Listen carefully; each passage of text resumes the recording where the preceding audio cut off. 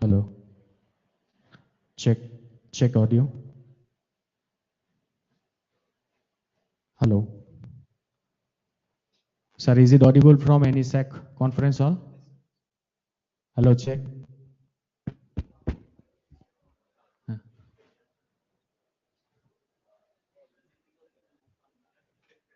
आ रहा है ठीक ठाक.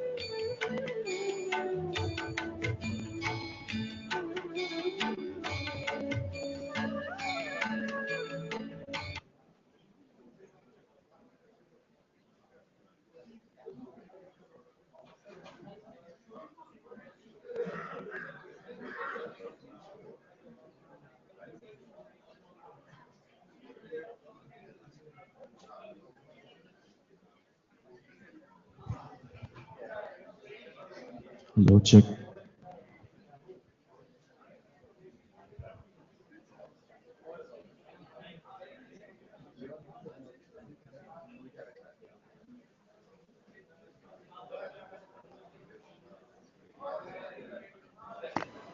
Sir, I can see you. Can you talk once?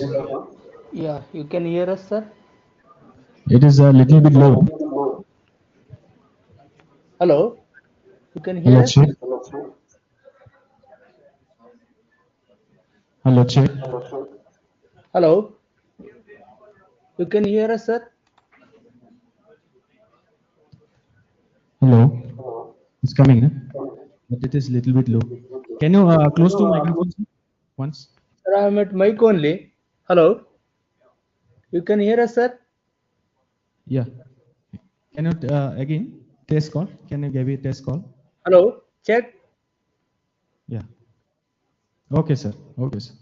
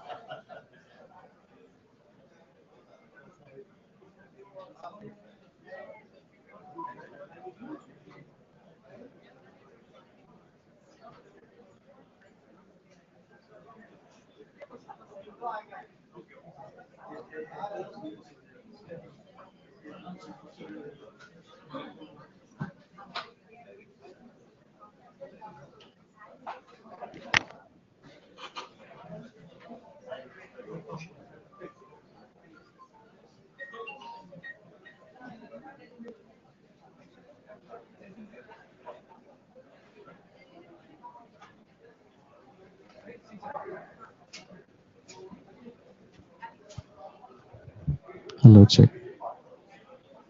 Hello, check.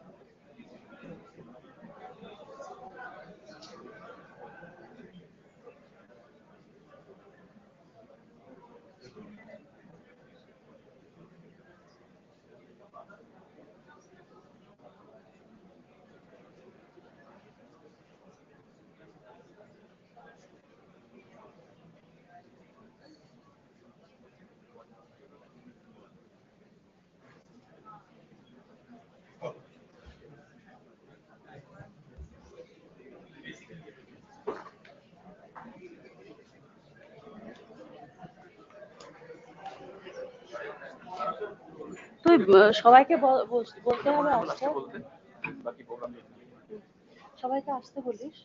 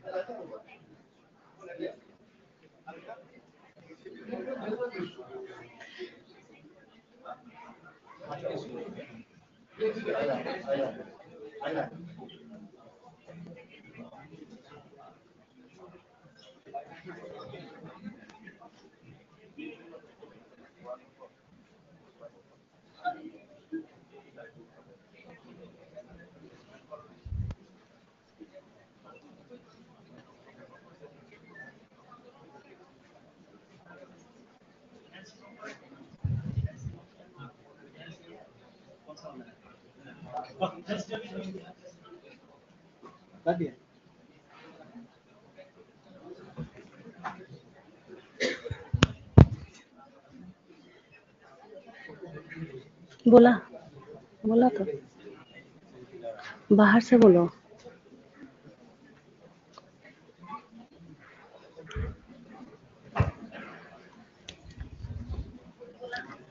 Hello, check.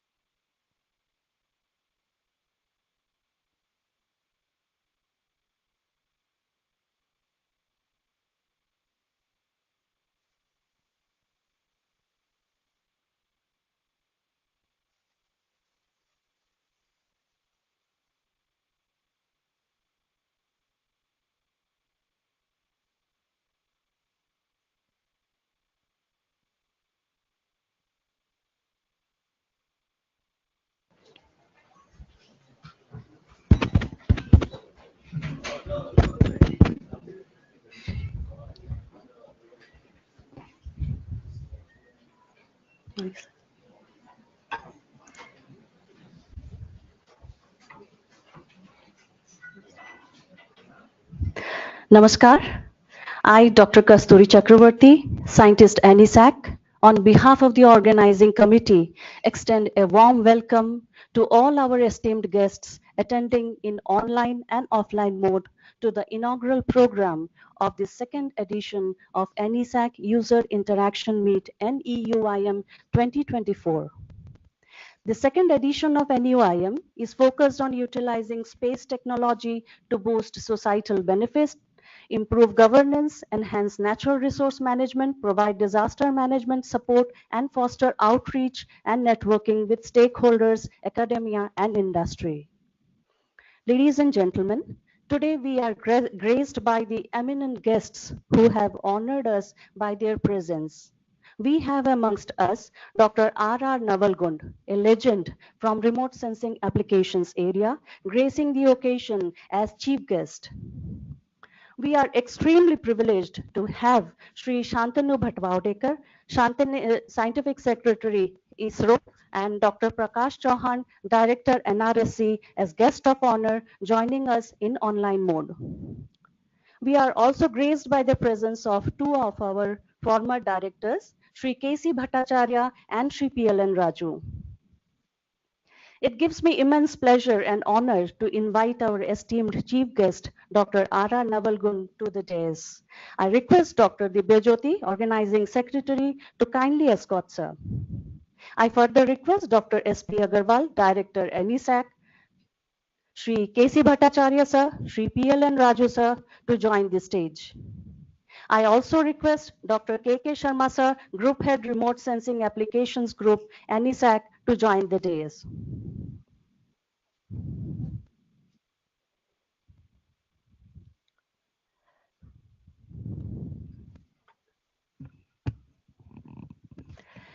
Deepasya Prakasha Sarvada Prernamaya.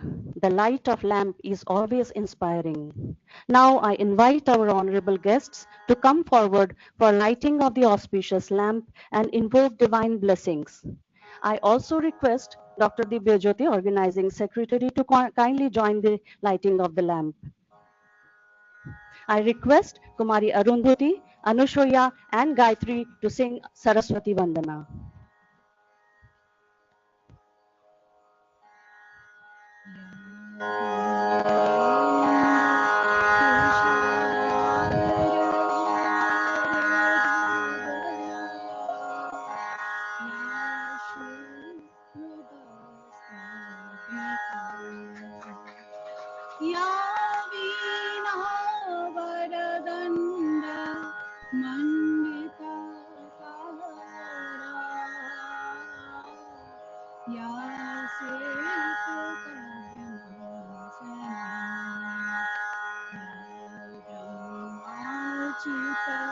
Shankara Prabhiti Devai Sada Pujita Sama Saraswati Bhagavati Nishesha Jadiya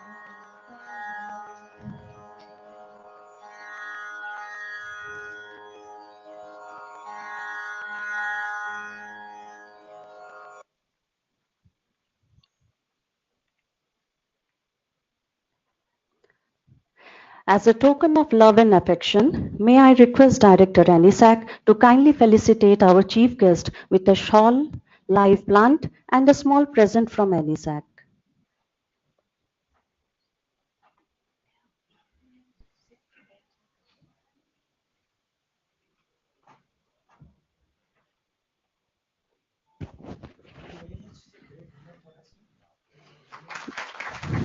The airy shawl contains the colorful 8 northeastern states motif.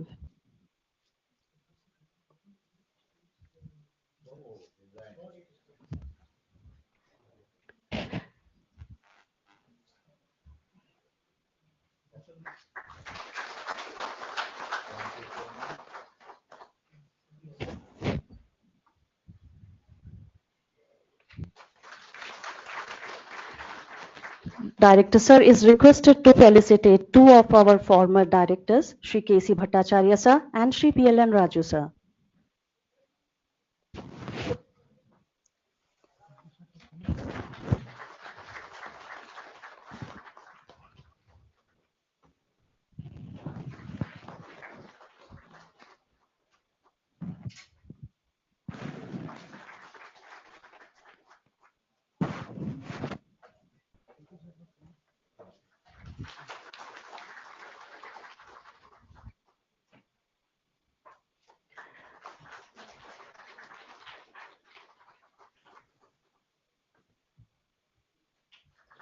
May I request Dr. K.K. Sharma, sir, to felicitate Director, sir, please?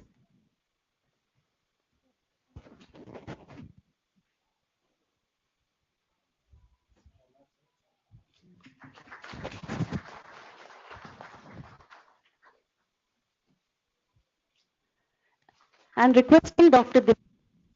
Secretary NUIM to felicitate Dr. K.K.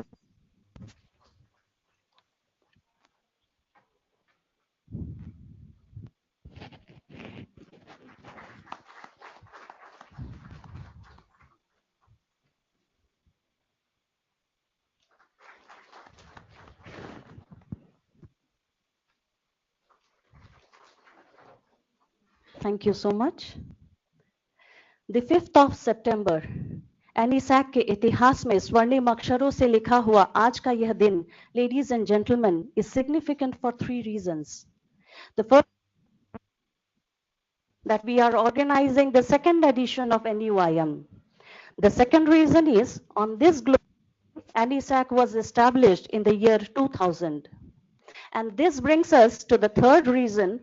With great pride, joy, and enthusiasm, I am happy to share with you that today NESAC is stepping into 25th year of its existence. Greetings to everyone. Currently, the center is led by Dr. S.P. Agarwal as Director NESAC. Under his leadership, NESAC has grown exponentially. Sir has taken important initiatives towards effective utilization of space technology for various developmental activities of Northeastern region, such as natural resource management, infrastructure planning, disaster risk management, weather forecasting, satellite communication applications, ICT-based and geo-governance related applications. And it is Sir's initiative to host the NUIM event regularly at NESAC. May I now invite Dr. S.P. Agarwal, sir, for the welcome address, please.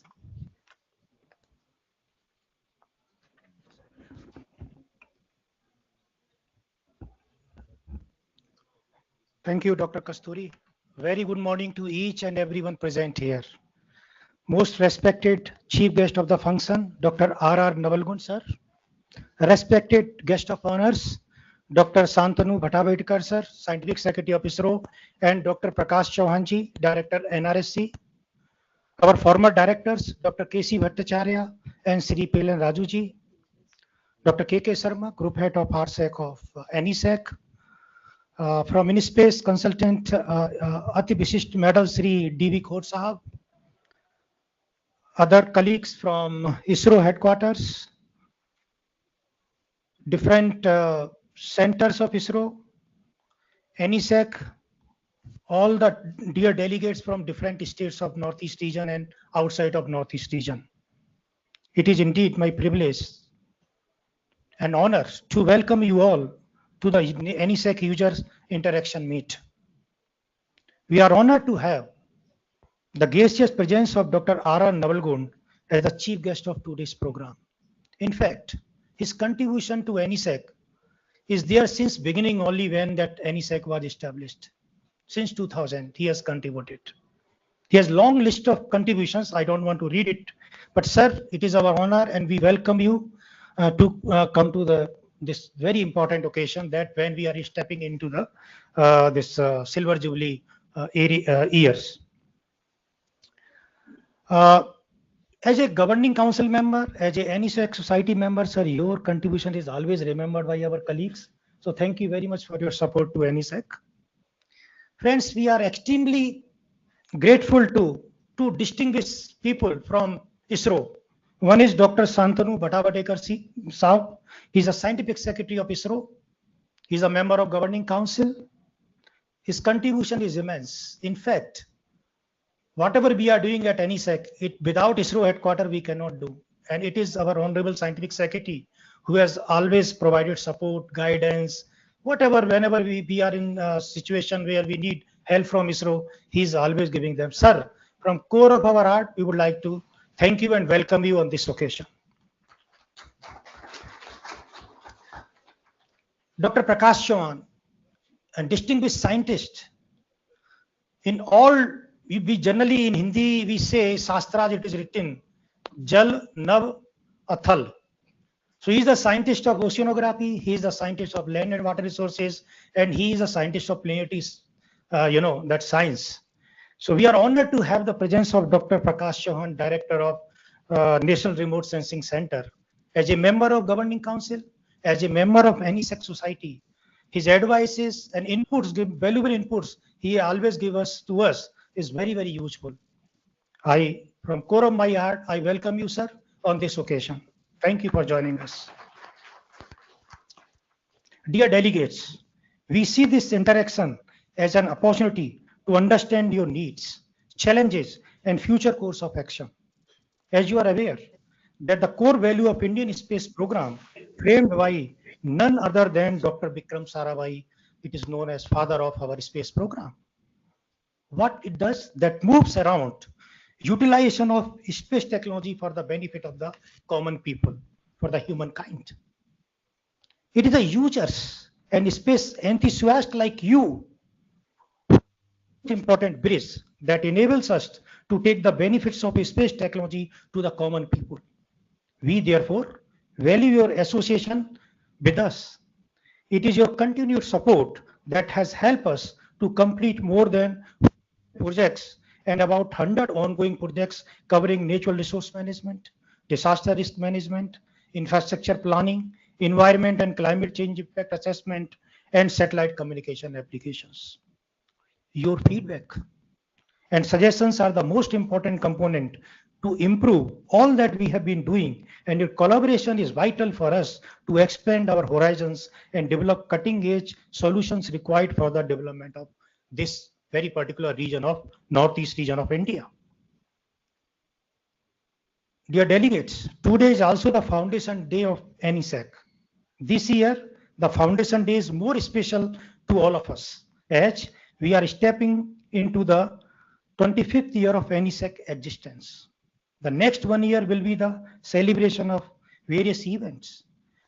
I wish to see all of you again next year on the same occasion. It is heartening to know that two of our former directors, Sri K.C. Bhattacharya ji and Sri P.L.N. Raju, are among us today, whose dynamic leadership has helped to the great growth of this very important institution, that is the Northeastern Space Application Center. The Silver Jubilee year of NESAC gives us the opportunity to introspect on the actions that we have taken so far and how this has helped in holistic development of Northeast region of India, and also to find out the areas of improvement. Based on this assessment, we wish to identify our activities for next 10 to 25 years so that NESAC also makes impactful contribution to the journey of converting our great nation to a Viksit Bharat by 2047, as envisioned by the Honorable Prime Minister of India. We are already working toward this under the visionary leadership of Dr. S. Somnath ji, Chairman ISRO and Chairman NESAC Governing Council. His advice and suggestions are very, very important, and he always tells us that whatever you are doing, unless it will not reach to the people, it is useless. So that's what the basic purpose of this NUIM. We have planned a series of lectures, brainstorming meetings, and several other activities throughout next 1 year to assess and reassess our collective responsibility. I request your wholehearted support and active collaboration in this endeavor. As we look to the future, it is a time when we need to put greater emphasis on innovations.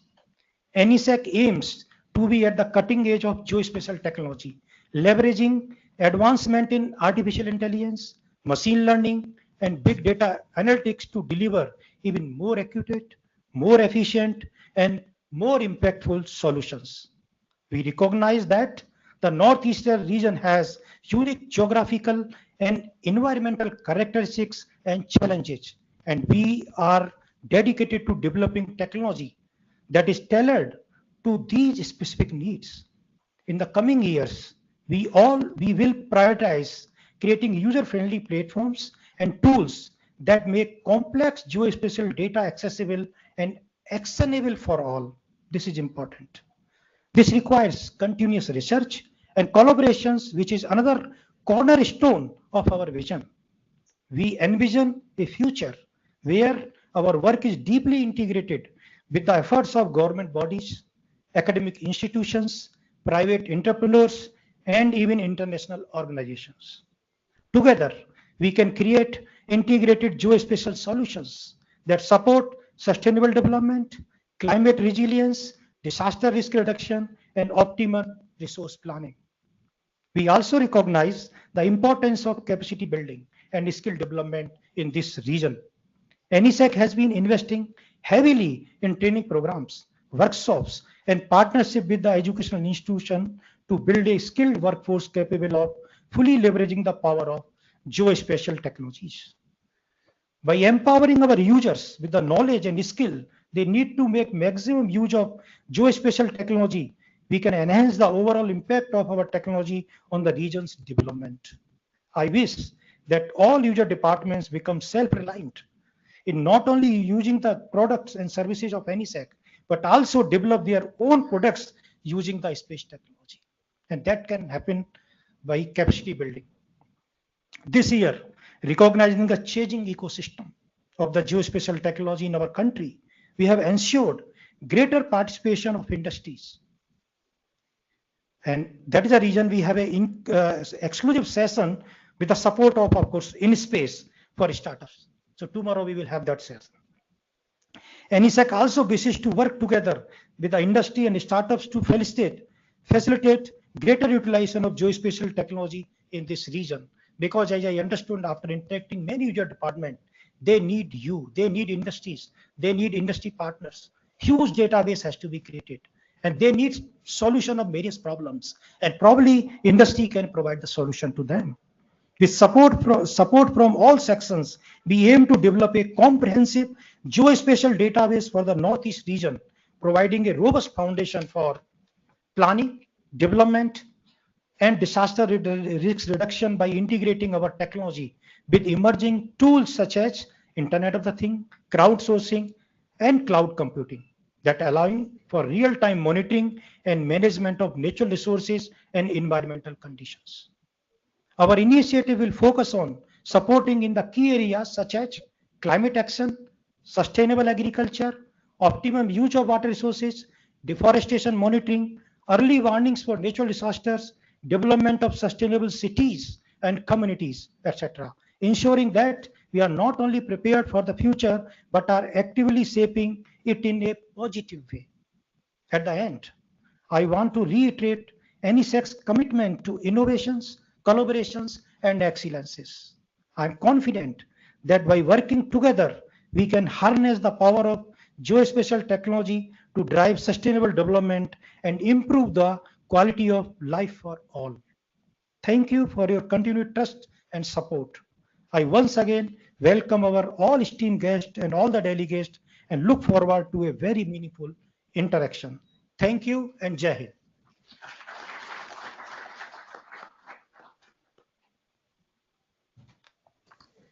Thank you, sir, for setting the context of this event. As you are aware, Shri Shantanu Bhattavdekar, Scientific Secretary ISRO, guest of honor of today's event, is connected with us in online mode. I now take the privilege to present a brief introduction about sir.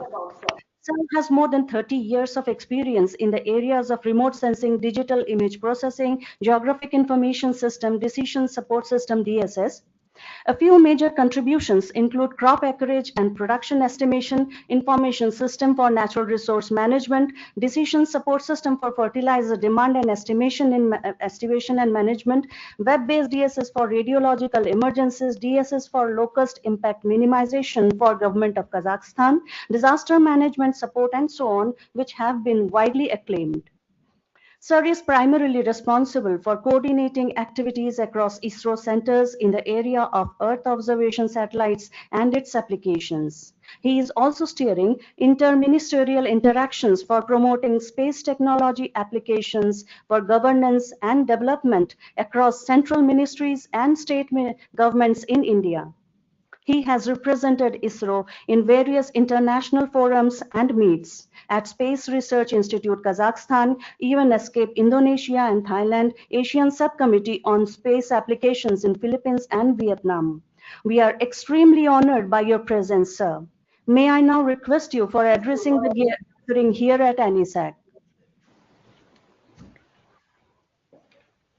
I'm audible?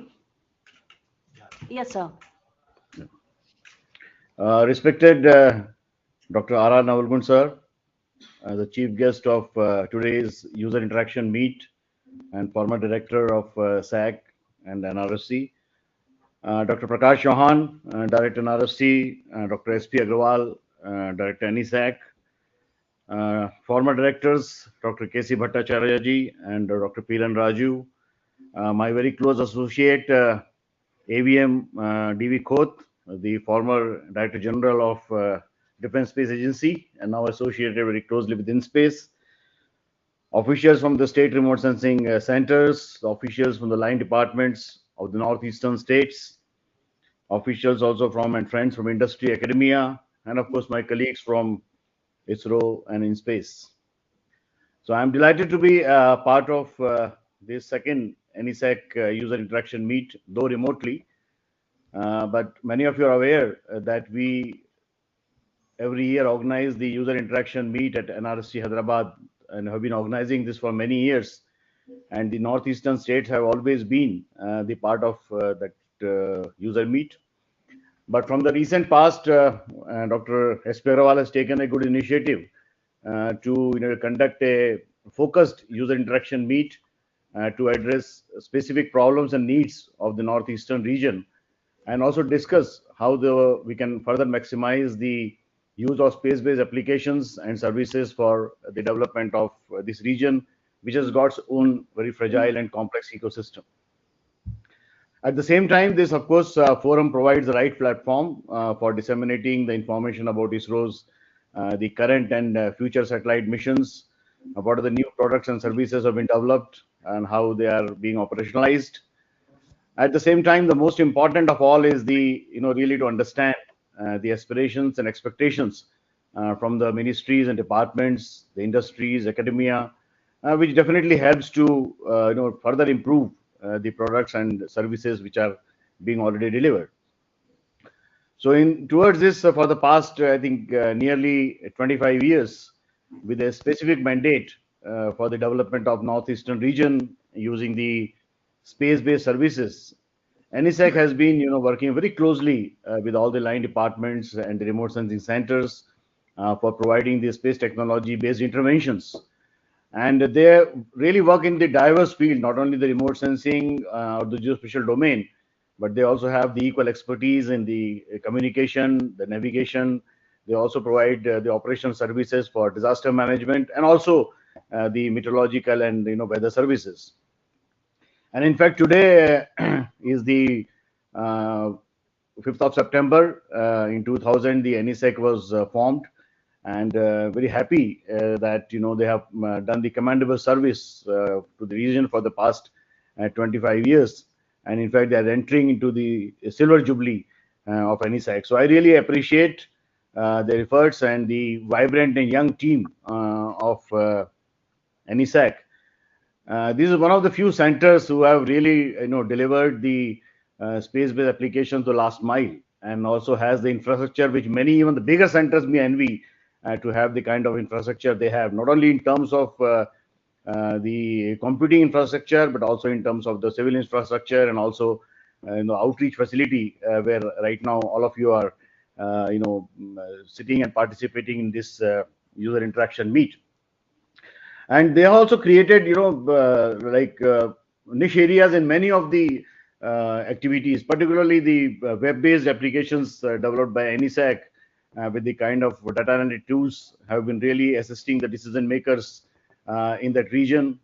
They have built expertise, particularly in the UAVs, and we are also now proposing under the framework of a PM Divine scheme to establish an exclusive UAV facility at NESAC, which will not only do the research and development in the UAVs and the drone, at the same time also do the capacity building for the entire region and the students and even for the professionals, which will go in really long way even in the employment generation and also serving the needs of the region in terms of in the case of disasters or any kind of surveillance which is required.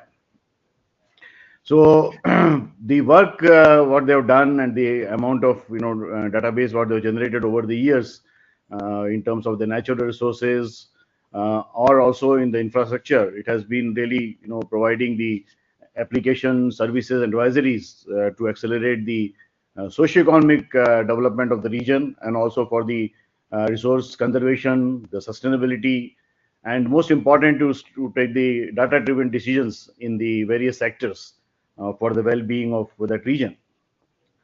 Of course, as Director NESAC also was mentioning, that for the past 3 to 4 years, we are undergoing a change, particularly the change in the space ecosystem in the country, where after the announcement of the space sector reforms in 2020, basically to contribute more towards the space economy, and also bring along with the societal needs, also bring a commerce-oriented approach to the space-based applications, and also in other areas of the space sector. We are seeing now the larger participation of the industry as well as the non-government entities, and also the academia. So this is definitely with the intent of making the private entities as our co-traveler, and also make them globally competitive, not only the industries, but also the startups which are coming up. And there is huge potential also in the downstream market, where the startups have a major role to play to really disseminate the services which can be of direct relevance to the society and as well as to the decision makers. And this will obviously open up the new vistas or new avenues for the research, for the innovation, for the employment. And so towards this only the government has taken these kind of path-breaking and forward-looking measures. And one of these also the Indian space policy, which was unveiled in 2023, and which is well aligned with the geospatial policy, which was announced in 2022. So both these policies together also now makes the remote sensing data very easily available, accessible to the user community, and now there is no sort of restriction. It is almost like without any restriction, you are making the data available to the user community. Another important thing, as Dr. Esquire was mentioning, what the paradigm shift this entire change in the ecosystem has brought is how we used to really do the interaction, the brainstorming with the user community, and we build the satellites. Dr.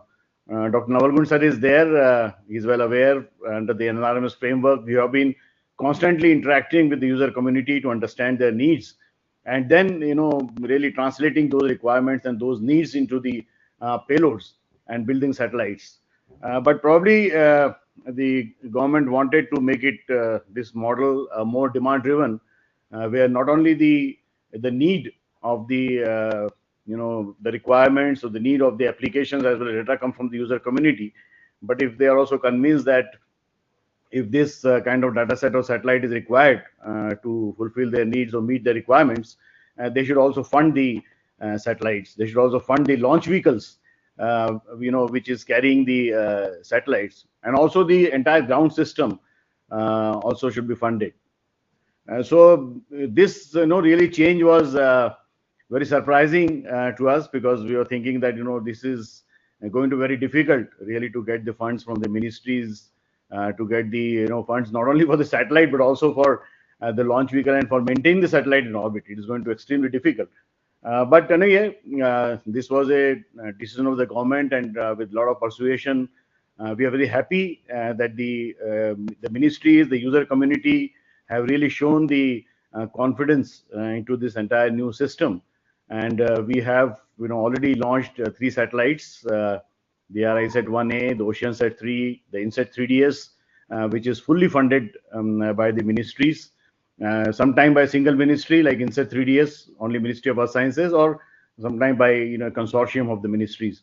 But the idea is to convey that the entire user communities have shown the confidence in the ISRO system, and we have almost 4 to 5 more satellites, which is totally funded and are undergoing the fabrication at different centers. And you will, of course, know more about this. Apart from this, we are also now building the thematic series of satellites specifically for the user needs. We have already in discussion for the 2 Krishi sets to being built specifically for the Ministry of Agriculture. We are also in advanced discussion with Ministry of Environment Forest to build a constellation of small satellites for forest monitoring, and also with the IMD who will be also supporting us to launch a constellation of 6 satellites which will provide 3-hourly data on the humidity and also the temperature. So idea is to say that this is a new ecosystem which is evolving, and of course we have a big support now also with the startups who will also help us in developing this entire ecosystem. And I'm very happy to note that there is a special session being organized or being conducted during this user meet, and AVM Khote is there, who is now very closely implementing the decadal mission or decadal vision mission of InSpace, which is towards making this all the entire startups, they climb the value chain and also make them globally competitive. So I think with this, I would like to say that we have very bright future. We are also planning to handhold the academia as our knowledge partners. And many of you know, are maybe knowing about our earlier efforts for involving the academia in terms of the Respond program, where we support the academia, involve them into the research and all. But we are going now, much further now, and involving the academia and also establishing the Center of Excellence in many of the premier institutions. Very soon we'll have the Center of Excellence in IISc, and which not only contributing to the Earth observation and the data analytics, but also they are contributing to our newer vision, which is laid down by Prime Minister for ISRO in terms of building our own space station and also Indian landing on moon. So for all those things where you really need to develop newer technologies, advanced technologies in terms of deployable structures, inflatable structures, robotics, in AI, ML, and all these, we are going to have the Center of Excellence on almost 3 to 4 premier institutes in India to start with. So we will continue, as far as ISRO is concerned, to continue to augment the space systems with advanced instruments to meet whatever the observational gaps we have. We also plan to build more and more autonomous missions, and most importantly, all of us, including the user community, need to sustain the national EO system for the holistic development. Of course, now in close partnership with industry and as well as with the academia to keep providing the space-based services for the benefit of the society and always for the betterment of our planet as well. So with this, I conclude, and I once again welcome all of you on behalf of headquarters for this user interaction meet, and also wishing you all to have a very fruitful deliberations. Thank you very much. Thank you, sir, for sharing your valuable insight and for your words of appreciation for NESAC. To move forward, an extremely happy moment for all of us to have Dr. Prakash Chauhan sir as guest of honor joining us in online mode. Dr. Prakash Chauhan sir, Director NRSE and a distinguished scientist of ISRO, has vast experience in the field of remote sensing, atmospheric studies, natural resource management, disaster management, and so on. He pioneered research activities for planetary remote sensing. It is his findings that has established the presence of water molecules on the lunar surface. He has been awarded with several prestigious awards, to include a few: Professor P.R. Pisharotti Memorial Award, ISRO Merit Award, Satish Dhawan Award, Asia Pacific Excellence in Space Award, and many more. He has numerous national and international publications to his credit. May I take this opportunity to request you, sir, to kindly share your thoughts with us today. Thank you very much. Good morning to you all. First and foremost, my greetings to everyone present there at NESAC campus, as well as to all my colleagues of ISRO on this very important occasion when NESAC is organizing this user interaction meet for the second time in this year 2024. I also would like to greet the chief guest of the function, our Guru Dr. R. Navalgund Saab, on this occasion of Teachers' Day. My namaskar to you, sir. As well as my felicitations and greetings to Sri Shantanu Bhatwarekar ji, Guest of Honors and Scientific Secretary of ISRO, for delivering a very valuable insight into the journey of space and its applications towards the development of Northeastern region. My colleague and very dynamic leader of Northeastern Space Application Center, Dr. S.P. Agarwal ji, is leading NESAC in a unprecedented, dynamical manner. And the glory of NESAC has been rising each hour, or I can say each minute, as I could see with different level of interactions. And the news which I keep on hearing about the activities of NESAC, even by our honorable Home Minister Saab, often mentions about the contributions of NESAC as and when the flood management and water management in the northeastern region is concerned. So that is a proof of the kind of extensive ground connected work which is happening at NESAC in the overall development of the northeastern region. At the same time, my greetings also to Dr. K.C. Bhattacharya ji, Sri P.L.N. Raju ji, AVM D.V. Khod Saab, and all others, those who have assembled at NESAC premises today. I also would like to greet all the faculty members, staff members, all associated with NESAC on the occasion when NESAC is entering into the 25th years of its existence, and this year is going to be the silver jubilee year for the NESAC.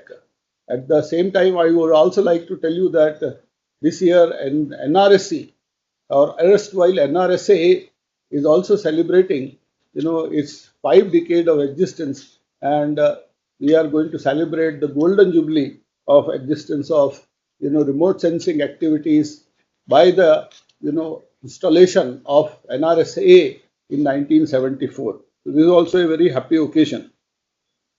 Now, all of us are aware that northeastern region is essentially having more than around 9 to 10% of geographical area of India. But at the same time, if you look for the GDP contribution of northeastern region, it contributes only to around 3% to the India's GDP. What does this number tell? This number tells that there is large amount of scope of developmental activities, and the potential which northeastern region has for economic growth is immense. And in that context, the NESAC was established to support the northeastern states in terms of taking data-driven, decisions for the holistic development of that region. And when we look back, I think the NESAC has done a wonderful job in terms of providing large amount of services to various state governments of the northeastern region. Especially, I can see that the amount of interaction which happens with Northeast, with the secretaries of different departments of Northeastern government on a regular basis is worth mentioning over here. Nonetheless, there are challenging issues still which needs to be resolved, especially in context of disaster management. A lot of efforts are required to be done. Every year, the region suffers basically massive floods. There are other disasters like lightning, etc., are also very frequent. NESAC has been doing wonderful job in terms of providing early warnings for flood, estimating the flood inundation, and providing valuable information to the stakeholders of that region as far as the disaster related services are concerned. They're also extensively working on the nowcasting as well as lightning related initiatives have also been taken for providing valuable information to the stakeholders in that particular region. This 2-day user interaction meet, as we could see, there are multiple sessions which have been organized, especially in terms of gathering the requirements of the users specific to the northeastern states. There are sessions which are exclusively devoted to each and every northeastern state is also worth mentioning over here. This will not only, galvanize the requirements, focus requirements in terms of geospatial data, but it will also lead to the development of futuristic, data collection platforms and data collection systems. I hope that today's session, these requirements which are being discussed and deliberated can be consolidated and can be submitted to ISRO headquarters, because now, as Dr. Shantanu has told, we have moved, or the Earth observation has moved into era of, user driven satellite, satellite-based services, and to build and to, get commissioned new satellites. These feedbacks are very important. So I think that will be a very good input to decision makers at ISRO headquarters for, considering these requirements for futuristic satellite development.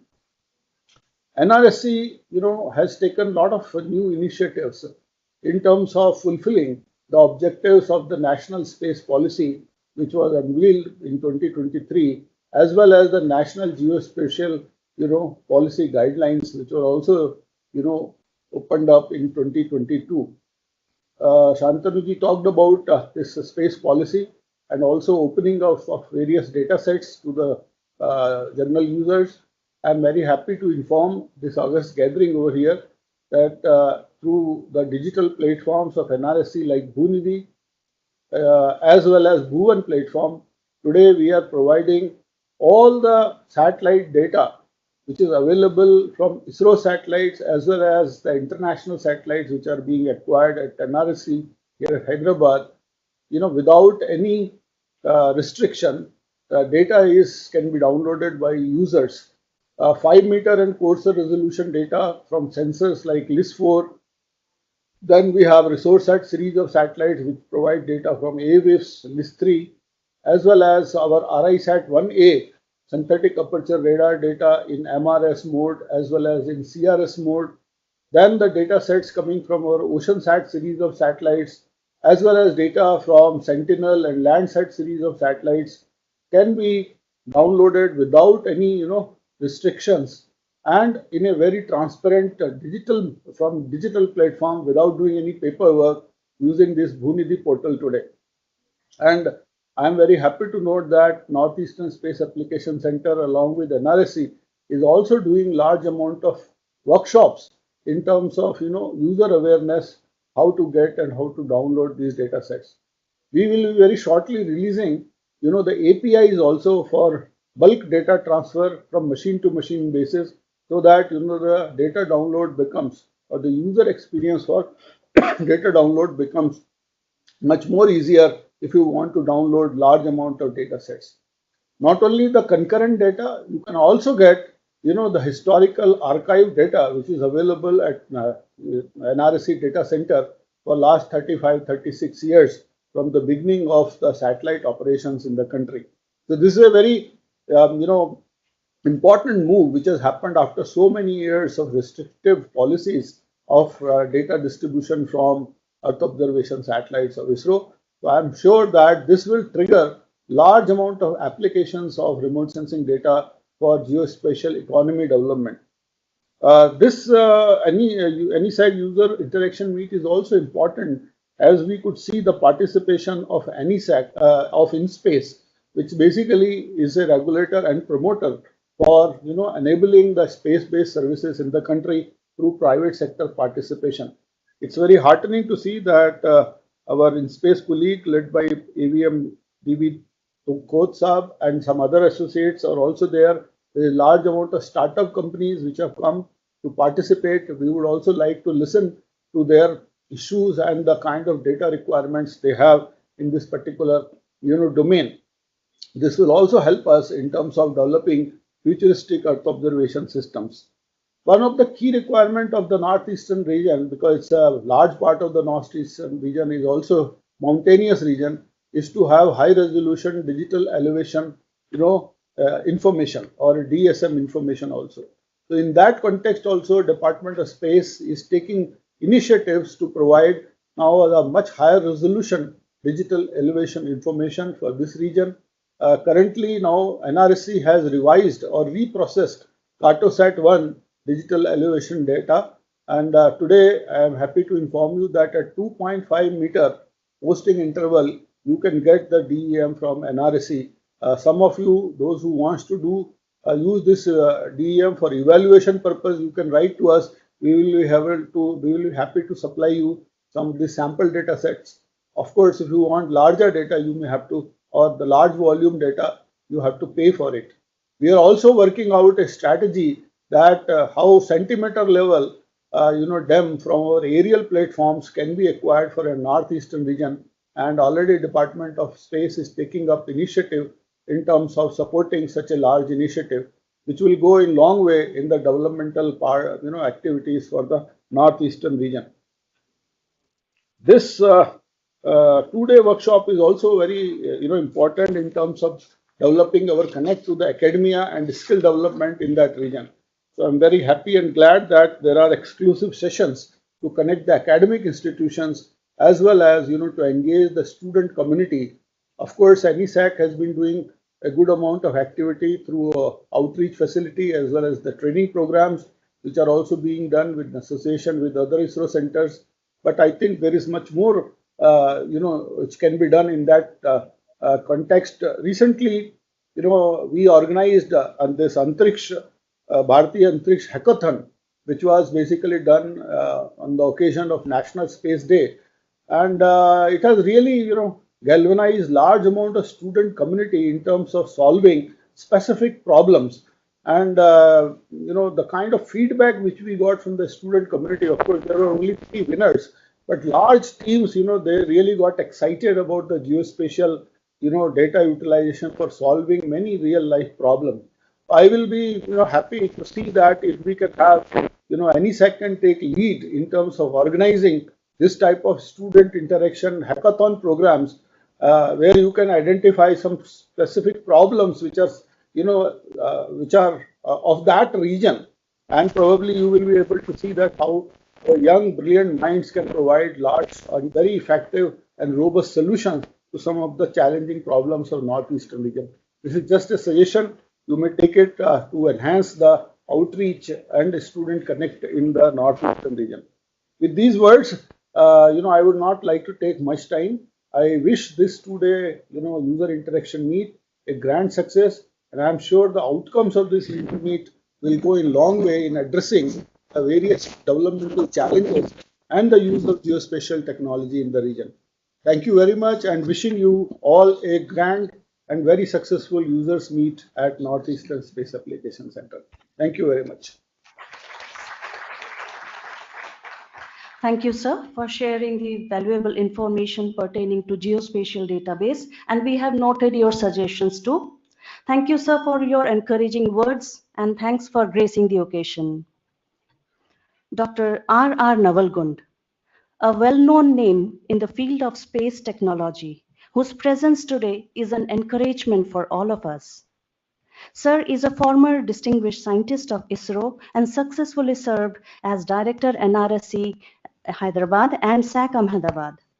During the period of 40 years of scientific and professional career, Dr. Navalgund has successfully contributed to the growth and development of remote sensing applications program in the country. Sir has led the teams engaged in development of communication, navigation, meteorological, and remote sensing payloads, state-of-the-art electro-optical and microwave sensors, data acquisition and processing systems flown on INSAT and IRS series of satellites.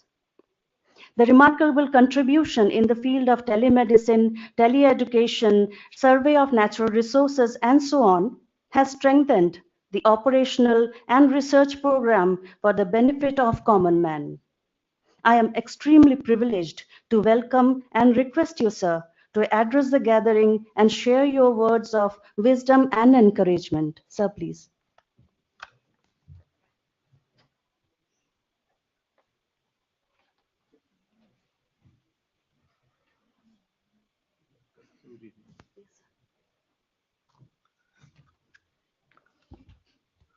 Thank you, Kasturi, for your kind introduction. Good morning to all of you who are participating in this auditorium, as well as those who are connected online for this particular function. It's a great pleasure for me to be here at the Northeastern Space Application Center, UMIAM, after about 4 years or so. I was here in 2020. Now, Dr. Agarwal, Director of the Northeastern Space Application Center, was very kind and keen to invite me physically here so that I'm able to see the progress that has been made by the Northeastern Space Application Center. So I'm here. Dr. Prakash Chauhan, Shantanu Bhatwadekar, Bhattacharya, Dr. P.L.N. Raju, Professor Subhashish Datta from IIT Guwahati, who happened to join me and run away after 2 years. AVM Khot, I'm just joking, don't worry. John Matthew, Paul, C.P. Singh, Vijay Krishna Handik, Jonali Goswami, so many of you. I mean, I'm familiar with so many faces here, and some, of course, I do not know. I'm extremely happy to be here on this occasion when the Northeastern Space Application Center has attained the adulthood. It has completed 24 years. Now you are in the 25th year, that is the silver jubilee, and it has made so much progress that we are all very proud of that. Now, Dr. Agarwal, Dr. Prakash Chauhan, as well as Shantanu Bhatwadekar have given a detailed account of various activities which are being done by the Northeastern Space Applications Center and how it has made itself proud and how the country has become proud, and invariably the ministers, the donor minister, usually it used to be called, they were all very happy to be here. I remember attending many of the meetings with the donor ministers. One of them is Manishankar Iyer. He was also there during some time. We have had very light movements. There were others also, Satyabrat Mukherjee, maybe Sindhia also, and so on and so forth. So I would not like to get into details of what all these people have said. I would like to be a little more nostalgic, as I can be only. This center did not exist before 2000. Sometime in 97, 98, if I'm not mistaken, I came here to this place itself, along with a colleague of mine, Dr. J.S. Parihar, just looking out for some places, etc. And we were told that the Meghalaya State Electricity Board has an office here, and also it had its own guest house, small guest house on the other side. And these are the buildings which they are vacating because their job is over here. So we were told that the Meghalaya government is keen to offer these places for starting a small center. But they were, of course, very in dilapidated conditions. And Dr. Parihar took the initiative of getting them really into shape with a lot of difficulties. It's not easy to work and getting the contractors and getting things done here. So he did. And we also helped him in organizing which the room should become which laboratory, etc. So the whole thing got some kind of a shape by the time 98, 99 or so. We had basically two units, one for the remote sensing related applications. The second was related to the SATCOM applications, satellite communication applications. And this was very obvious, although a small draft blueprint was available of what NESAC should look like.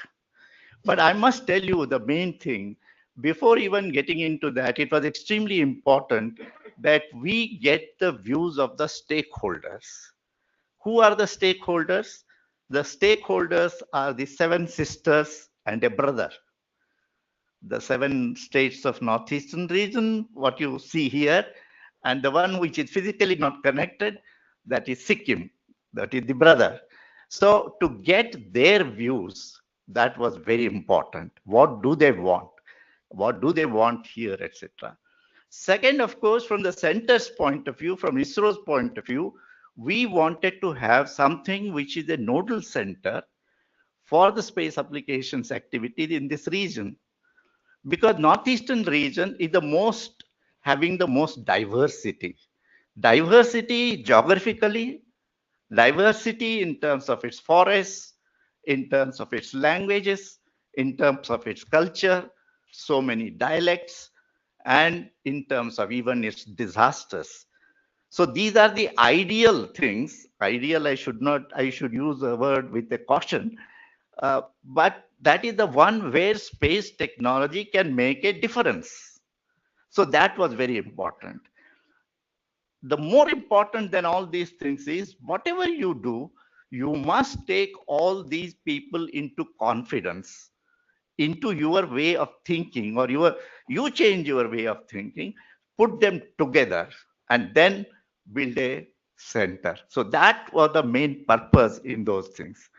And this also resulted in, when you are trying to draw the bylaws of the institute, bylaws of the institute, when you wanted to draw, there were a lot of difficulties. There was also the Northeastern Council, which was looking after the administratively of all the states. So there was a lot of discussions and debate about what should be the bylaws of the society, what should be the nature of the people to be recruited here, what kind of activities should it do, what should be its budget, what should be its relation with the other remote sensing centers of the states. Because some of the states already had some small remote sensing centers. That was also extremely important. And all these things were done. And in 2000, when Dr. Kasturangan was the chairman of the Indian Space Research Organization, we came here, and I don't remember who was the governor of the Northeastern Council at that time. I don't know whether it was General Vidge or somebody. And then this was inaugurated and this was formed. And at that time, of course, we also had located this place, that this is an area which we want to get it from the state government. And this would be a building here, and residential places, of course, came much later. But first was this one. And also one of the most important things is, since education is very important, and teleeducation and telemedicine, because they are the two which directly affect the children, the society in general. So those facilities had to be established. But for that, you require a studio. And studio was also set up here in order to reach people. So these were the initial things which had to be done in order to start the organization. And we used to have these meetings of the society and the governing council quite regularly with all seriousness. And the donor ministry people used to come, and this is how it started. And thanks to the earlier directors, we had Dr. Parihar for some time, Dr. P.S. Roy for some time. Then for a long time, we had Dr. K.C. Bhattacharya. Then we had P.L.N. Raju. Before that, we had Sudhakar. We also had later on Dr. P.P. Nageshwar Rao. In fact, after K.C. Bhattacharya, it was P.P. Nageshwar Rao. And it is during P.P. Nageshwar Rao's time and K.C. Bhattacharya's time, it became that we must have a sort of a plan for the future activities. So, of course, as usual, my friend P.P. Nageshwar Rao and Dr. K.C. Bhattacharya together said that we must have a very high level committee. That high level meant only, I happened to be the high level committee chair.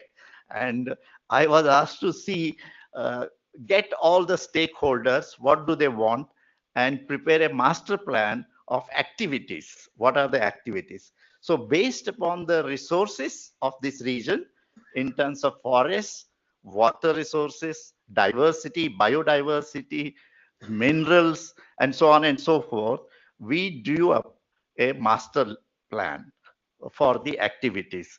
And there were 16 themes identified as part of this master plan, whether it is related to FLUES. FLUES is a flood early warning system. In fact, later on when this was conceived and executed, this FLUES got an award also, if I'm not mistaken. So that was one of the things as part of the disaster monitoring system. We had landslide hazard zonations. We had forest working plans.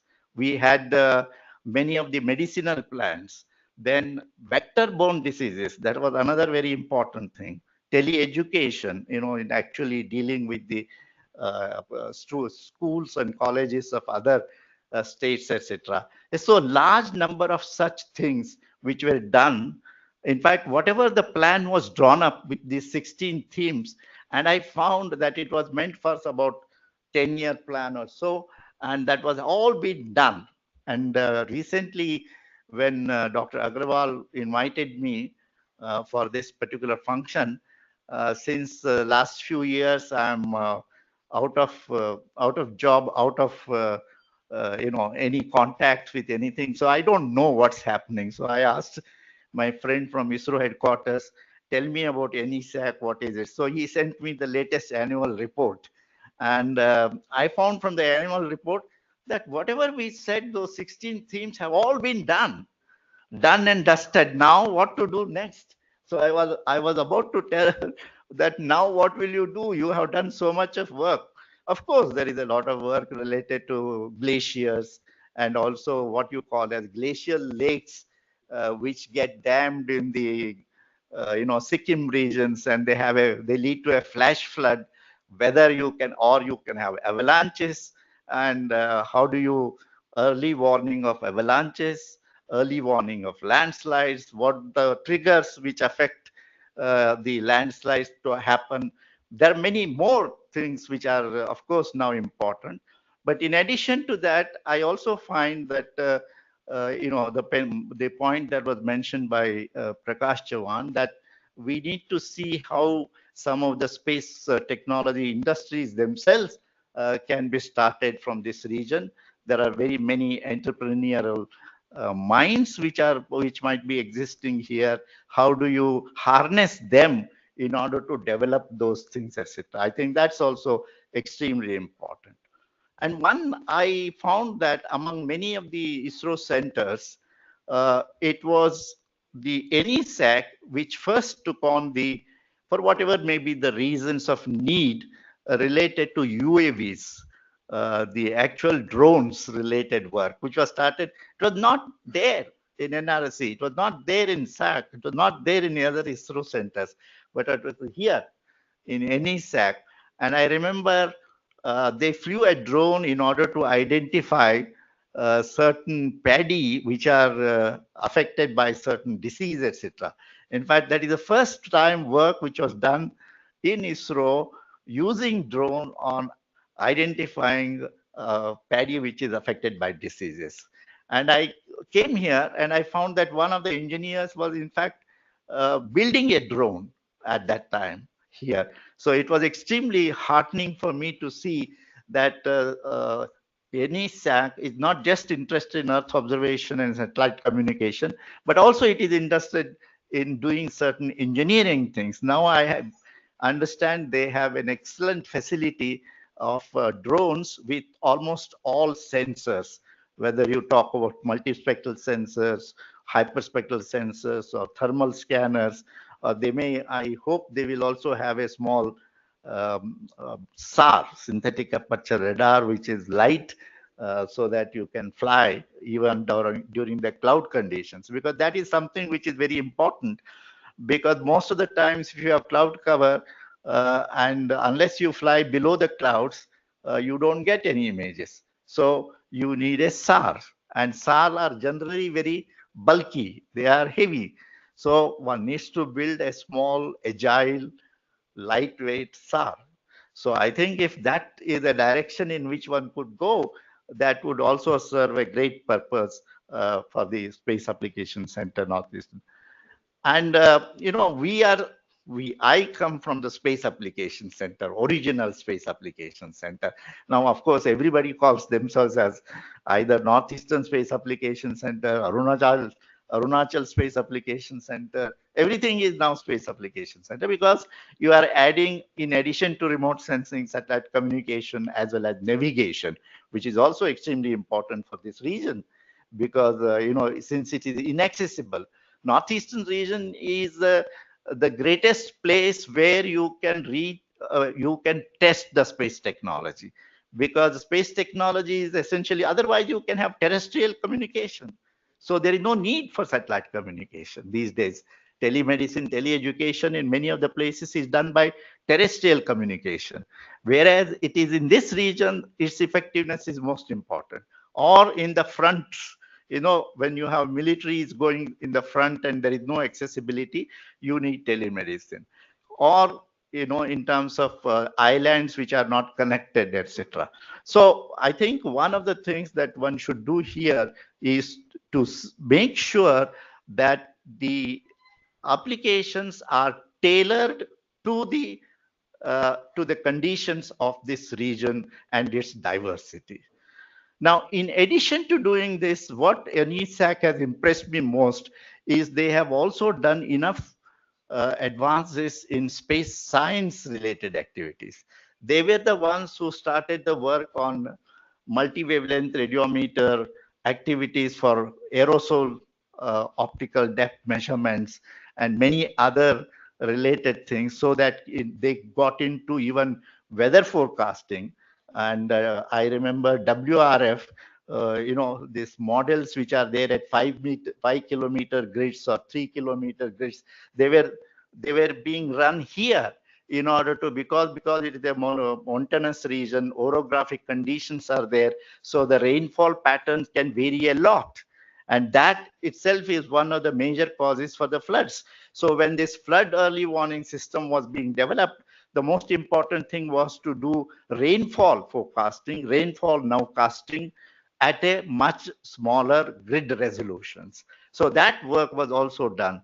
So in addition to do this, I think in terms of space applications, the entire gamut of space applications is being done by the Northeastern Space Application Center, and for that too in a region in which it is the most required thing.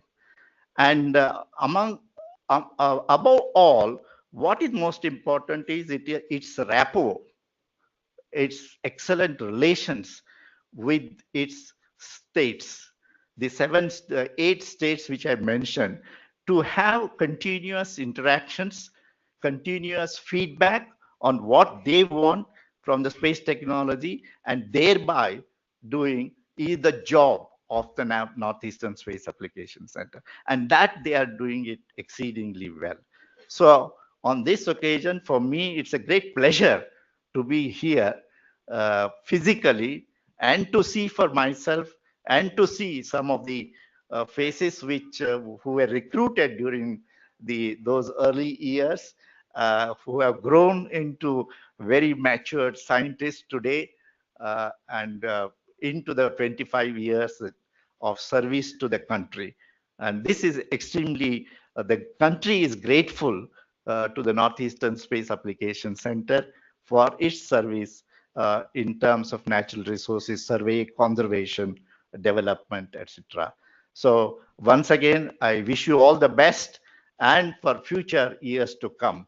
And with my greetings, thank you so much.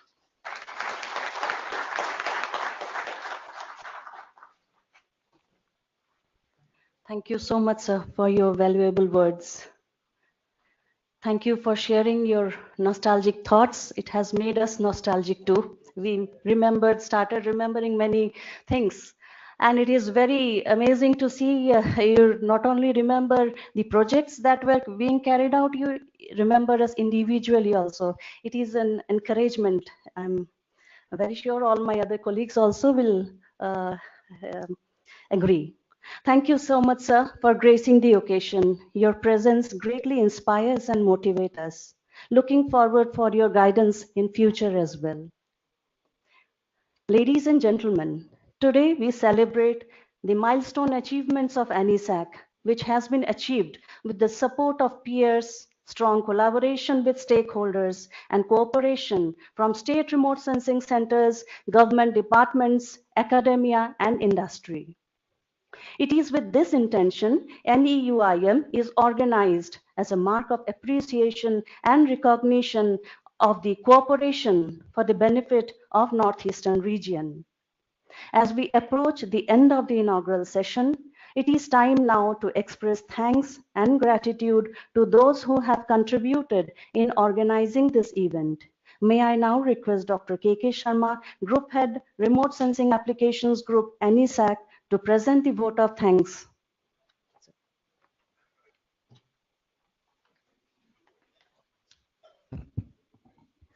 Yeah, thank you, Dr. Kasturi. Respected dignitaries in the dais, our most valued delegates joined both physically, who are available here, as well as on virtual mode from different organizations, students, and also my dear colleagues. It's my privilege and also honor to propose vote of thanks on this occasion. I, on behalf of NUIM 2024 Organizing Committee and also the entire fraternity of NESAC, extend a very heartfelt gratitude to all present here. We are extremely grateful to Dr. R.R. Navalgun, former Director, SAC and NRSC, as well as former Vikram Sarabhai, Distinguished Professor of ISRO, who has kindly consented to our request to be the chief guest in this inaugural session of NUIM 2024, in spite of his busy schedule. Sir, your presence and blessings has certainly boosted the morale of our young scientists, research workers in this field, and also the stakeholders. Thank you very much, sir, for your kind presence on this occasion. We are grateful to Sri Santanu Bhattadekar, Scientific Secretary, ISRO, Dr. Prakash Chauhan, Director, NRC, for gracing the occasions as a guest of honor, who could not be available here physically, but joined the inaugural session in online mode in spite of their busy schedules. Definitely, this shows the love and affection that you have for NESAC, sir. We are thankful to you very much, sir. I also wish to express my gratitude to former director of NESAC, Sri K.C. Bhattacharya, sir, and Sri Priyalan Raju, sir, for their enthusiasm and support in organizing this NUIM 2024. At the same time, I would like to thank Director NESAC, Dr. S.P. Agarwal, sir, for leading from front in organizing this event and providing minute-to-minute guidance and support at every point of time. Thank you very much, sir. I take this opportunity to extend our most sincere thanks to all our guest invitees who have come from different destinations, attending physically, as well as some of whom have joined online mode to make this event successful for the next 2 days. I am sure the presentations and interactions proposed to hold in these sessions, in different sessions, shall provide a wider base for opening discussions and on diversified issues during this user meet. I take this opportunity to thank presenters in advance who are going to take part in the interactions during these next 2 days. I cannot thank everyone enough, the entire NESAC team, for involvement they have shown and willingness that they have expressed to take on completion of the task beyond their complete comfort zones. I must not forget to support from administrative accounts, CSF staff, different supporting staff, catering services in organizing this event. Thank you all.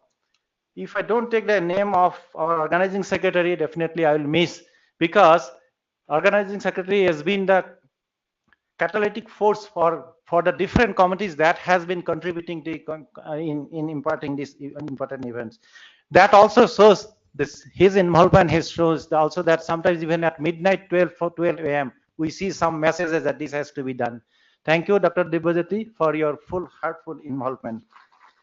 Respected dignitaries on the dais, ladies and gentlemen, once again I want to state that we are all most grateful to all of you. Thank you very much.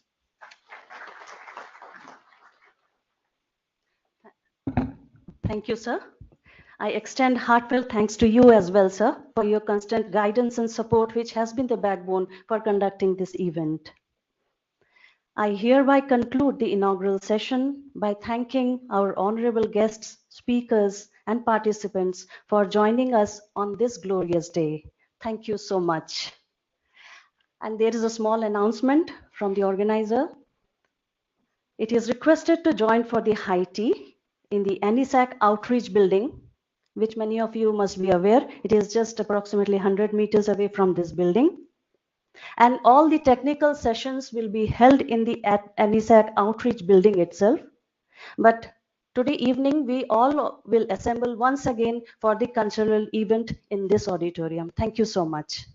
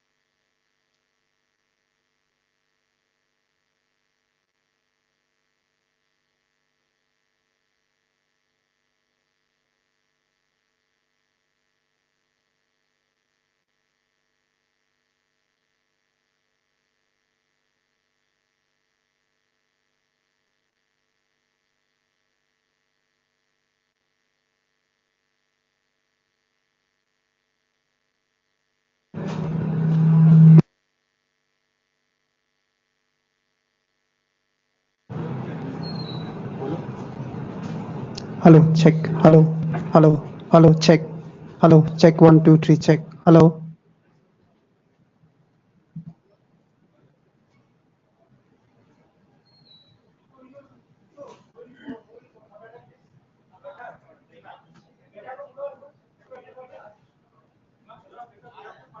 Hello, check. Check audio from technical session. Check audio from technical session. Hello, check. Check audio from technical session.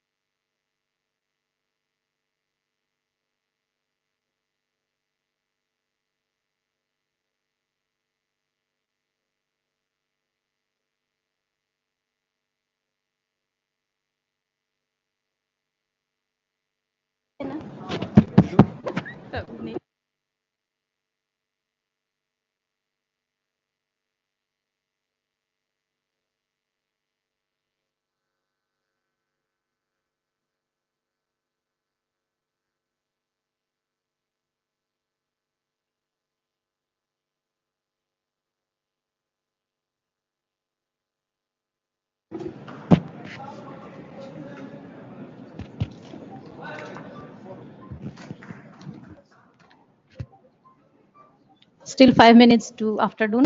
So very good morning to all the delegates present here. It's a pleasure of welcoming everyone to the first technical session of Northeastern User Interaction Meet at NESAC. We have with us Dr. Nawalkund sir. Sir, again, it's a pleasure like introduce you to everyone. Although you may say like it is already introduced, not required, but no, sir, it's an honor for me to introduce you again. Dr. Nawalkund sir served as the Vikram Sarabhai Distinguished Professor at ISRO from May 2012 to 2017. He was the Director of Space Application Center from July 2005 to 2012 and also the director of National Remote Sensing Agency. Over the 40 years of his career, he significantly contributed to the development of communication, navigation payloads, remote sensing application, and international collaborations. He has authored over 100 scientific publications and has received numerous accolades, including the ISRO Outstanding Achievement Award and the Vasvik Award. Currently, Sir continues to be professionally active in different capacities like section editor of Current Science, chair, and he serves as the chair of the Project Appraisal and Monitoring Committee with Ministry of Art Sciences and many more. The list is very, very long. So sir will be the chair of today's session, the first session, and he will be the first speaker also. We also have with us Professor Subhasis Datta sir. Sir is the co-chair of today's session. Sir is faculty member at the Department of Civil Engineering, Indian Institute of Technology, Guwahati. His major research interests are mesoscale distributed hydrological modeling, satellite remote sensing, and GIS for water resource management. And since Sir background and our work match a lot, so we have lots of interaction with Sir. Sir has many more like journal publications, like more than 68 to his credit. He co-authored more than 300 papers. And the list is again very long, so I will conclude here. And before handing over the session to the chair and the co-chair, I just want to say, sir, there will be a stopwatch to assist you only because this session is probably 120 minutes. So it will start once I hand over the session to you, and it will assist you to monitor the time also. Thank you, sir. Over to you. And also I'm requesting sir for delivering his lecture on transforming India, space technology and application. So happy Teachers' Day to all, and also this Foundations Day of NESAC. I think it's, we have a really great pleasure to have a Professor R.N. Navalgund to give a lectures. As I'm a co-chair, we have a 1.5 hours with us. So we just coming close to the afternoons, 12 noon. Sir, so your timing will be 20 to 25 minutes. Yeah. And we could have some questions from the student side. As my experience, generally students don't ask the questions. But today, as a Teachers' Day, I believe it. Please ask some questions to teachers. That's what makes the teachers as a beautiful professions. Thank you. Thank you, Professor Subhasis Datta, and thank you for the kind introduction. And it is 90 minutes. I just reminded her. So it actually means only 20 minutes. You know, when Dr. Agarwal asked me to talk on transforming India, legacy of Earth observation systems in sustainable development or so. But then I thought that everybody is talking about Earth observation to a great deal. So I would change the topic and say role of space technology, much more broader than just Earth observation, because Earth observation is only one component of the space technology. Now, actually what interested me most was this transforming India. See, if you see from independence, 1947, 1950, and 2024, India has transformed. India has transformed in many ways. If you look at the agriculture sector, 50 million tons we were growing in 1950. Today, our food production, cereals, is 300 million tons per year. That is from 50 to 300. That much transformation has taken place in agriculture sector. In dairy sector, we are #1 as far as the milk production is concerned. US used to be #1, but now we are #1 in that particular thing. Irrigation, areas irrigated in India are almost about 70 to 80 million hectares. No other country has this much area under irrigation. In fact, to a large extent, monsoon uncertainties we are able to overcome. IT sector, you all know that is a more recent phenomenon. We have made such a great transformation. India is known as an IT hub. Pharmaceutical industries, India has been one of the, main sources of pharmaceutical products to the entire world that you have seen even in during the COVID period. There are many areas in which India has made a great transformation. Nuclear energy and deterrence. Yes, as far as nuclear energy is concerned, I think we have not achieved as much as we wanted to achieve for various reasons of international politics. But nuclear deterrence we have achieved, to a great extent. Infrastructure has made a tremendous transformation as far as India is concerned. In the field of education, if you look at I'm not just looking at the IITs, IIMs, All India Institute of Medical Sciences, ICERs, Science Research Institutes, a large number of professional engineering colleges, medical colleges. If you see what was there in 1950, if you just look at it, and if you look at it today, there is a tremendous increase, both in terms of quantity and quality. This is the transformation. And that is why many of our people, when they go abroad, when in international sectors, they achieve positions.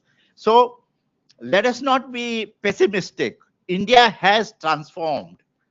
And one little sector, that is the space sector, is another component of this transforming India. So what I'm going to talk today is the space sector in which India has made a transformation.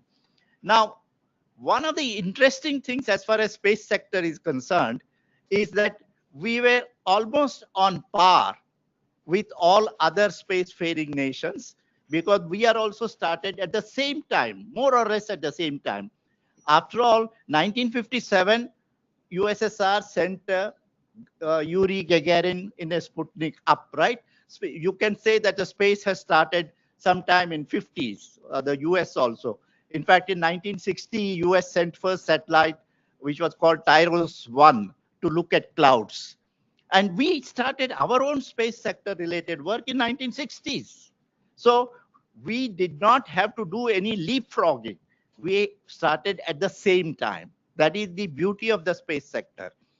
And Indian National Committee on Space Research, which was formed in 1962 itself. This was, of course, under the Department of Atomic Energy at that time.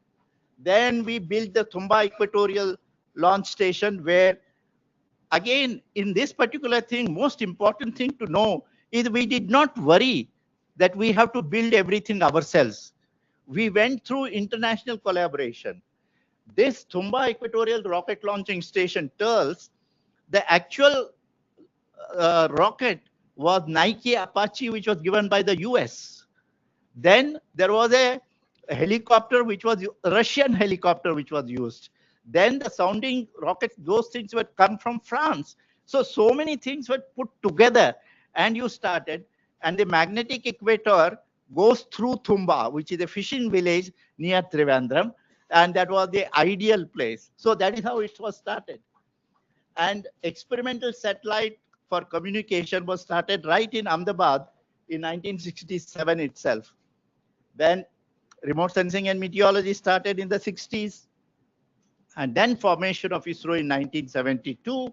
And Vikram Sarabhai unfortunately died on December 30th, 1971. And hands changed to Satish Dhawan. So this is the background for the space activities to start in India. Now, beginnings, Satish Dhawan, there is a credit to Satish Dhawan. One of the important things that I want to tell is that, he made a structural transformation to ISRO. ISRO earlier was under Vikram Sarabhai, some activities at Ahmedabad, some activities at Trivandrum. There was nothing system level approach to the whole thing. Because of course it was in the beginning, but Satish Dhawan realized that if the space has to grow in this country, you have to structure it. People for developing satellites, people for developing rockets, people for making engines, people for launching, people for receiving data, people for using the data for applications. And each of these things are functionally different. You require different kind of people. So you require different infrastructure. So that is how he structured ISRO into various centers, one at Trivandrum, one at Sriharikota, one at Bangalore, one at Ahmedabad, one at Hyderabad. You know, what you see that structurally trying to do functional units formation, the credit goes to Satish Dhawan. That is how the growth started very fast. And that is the credit of that. And during this time, again, it is international collaborations. Aryabhatta, Russia said that we will launch it. So that was between Mrs. Indira Gandhi and Brezhnev, who was the Russian president at that time. He said, we will launch it. So we learned how to make a satellite, but the launch was done somewhere else. Same thing is true with Bhaskara 1 and 2. That was launched from Baikonur in the former Soviet Union. Parallelly, we started developing small rockets, SLV. They were called satellite launch vehicles, only 50 kilogram payload. And later on, augmented satellite launch vehicle, which is only 150 kilograms. There were failures, and you have heard of Abdul Kalam making mention of those things. And in the case of satellite communication, the France came up and said that they were building a rocket called Ariane. What they wanted, one passenger they wanted. Passenger means not a real human passenger, but a payload. And so we said, we will build a satellite, communication satellite, and we will put it in your launch vehicle. That is why it is called Ariane Passenger Payload Experiment, Apple. This was in 1981. That was the first communication satellite that we built, but flew over the Ariane. Then, of course, we started Indian Remote Sensing Program, INSAT program. In fact, that we didn't build communication satellites at that time. We gave the contract to aerospace, Ford Aerospace in US. So the first INSAT series of satellites, because we did not have the capability. We did not say that we will develop everything ourselves. No, let us start the communication, satellite communication work in that country. So then at the same time, when we have our own rockets, from where do we launch? You require a place from where you launch. It has to, if it fails, it should not fall on some cities where a lot of population is there. So we must choose it on the East Coast. Of course, because the East Coast, it also gives you advantage because the Earth is rotating from west to east, right? So you get additional velocity for that rocket, this one. So we choose a place, but then it has to be inhabited. So that Shar Island, which was there, a big one, there were some tribal people, but that is what was chosen. That itself was a very important task to be done. Then parallelly, as you said, structurally, you started developing rocket technology. They were solid rockets in which the aluminum is used along with ammonium perchlorate. Then you have earth storable liquid engines, some organic solvents which along with the N2O4, they will be burning as fuels. Then you had development during the 90s of cryogenics, liquid hydrogen and liquid oxygen, because that gives you higher thrust compared to those things. That is why we wanted cryogenic engines. Then semi-cryogenic, because cryogenic engines are very expensive, very difficult to handle liquid hydrogen. So we want to replace liquid hydrogen with kerosene. Of course, that kerosene means it's not the ordinary kerosene that you use in your homes, but it is something which is pure kerosene, semi-cryogenic, that is called. So all these developmental efforts towards building our own systems were done. So today, what do we have? Today, we have 4 definite rockets types. First is the Polar Satellite Launch Vehicle, which has a small, which is a solid motors, etc., which are there. Then you have a geosynchronous satellite launch vehicle Mark II, which has that black thing that you see, the cryogenic engine of 12.5 tons of liquid hydrogen, liquid oxygen. And then you have a GSLV Mark III, which can carry up to 5 tons or maybe little less than that. That kind of a rocket we have. Then more recently, just about a few weeks back, you heard that we have another one, which is a small satellites launching, which is the on-demand access for completely solid rockets, which is SSLV, which is can launch about 500-gram satellite, so that, and the solid rockets are ready to launch. Whereas if you have liquid engines and cryogenic engines, then it requires a certain amount of preparation, filling them up, etc., etc. So this is the one which is likely to be for all the young people who want to build small satellites, CubeSats, or a series of CubeSats. This is the one for the future now, and that is ready because there are 3 successful launches of this. So we have now, India has transformed itself into rocket technology of 4 types, which are available commercially for anybody to use. So that's the kind of progress that has been made. Of course, for doing this, you require a launch pad, and that is there. There are 2 launch pads. First launch pad, where in fact, after doing everything within the that building, filling, etc., etc., then it used to be brought in front, and then it will be launched. Still it is tethered, and then it will launch. Whereas you have a second launch pad, which is slightly different than the first one, but that also exists there. You have also mechanisms for arresting lightning and all other facilities which have been built. And now there is a provision for building the third launch pad, because the number of launches is becoming more. So you have a third launch pad.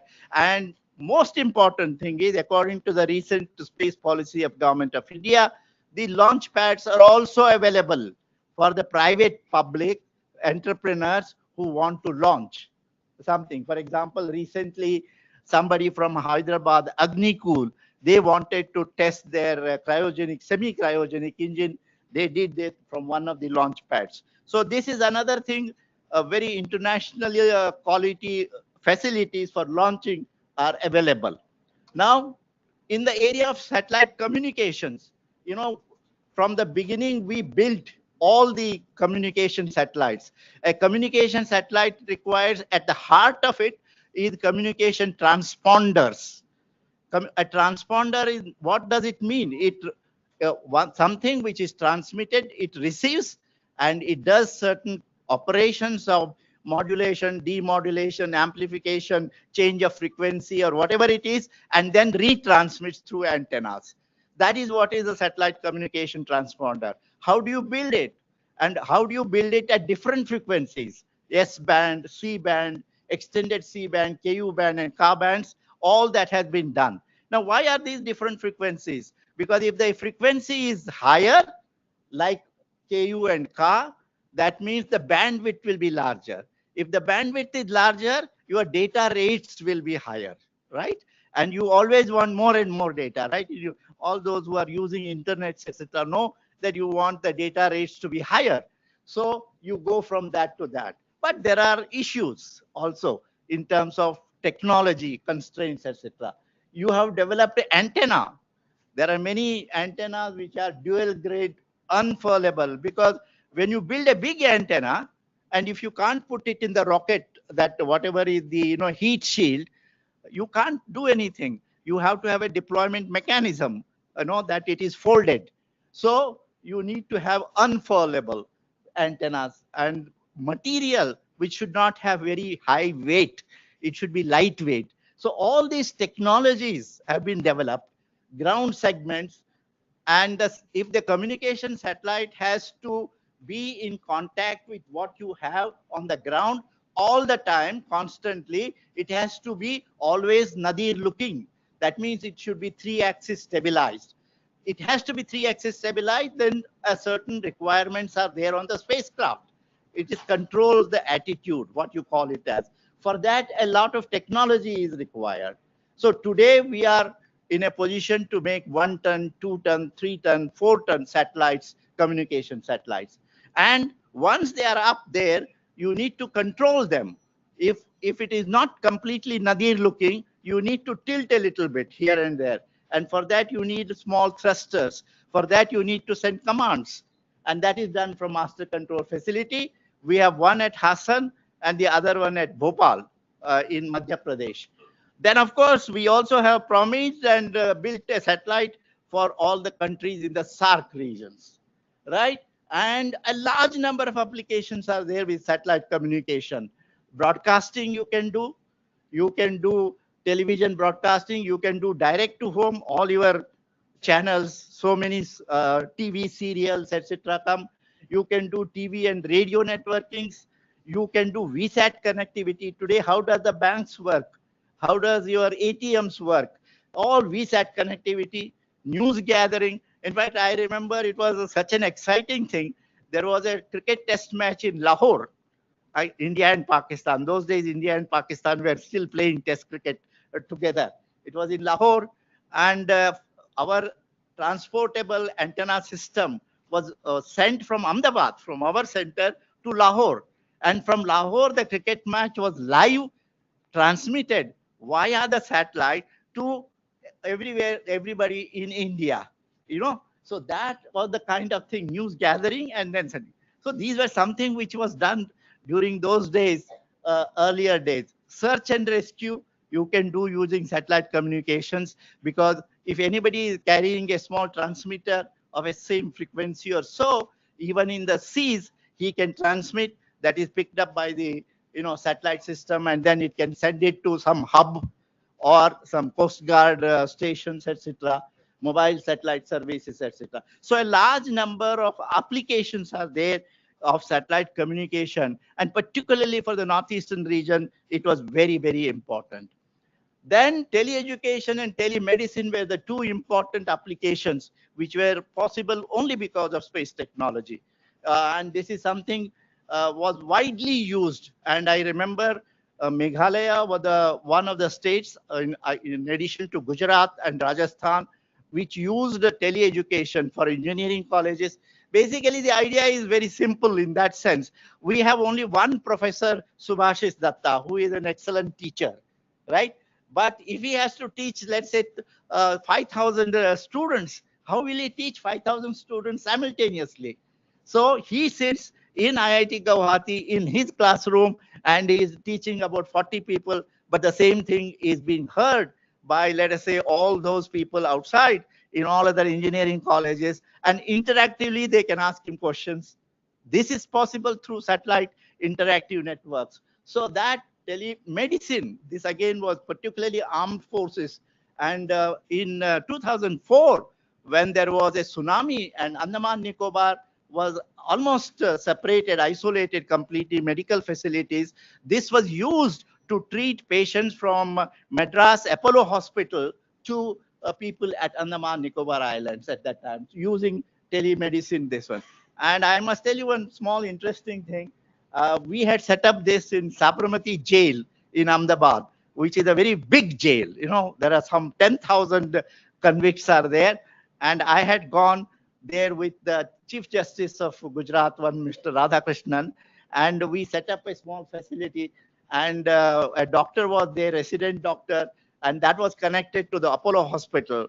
And that, of course, was to be hanged in another 10 days, but we were seeing that. It is so tragical, but I am telling you the use, because the convicts today don't have to be taken in jeeps to the hospitals. They can be examined within the jails itself. So all these facilities are available. In order to do those things, you require a large amount of ground instruments and equipment, and they are all being designed, developed locally, I mean indigenously in India, satellite communication. Now, next is the remote sensing. Remote sensing started again in the same 1960s, 1970, detection of Ku-connected disease that everybody tells you that was a thing. Then ERTS-1 Landsat was launched in 1972. We, in fact, developed the Earth Station at NRSC. Dr. Prakash Chauhan was telling in 1978, we started receiving the data from that. This is how remote sensing activity started. And then most important is this, the concept that India is a federalist state, resources belong to states. That means resources don't belong to Delhi. Forest belongs to Mizoram, forest belongs to Meghalaya, water, there may be interstate disputes. All resources, natural resources, belong to states. So unless you use the technology which is acceptable to the states, and states have understood it, states want to use it, remote sensing is not useful. So that is why National Natural Resources Management System concept was initiated by Professor Satish Dhawan, and according to that, state remote sensing centers were started in the mid 80s, etc. And Northeastern Space Application Center, which came up much later in 2000. And all this is part of this one. But the ISRO centers were basically to do demonstration experiments so that they can be passed on to the state remote sensing centers. So that is the concept which was done. And this is just like a Vande Bharat Express. You know, the large number of remote sensing satellites have been launched right from 1988 towards 2000. This is in a old 2013, but I know RISat 1A and OceanSat 3 were launched in 2022. Those are the ones which are the most recent, but they all belong to land resources, ocean resources, OCM and scatterometer. Then for atmospheric sciences, meteorology and VHR, a very high resolution radiometer, sounders, cartographic satellites for the making maps, and of course SAR, synthetic aperture radar. Large number of such satellites have been developed, built, and they are available. And a large number of applications have been done using that, whether it is national level applications in forestry, wasteland, wetland, oceanography. Fisheries has been an extremely important application. Improved weather forecasting compared to earlier. Today, you have much better weather forecasting. Of course, still some people have doubts whether it rains or doesn't rain, but I think overall weather forecasting has been extremely good. Most important application of satellites has been in disaster monitoring and disaster management. In 1999, when a super cyclone hit Orissa, 40,000 people died. Because why? Because we could not accurately predict when that cyclone will hit Odisha and which part of Odisha it will hit. But today, much bigger magnitude cyclones, if they hit, yeah. Somebody say. For example, if today much bigger cyclones are originating and hitting that thing, but we don't have that much. One person died in the recent cyclone because of the cyclone. Because of other things, some people might die. I mean, more number of people. But otherwise, the actual track prediction, landfall point, and the intensity of the winds, all three are predicted reasonably well with some small uncertainties. So that is something which the satellites have been able to do. Of course, there are many other things. And most important thing I want to tell is institutionalization. You know, it is not that ISRO should be doing everything. ISRO, once it does certain things, it should be done by the actual user agencies. Fisheries was done by INCOIS later on. It is part of Ministry of Earth Sciences. Forest Survey of India does every biannual forest monitoring. MNCFC, it is a Mahalanobis National Crop Forecasting Center, which does the crop production forecast, which is part of Ministry of Agriculture. Then there is a one center in Gandhinagar. It is called the Bhaskaracharya Institute for Space Applications and Geoinformatics National. And that does a lot of things. And they do what is called the recent Prime Minister's pet word, Gati Shakti. What it means is the implication of taking up any infrastructure project, what it has on different sectors. You can see from the same 256 layers of information. So that you can do using that. Of course, parallelly, we always have international collaboration so that we keep ourselves updated with advanced technology. This is just, I want to tell you that this space is inputs in disaster early warning, monitoring, and this one has been extremely, I think, one of the major applications of satellites has been in this area. Everything you can see is floods, cyclones, droughts, landslide, earthquake, surface deformation, or even see, habitat suitability for vector-borne diseases. Northeastern region has done some work in this also. I know forest fire alerts which are there. Then the third important component is satellite navigation. Where are we? What are my X, Y, Z coordinates? How do you find from space? If you have at least 4 satellites at a given point in time, from the 4 satellites, you send signals and a receiver which receives the signal. And by triangulation, you can find out what is your X, Y, Z coordinates, where you are. Earlier, it was done by GPS, right? Global Positioning System. General term is Global Navigation Satellite System, GNSS. And we have built 7 or 9 of those satellites as part of this Indian Regional Navigation Satellite System, which has been renamed by the Prime Minister as Navik. Navik means the boatman, and that is actually providing these things. But it is still taking some time, although I've heard that your mobiles with a chip which can receive signals from our own navigation satellites in addition to GPS. So next time when you drive your car, don't use GPS based this one to find out where to go, but use Navik chip so that you are completely indigenous. And that, I would say, is the actual transformation of India in space technology. Then there is a remote sensing of the planets, the sun, and the stars. So while doing all these things for the Earth, satellite communication, remote sensing, and navigation, we are not just sitting on the Earth. We are also going to Chandrayaan, the moon, Mars. You've also gone to the sun, that is called a Lagrangian point, Aditya 1. Then you also have an astrosat, which looks at stars, what they are emitting, X-rays, what they are emitting, or ultraviolet rays, or something else that you have launched. Then all these things, builds a lot of other advanced technologies are developed.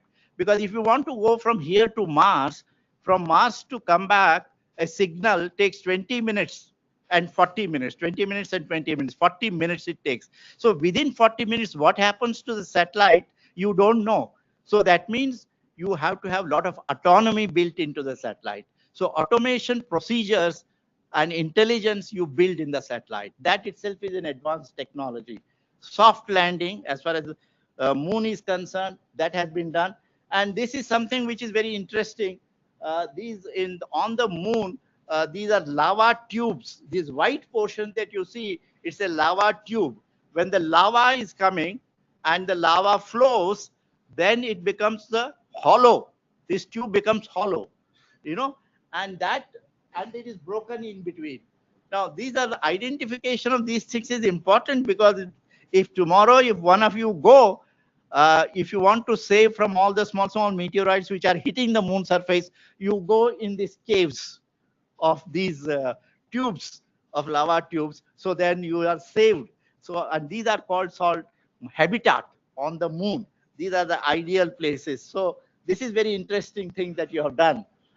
Last but not the least is the threat to the Earth from asteroids, comets, and large meteorites. See, these days, every day in newspaper, I find that NASA says that 170 feet asteroid or meteorite is coming and hitting the Earth, etc., etc. What do you do? Okay, long back, dinosaurs were extinguished because of the hitting of one meteorite or one asteroid. But today, what happens if that kind of a thing hits? So first thing is you have to detect where are they, at what speed are they moving, in which direction are they moving, what is their orbit. So for that, you need a large number of network of radars, which you can build. In fact, we have built one such thing in order to monitor some particles in the space. You can call them as debris also, but that is, you need to build a large number of these things. Then space-based radar systems, moon-based, you can put them on the moon also, so that that information comes from the moon to the Earth, and many of these things done. And even if you detect, and if you know it is coming, how do you tackle it? That means you have to intercept it. How do you intercept it? Then there are again technologies which are nuclear. In a small satellite, you carry a small nuclear bomb, and you go near it and explode. And once the small nuclear bomb explodes, then it changes its direction, the asteroid, so it doesn't come and hit the Earth. Or you can do laser beams. You can carry some laser beams, powerful, on the satellites, and that can go and hit them, so that it goes away. It nudges that, so that it changes its direction. So there are many things which are being done. Of course, ISRO is not working on all these things right now, but this is something which I'm sure there will be an international collaboration to work on these things, because these dangers are becoming more and more imminent now, as you see. And the information that you get, knowledge that you have, is that also you are getting. Earlier, you would not even know whether the asteroid will come and hit, but now, because you have such things, you come to know about those things. So that is also another area of space technology which is transforming the way we think. Now, what is the road ahead? Most important thing is, everybody thinks that space is a very costly affair. So about $10,000 for 1 kg of payload to be put in space. That is a kind of cost. But I want to make $10,000 to $2,000 or $5,000. So that means there are sort of technologies involved in that thing. So that is the direction in which you have to work. You have to work on Bharatiya space station, like others are having space station. Then you will have a constant surveillance. It is also important strategically. Then, of course, human space flight, that is very important. And of course, augmenting all the satellites for remote sensing, etc. That is another area. Building capabilities to explore universe. I mean, many more planets, etc. Sustaining the vibrant application program to touch everybody, everyday life. Then, of course, there are new space policy initiatives that you have seen, geospatial data policy, RS data policy, and this is basically done in order to promote private participation in all aspects of space components. Availability of data free, Bhuvan, Bhunidhi, Gati Shakti, establishment of NSIL, in space, startups, these are all changing the environment. And for that, obviously, there is a lot of things which are happening in India in the space sector, which have transformed India and which will further transform India into a much more developed country. If anybody of you are interested in reading further this, what I call as a story, I'm not calling it as a technical jargon. There are at least 3 things. One is from Fishing Hamlet to Red Planet, India's Space Journey, which is edited by P.V. Manoranjan Rao, 2015. This entire volume is downloadable from ISRO website. This is 689 pages, which is available. Then India's Rise as a Space Power, written by Professor U.R. Rao, 2014, foundation books that is available, that may be available also on Amazon. Space and Beyond, which is a very recent book written by Dr. K. Kasturirangan. This also is published by Springer Limited. This is another book, which is, so if you read these 3 books, you will know how India's space program has developed over the years and with that vision. Okay, thank you very much for your attention. We can have just few questions because. Yes, please. So please have. Just raise the hands. If there are no questions, it means it is an insult to the teacher. He has told you in the beginning. So for me, it doesn't matter, but for the professor.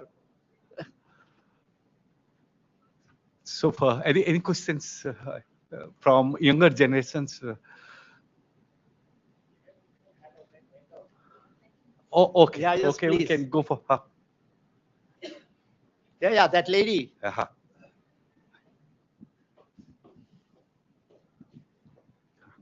Good afternoon, sir.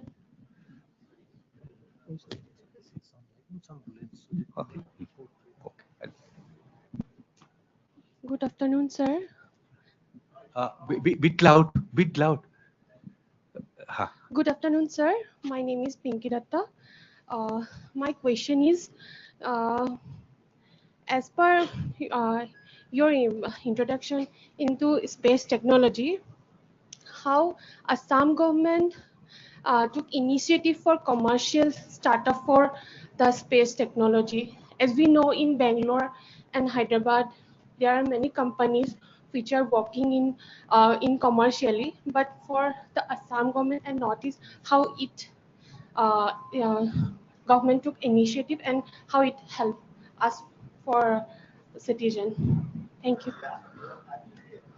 It's a very important question, and I believe tomorrow afternoon you have a session, separate session, area 44 is organizing on the promotion of these startups or many other industries in the area of space technology, building small satellites or building even rockets or building a constellation of small satellites or data processing related things or even small units, small subsystems which go into that.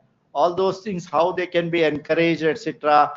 I think there will be some discussions tomorrow because what has happened is this is the diversity of India. Unfortunately, certain regions of India have developed more compared to the others, right? If you say Bangalore has a large number of such things, Hyderabad next may be having, but probably some of the one, what you said, Assam does not have so much. But this has to be everywhere, right?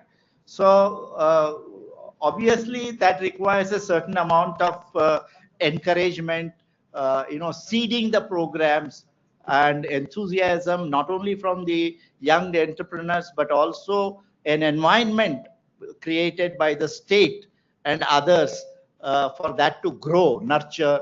You require money. You require angel investors. So there are a large number of converging factors which are required in order to this to grow. Even in US, if you see Silicon Valley, why do they say there everything is developed, whereas it is not true in US everywhere that it develops. So this is a phenomenon which is there everywhere. Certain places there is a certain environment. Yes. So may I?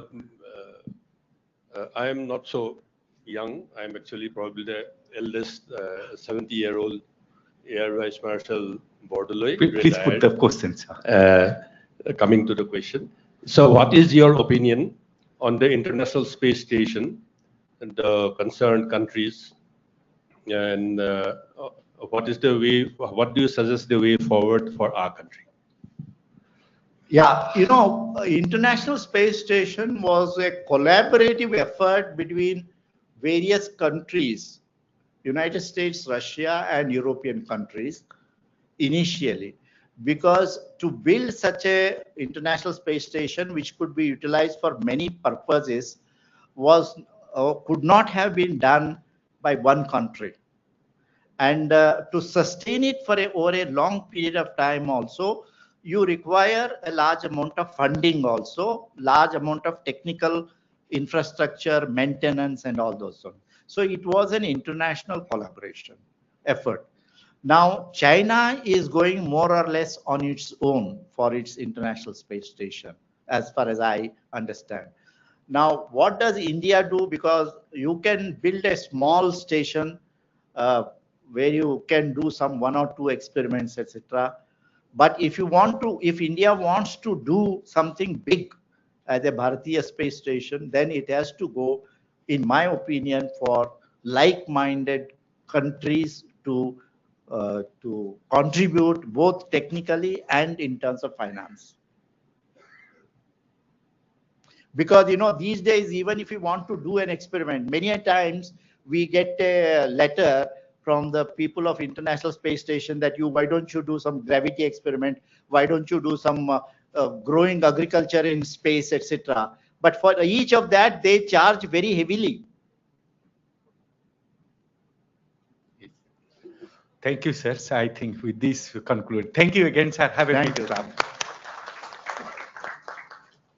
We are a bit late, but I think we have 2 minutes.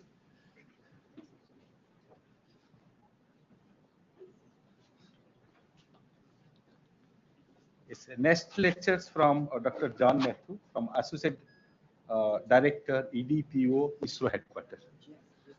Please. She will introduce. I just want to give a brief introduction, sir. Dr. John Matthew, sir, coming all the way from Bangalore for attending this user interaction meet physically. Thank you, sir. Sir is a geoscientist with nearly 25 years of experience in Earth observation data applications in geoscience domain. His research has been primarily in quantifying the role of rainfall as a triggering factor for landslides in the Himalayas. He has also worked on developing coupled hydrological slope stability model for evaluating the factor of safety of terrain in the Himalaya. So sir's experience will be really valuable for this reason. Over to you, sir.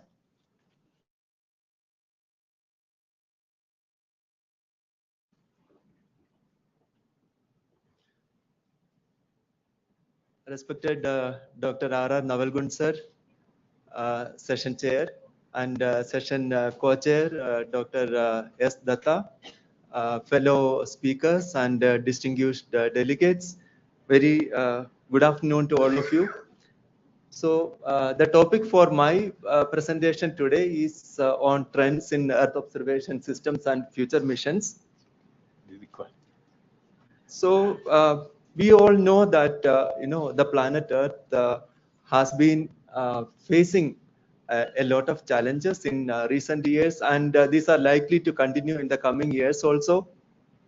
And all these challenges manifest in form of depleting resources in quantity or quality, or in terms of adversely varying critical parameters, whether it is the concentration of greenhouse gases, or the rate of sea level rise, or even the rate of melting of glaciers, or even more critically, the rise of temperature.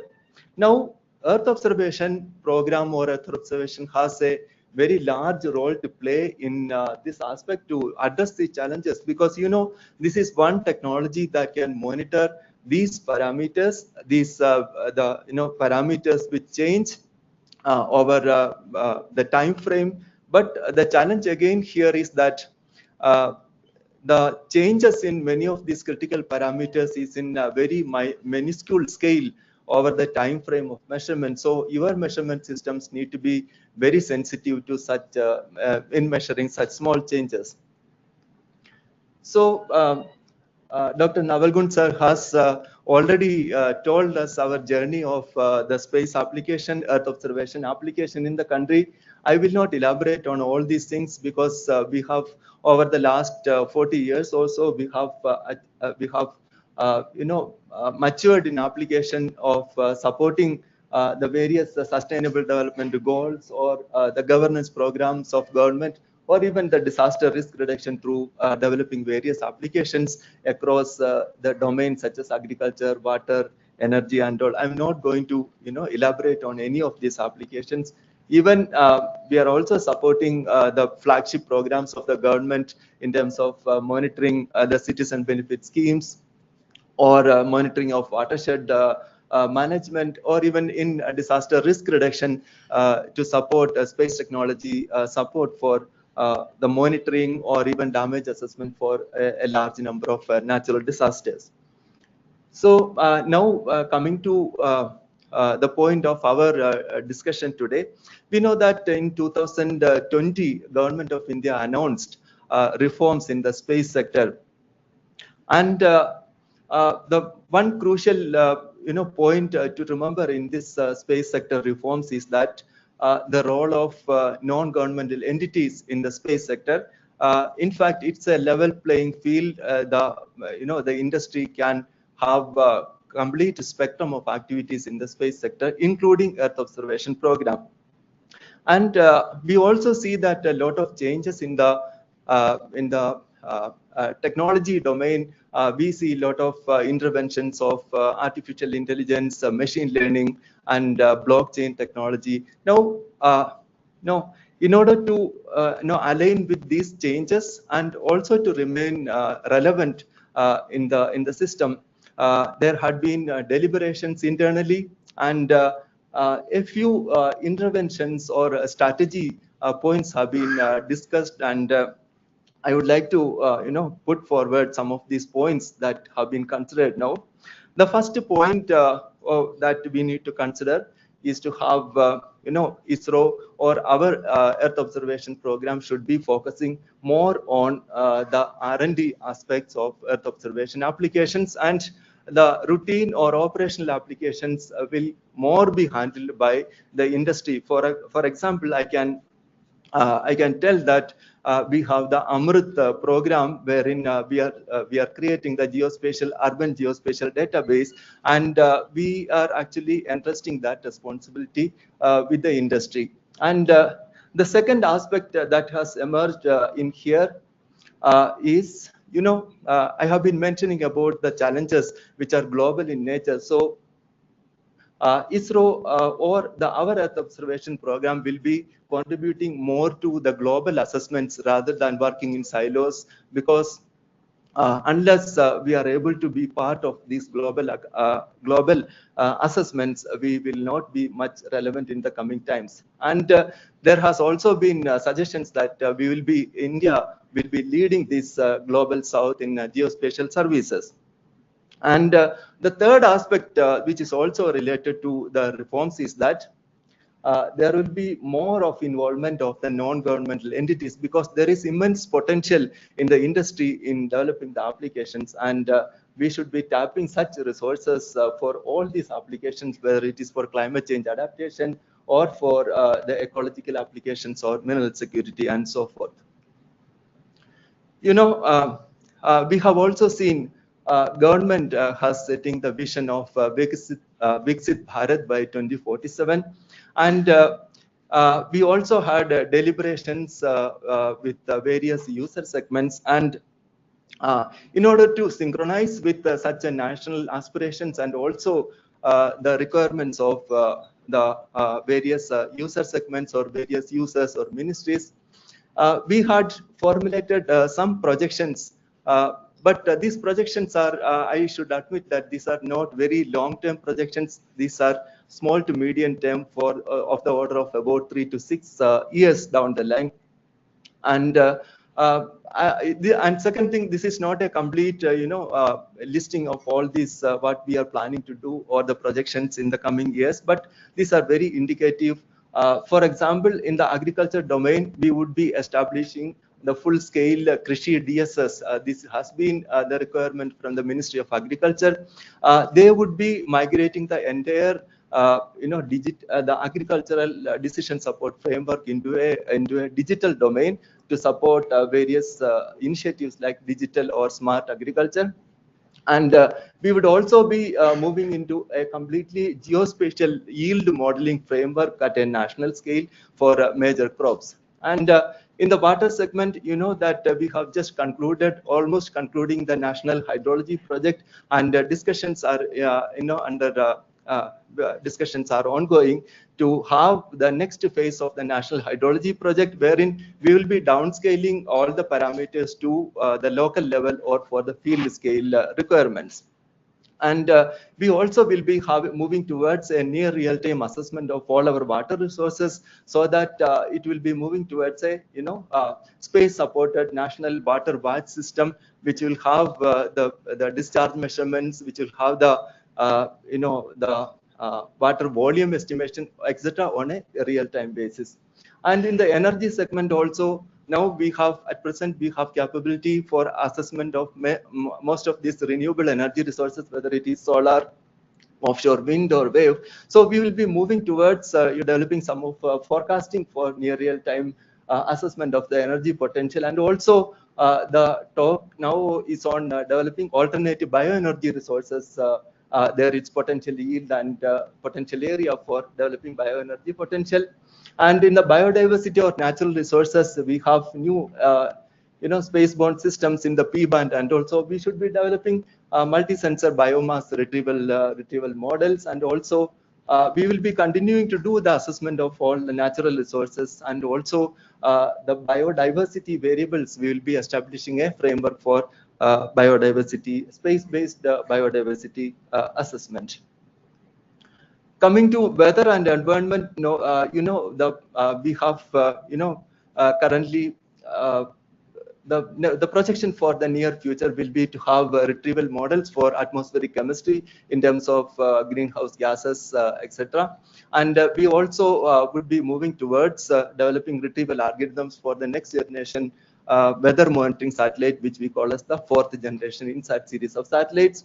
In terms of ocean observations, we will be having alert systems for harmful algal blooms, or even monitoring the ocean pollution in terms of oil spill or marine plastic pollution. And disaster risk reduction, there will be more efforts towards developing early warning system for GLOF, and also for what we see now is that urban floods have become a real threat. So we should be developing early warning system for urban floods also.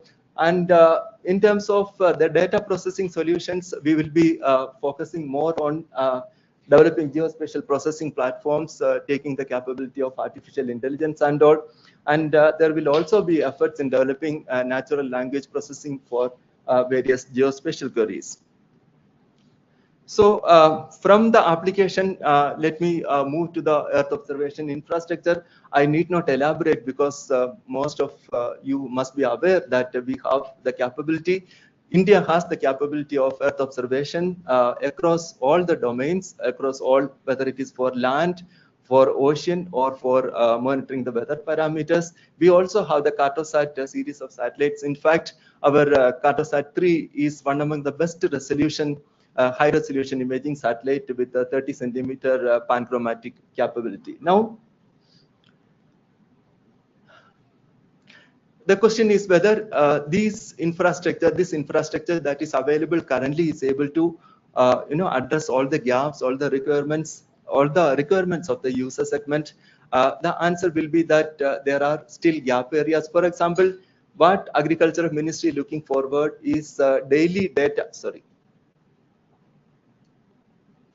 Daily data at 1 to 5 meter resolution, and also weekly data at about 10 to 15 meter resolution. And in the water sector, though we have some of the water parameters developed at 750 meter, like we have evapotranspiration measurements at 750 meter.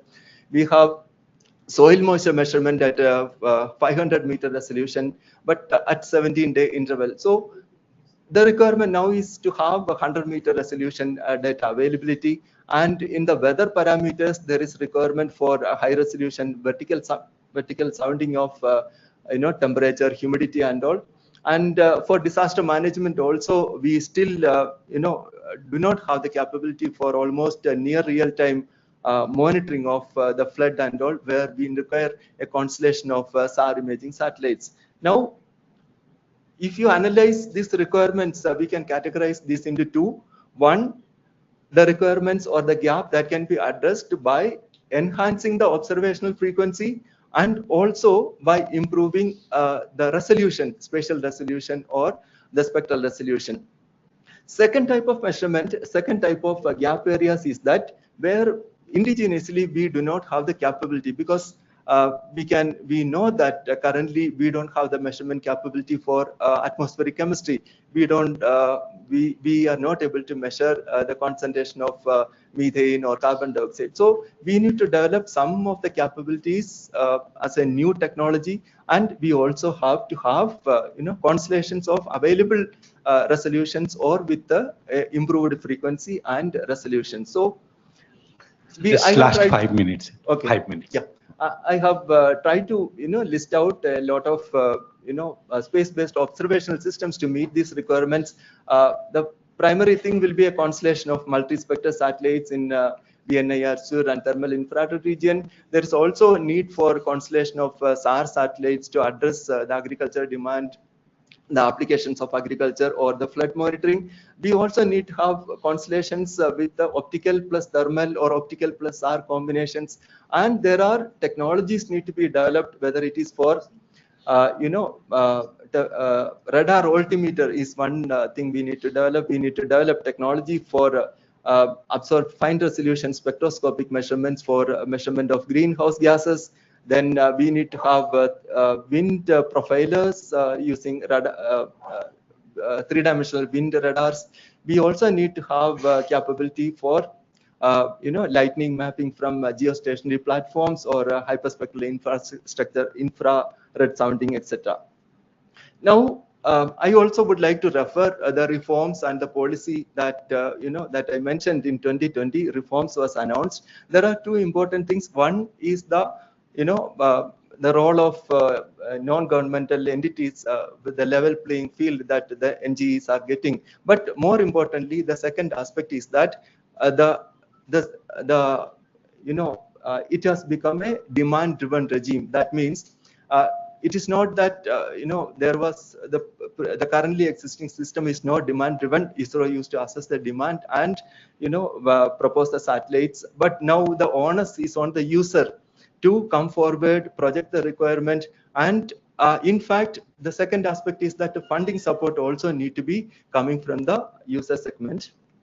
So government in fact formulated this space application management system with an apex committee called the Planning Committee on Space Application Management System, which is chaired by Principal Scientific Advisor to Government of India. And this is the mechanism which is actually assessing the need aspect of future missions and also assessing the utilization, planned utilization of the needs. And in fact, they will recommend the future Earth observation mission. So the demand-driven regime will be established through this mechanism, and the Earth observation program at ISRO headquarters is the secretariat for this space application management system. Now, under this regime, what is the mechanism for realization of future missions? This might look complicated. I can simplify and tell you. If there are future Earth observation missions as a national infrastructure, if it is there are two aspects. It can be a technology development mission, so the onus is on ISRO to develop that mission, and also the funding will be through ISRO. But if it is a repeat mission which is already there, the technology is proven, now the demand need to be again aggregated by the PC-SAMS mechanism, and the realization will be through NCIL, and NCIL can have the freedom of having it through the entities, private entities, ISRO or other PSU. So this is the mechanism that is going to through which we will be having the Earth observation satellites. Now coming to the commercial, the satellites which have data have commercial potential. The industry, the non-governmental entities are free to develop satellite, launch, and sell the data also. But now InSpace need to authorize them to develop these satellites, and once they can develop, they can sell the data. Parallelly, then our commercial arm NCIL is also free to develop such commercial Earth observation missions. So I will also just touch upon maybe a few minutes. I will take to just brief you about the plan, the satellites that are in plan. The first one, you can see that we have the RESAT radar imaging satellite 1B to complement the already existing RESAT 1A. So these two satellites together will give you SAR data at in every 8 days. It is again a C-band SAR with resolution ranging from 3 to about 50 meters, and it is going to support all our flood mapping, crop area mapping for the Kharif season, etc. The next satellites in pipeline is the OceanSat 3A, and this is also complementary to the OceanSat 3, which is in orbit now, and which will have 3 sensors: the 13-band ocean color monitor, the scatterometer for ocean surface wind vectors, and the sea surface temperature mapper, which is actually non-functional on the OceanSat 3. And the third pair of satellites is ResourceSat. Sorry. Yeah, the next in the pipeline is the much anticipated NASA ISRO synthetic aperture radar mission. We call as NESAR mission. This is L and S band SAR system. ISRO's S band SAR plus NASA's L band SAR will be on board the satellite, and we will have systematic observation of L band data over the globe in every 12 days. And over India, we will have both L and S band data available to support a lot of activities, whether it is soil moisture, flood monitoring, snow cover, and also deformation mapping. And we have the next generation ResourceSat series of satellites that we call as ResourceSat 3 and 3A. The advantage here is the very large swath of about 925 kilometers. So at 20-meter resolution, we will have the complete coverage of the country every 4 days, and 2 such satellites will give you this data every 2 days, and it is going to support a lot of natural resources monitoring applications. And the next in the pipeline is ResourceSat sampler series of satellites, ResourceSat 3S and 3SA, and it is in fact a stereo imaging mission. It will have a 1.25 meter panchromatic sensor to generate stereo imaging capability, stereo data, and it will also have a multispectral sensor at 2.5 meter resolution for concurrent mapping of the terrain at in multispectral domain, and it is going to give 3-meter resolution or better meter posting digital elevation model for the whole country. And another very important mission that is in discussion, that is that is going to be realized in 27-28 time frame is Trishna mission. It is in fact, you remember the Aster mission, the JAXA's Aster mission. It is in a similar way. We have 7-band VNIR SUR data as well as 4-band TAR data will be collected, and the advantage here, all this data will be at 57-meter resolution, and it is going to support all our water resources measurement, evapotranspiration measurements, etc. So please conclude. Yeah, just 1 or 2 points only.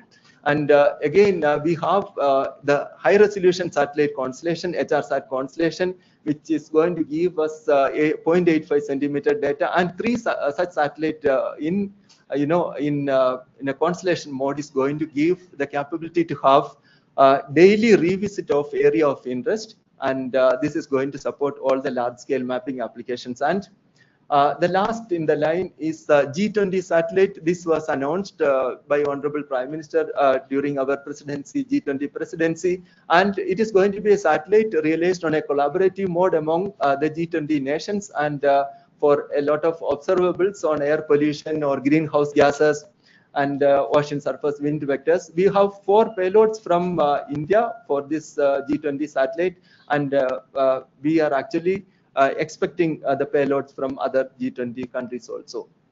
So in summary, we are going through the demand-driven Earth observation regime, and one important development that is happening is that Ministry of Earth Sciences has already finalized the configuration for the next generation InSat satellite. So it is going to be a Mausamsat. It will be owned by them, it will be funded by them, and it is going to be so. That is one thing, but ISRO will be developing this satellite for MOES, and Agricultural Ministry is also in discussion with ISRO to have a KrishiSat, a pair of satellite for Agricultural Ministry, and ISRO also formulated working groups which are in continuous discussion with the users for assessing their needs, and we will be focusing more on the application R&D applications, and also to utilize the capabilities of new and emerging technologies, and the new applications should be tool or platform independent. We should be utilizing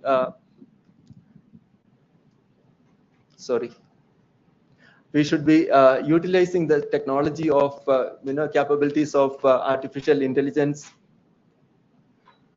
and we also should be developing more science applications addressing the real world problems, and also conceptualizing prototype applications from the science concepts. Thank you. Sorry for overshooting the time, no and problem. Thank you so much. Yeah. So we can have just 1 or 2 questions. So please.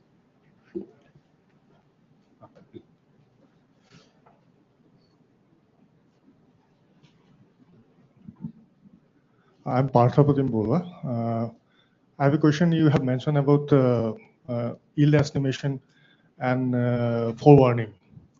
So my question is, what type of imaging you are going to use, whether it is multispectral or the hyperspectral, and what will be the spatial resolution? Because in crop estimation and yield estimation and forewarning, here in the Northeast, land fragmentation is a major problem.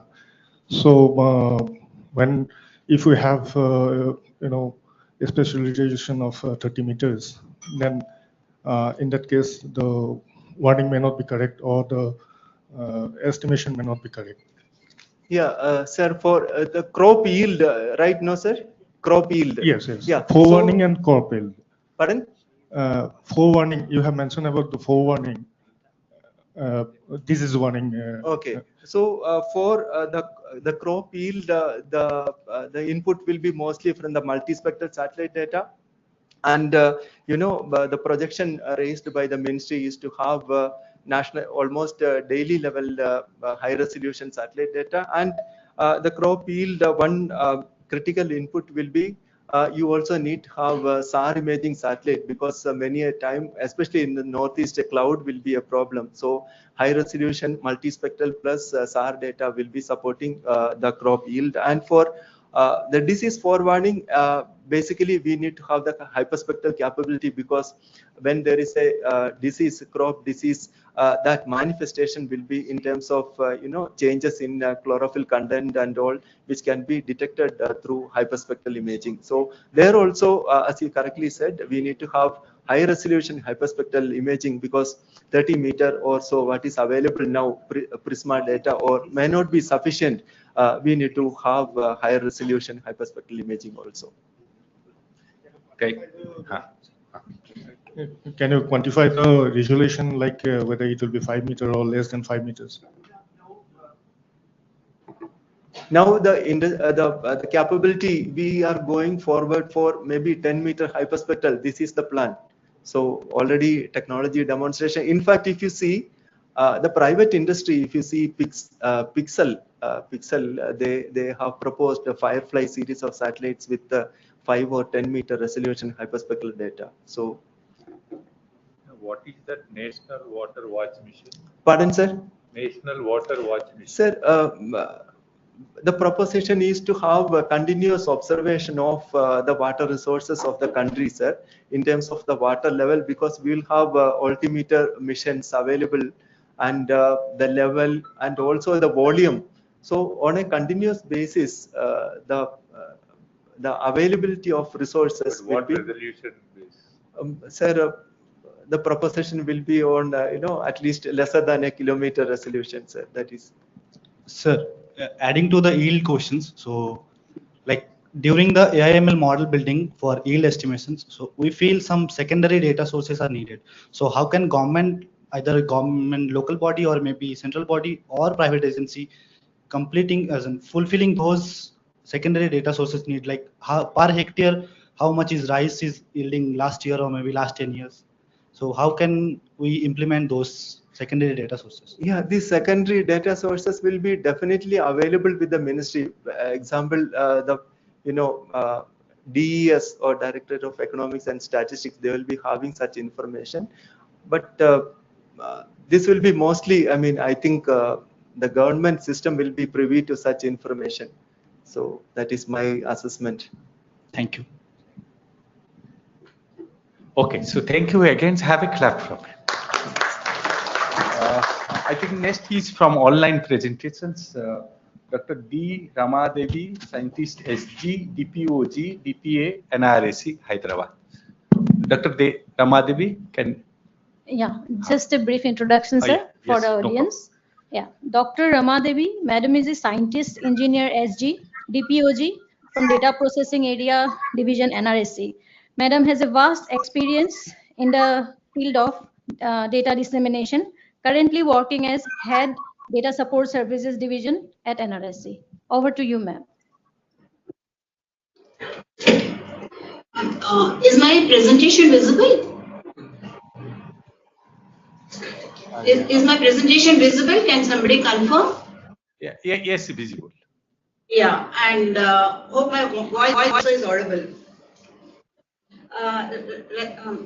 Respected Dr. Navalgund sir and Dr. Datta sir, good afternoon to all of you. In my presentation, I would Madam, like to presentation is not available now. One second, sir. One second.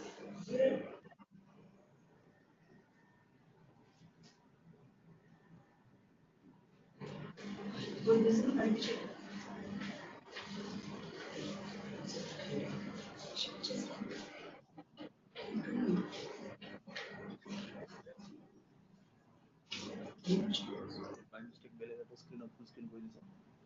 नहीं sir नहीं नहीं रहा है, वो stop presenting आया stop हो गया sir.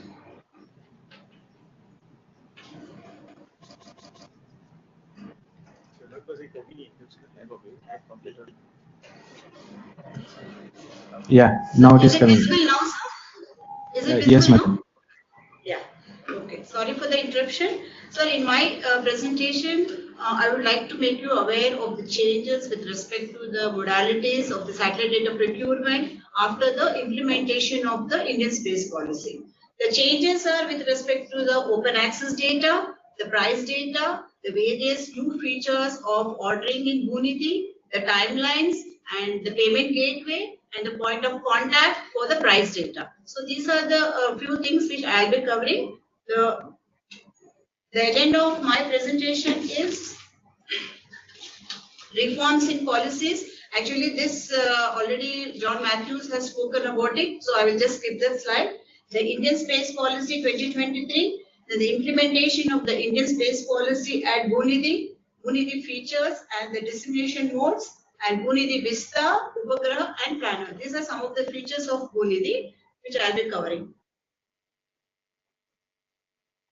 So I'll be just talking about what is the National Geospatial Policy 2022 and the Indian Space Policy and how it converged. The National NGP 2022 says the strategy for holistic development of geospatial infrastructure. They democratize the data sets generated using the public funds like the remote sensing satellite data and also the land use land cover data. And no sensitive areas will be masked. However, the attribute information of these areas should not be marked on any map. So this is the NGP 2022, and the Indian space policy addressed that India's potential in space can be unlocked. The policy has been welcomed as a progression towards India and towards India's entry into new space age. Yeah, this is the most important slide for all the participants, the Indian Space Policy 2023, which has enabled easy access to the space-based remote sensing data, the data of 5 meter and closer resolution, which is available on free and open basis to users. The products will be radiometrically and geometrically corrected. Now, data finer than 5 meter resolution, which is free only to the government entities and with fair and transparent prices to all other users through New Space India Limited. Now, the value-added products like merged data, like what I was saying is the submeter data like Cartosat 2 series and Cartosat 3, where there are two sensors like PAN and MX, which are taken separately, can be procured by the government entities on free and open access. But when the data is fused, the PAN and MX merged, then it becomes a high resolution multispectral data, which is priced, and the mosaic data. And the DSM, which is available with us with the 10 meter posting as well as 2.5 meter posting, this is the price data. However, the 30 meter DSM is available for free download.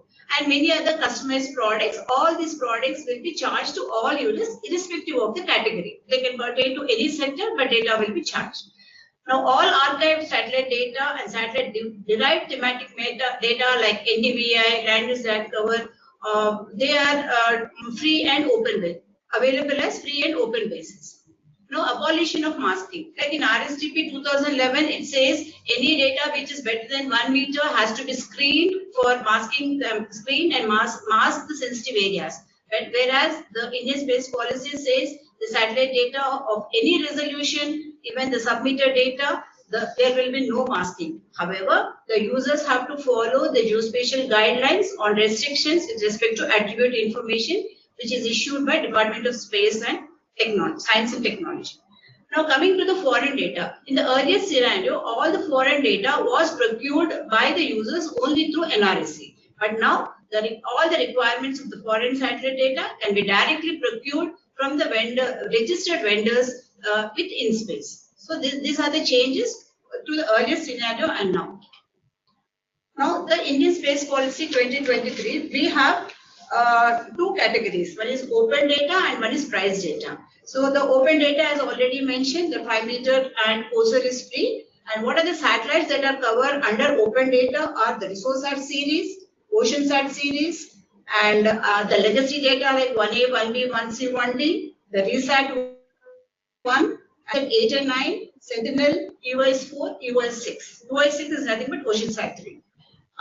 And the delivery for these satellites, how fast you can get the data. Like delivery can be 1 to 10 meters. As soon as the data is acquired, the level 0 is generated, browser is generated, and the final product in full resolution is kept for direct download to the users.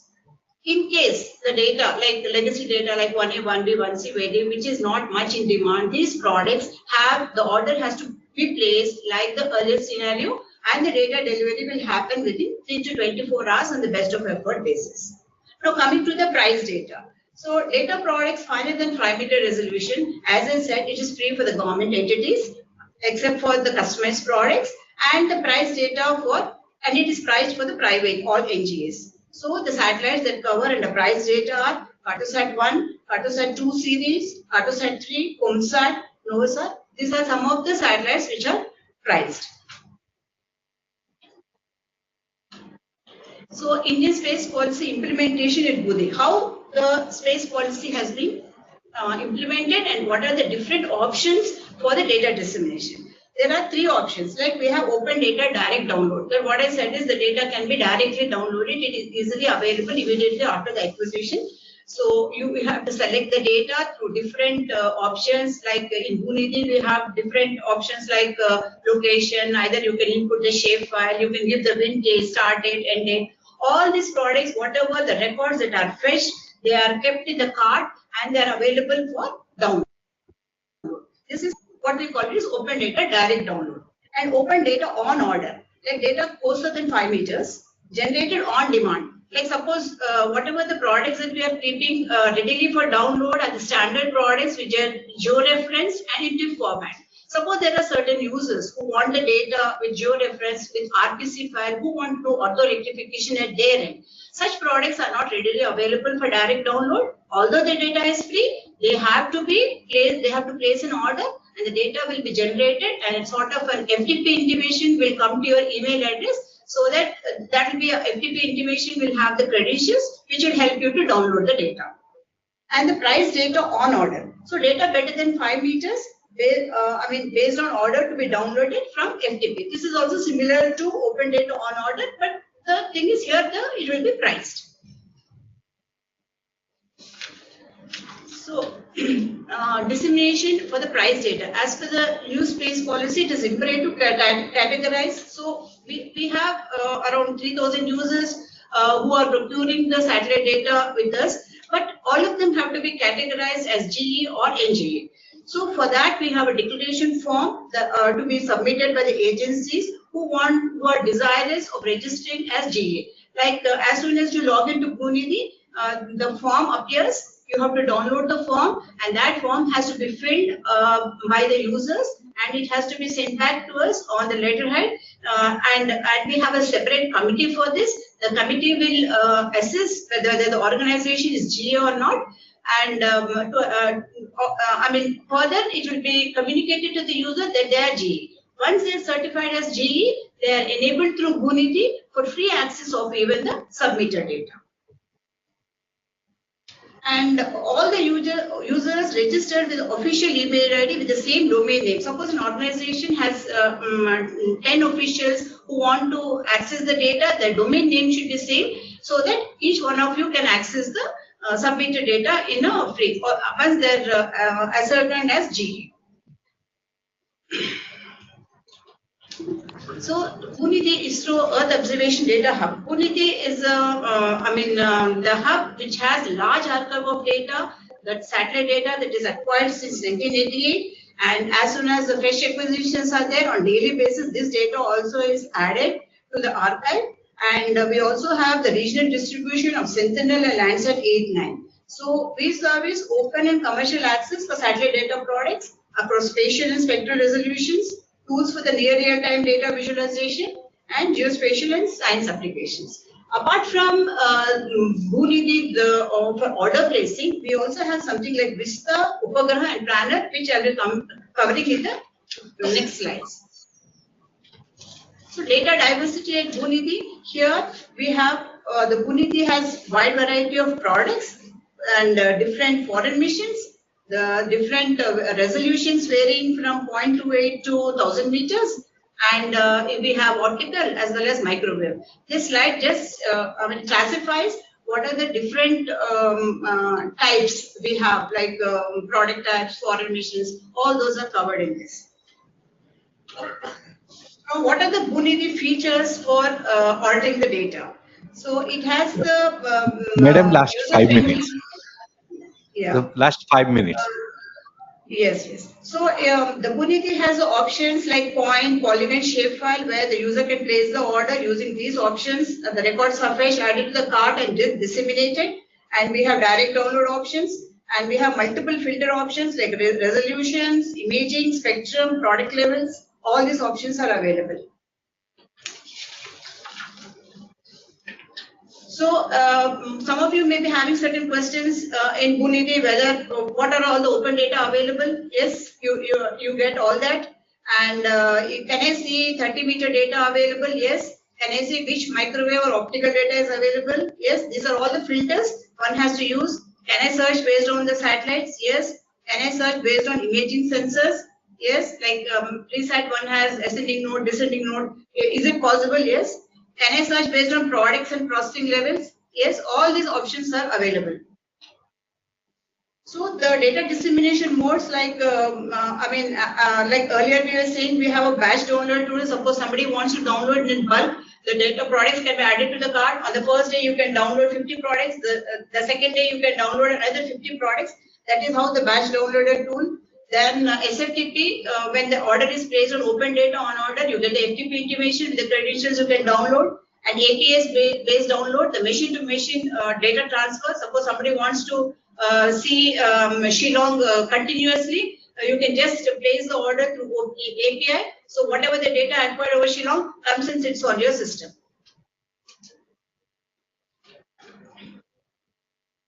So these are all the different, how the records are fetched. The slides shows how the US4 is fetched, how resource site 2A is fetched, and this is the price data ordering. Okay, I'll just cover Puniti Vista. So Puniti Vista is a visualization of terrestrial acquisitions, provides multi-mission sensor data visualization. Users can visualize the latest view of India captured by and other UO sensor in native resolution. So whatever the data that is acquired within 4 hours, it is kept in Vista, and you can see in full resolution, and any disaster, natural calamities, you can also see the change detection, the previous data and the present data that has been acquired. So these are the features of Vista: full resolution display of satellite data products, acquisition to Vista in less than 4 hours, insights for change detection, and quick analysis for fast response for disaster impact. So this is the recent AP flood, September 24. You can see the change in the Krishna river course. And this is the recent Wayanad disaster. This is from, we have taken it from Vista. And the planner. The planner is, this is available for US4, the RESAT 1A data, wherein the user can place the request through Bunti planner for whatever the date range he wants. He can just give the coordinates and it gives the feasibility. Once the feasibility is come, it comes to our payload programming system. Once it comes here, whether we have to accept or reject, is the decision is ours. If it is accepted, the product is automatically generated and you receive the FTP intimation. So this is Upagraha, the satellite tracks, whatever the satellites, it gives the track, satellites track live, that predicts the position of the satellite for the future also, view the nominal swaths of the payloads. This is under, construction, it's not yet done. Thank you, sir. So we can take only one question. Any question? Yeah, please. Yeah, madam, you said these commercial data products you can directly procure, but at the same time you said we have to go to InSpace. NSL, InSpace. I said that the vendors have to be registered with InSpace. No, but is there any time or it's already they are registered? We can get it. Yes, We can yes. get. There is a vendor list which is registered with InSpace. We can give you that. So we can buy directly from this. The Yes, permission is not required if the resolution is less than 1 meter. No, sir. No permission is required. Okay, thank you. Madam, I have just one.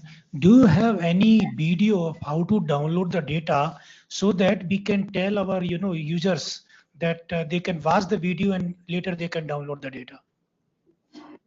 I think Bhuniti has, sir. I'll just check and get back to you. Step-by-step procedures. Step by step I think procedure. the help menu in Bhuniti will help you to navigate and how to download. It is available actually. So please let us know so that tomorrow we can circulate to all the people how to go ahead Yes, with sir, that. Thank you very much. Thank you. Have a clap for her. Just so because we have a shortage of times, okay, I just straightforwardly requesting Dr. SP to start it because we just missing out on lunch time hour. It's already 1:30.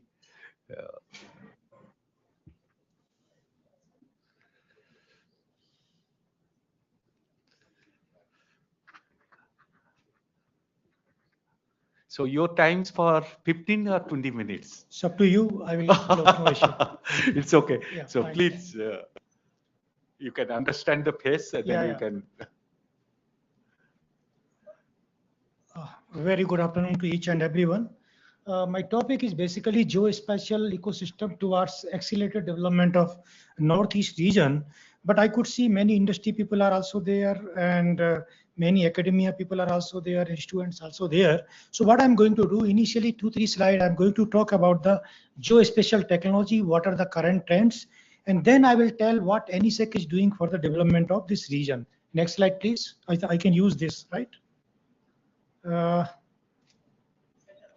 Yeah. So what is geospatial technology? As you are aware, tools and systems that collect, store, and analyze the geographical information. Application of geospatial technologies are incorporated in almost every sector, which includes the natural resource management, disaster risk management, planning of the anything like infrastructure, strategic planning also. Using geospatial technology is comparatively cheaper and simple compared to the old topographic sheets, etc. India geospatial economy is growing with the rate of 12.8%. This is what the literature says. It is expected that it will reach to a value of around rupees 63,000 crore. You can imagine, and it is going to have a lot of employment opportunity. That estimation is around 10 lakhs. You will be surprised to know the current employment in geospatial technology is around 3.5 to 4 lakhs. So huge, that students will have lot of opportunity. Why geospatial technology? It maps the Earth surface, it monitors the surface, create digital world, interpret spatial patterns, analyze the impact of human activity, ease of simulation for the future, location-based services, and it takes the intelligent decisions. But let us see what is the current geospatial ecosystem. What are the current trends? And these few that points are very important for even for startups also, where you can really apply your skill. Constellation of the satellite nowadays has gone, where we were having one satellite, 23 days repeativity. Days was gone. Now we have all the big companies, industries, they are coming up with the constellation of the satellites. They are having 100 satellite, 200 satellite, 300 satellites like that. And this is the future, of the space ecosystem. So large satellite constellation are changing the geospatial ecosystem with enhanced reliability. For example, if you talk about the Northeast region, it is always you have a cloud. But imagine you have a constellation of the satellite, and that it gives the data. Either of one satellite is always there on top of you. So every half an hour you will get the data. So suppose today morning, there was a bright sunshine in NESAC. But at 10 o'clock or 10:15, suddenly rainfall comes. So within that period, we have satellite passage, you will have the data. So reliability of the data will increase, and that is going to help the Northeast region. miniaturization of the sensors because of the technology. We are miniaturizing the sensors, so more payload can go to the space with one satellite. Geospatial and AI. Now it is the geo AI concept. No more geospatial technology. Everybody is talking about the geo AI because artificial intelligence is very, very important to take the decision, to take the intelligent decisions. So geospatial AI producing sharp analytics and solution-based approaches on geographic component in almost real time. Now, another very important, I always say that UAV is very, very important component for your geospatial data collection, and it is not replacing the satellite. Please try to understand. It is complementing the satellite. Wherever satellite data is not possible, you fly UAV, you will get the data. So unmanned aerial vehicle, it is anytime available, on demand available, and high resolution. The resolution of UAVs goes up to 4 centimeter to 5 centimeter. So you can see the difference. Then geospatial augmented reality enabling 3D visualization is another very, very important area. We are really that government and government enterprises, government organizations want from private sector. Kindly look into this. They want you just tell, okay, this is the flow of the traffic. What are the accident prone areas? If you provide them with the virtual reality, they will be very happy to see, and they will really give you the projects also and money also. Then of course, finally the cloud and crowd, they are coming in a big way. You know that cloud computing, so ease of data storage, ease of analysis because of the cloud computing, but data collection, not only from the satellite, not only from UAV, from crowdsourcing also it is possible. So integrating all these, this is the current trends of geospatial technology. So what I want to tell you that technology advancement will be there, and second important thing is that integration of the various data sets and using the intelligent analytics using the AI and deep learning. So this is the main summary of this slide. Fine. So what is the geospatial ecosystem roadmap actually? I will start from beginning only, and number one, actually it started with the National Geospatial Policy 22 and Space Policy 23. It is going to be the game changer, and it is happening now. Second is the enhanced adoption of the Internet of the Things, AI and ML, and it is going to play a major role in wholly transforming the geospatial sector. Why? Because it will give the better and timely decision making. Third, the government mandate for integrating of geospatial technology as part of workflow operations will enhance and drive the geospatial market growth in the country. Currently, it is 38,000 crore, and it is going to be 1 lakh crore. Why I am telling that? Because if you go to any government department, first they will ask the digital data. That is the first thing. But I cannot, NESAC or some government organization cannot provide. It is the industry, it is the startups. They can play a major role, and that's where economy is there. So I'm expecting 1 lakh crore actually. Fourth one is the geospatial technology popularity will continue to increase due to the data accuracy. That is important, leading to better precision and thus increased productivity. It assists in making weighted decisions and allow even more accurate analysis. Fifth point, the geospatial industries.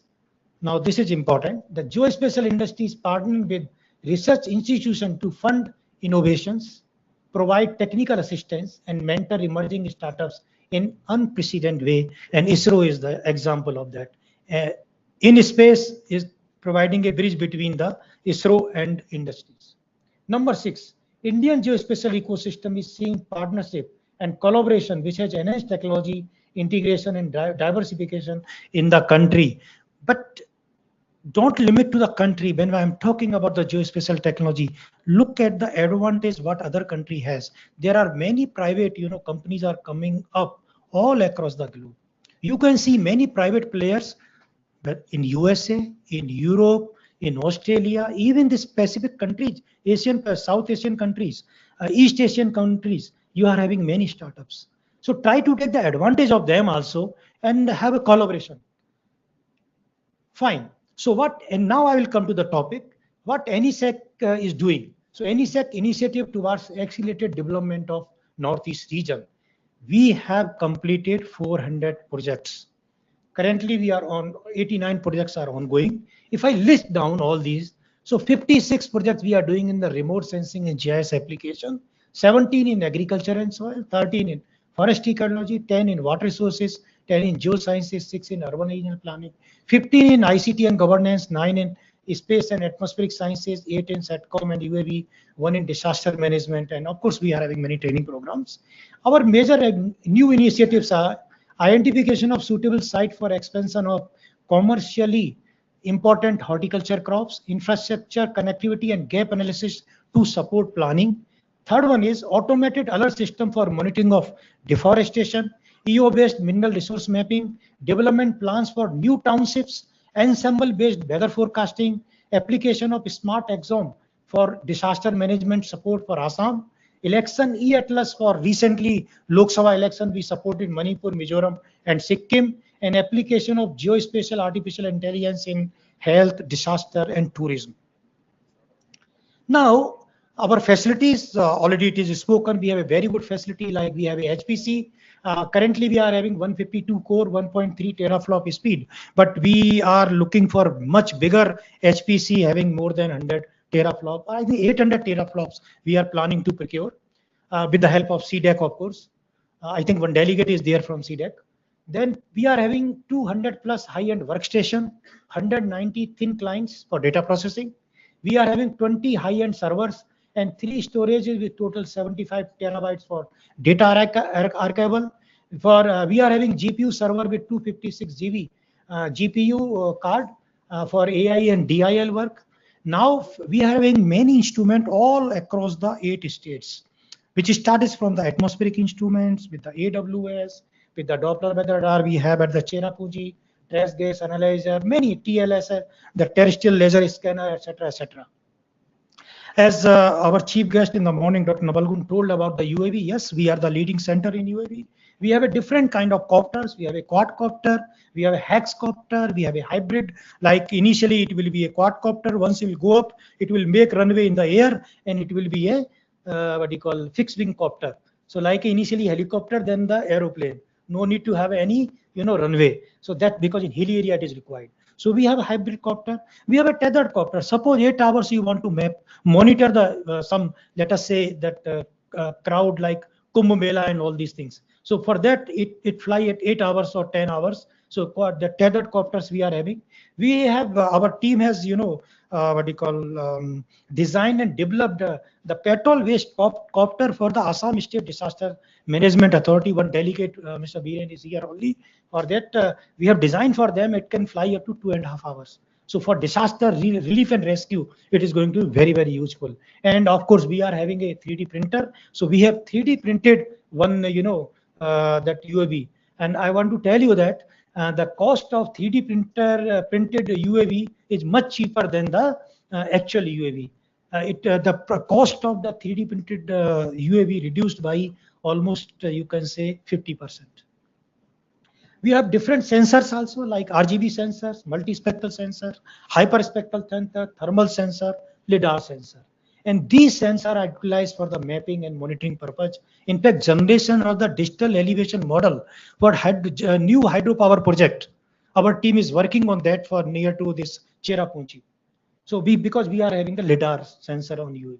And you will not get such type of high resolution DM by any other means other than the UAV. And that's what we are doing.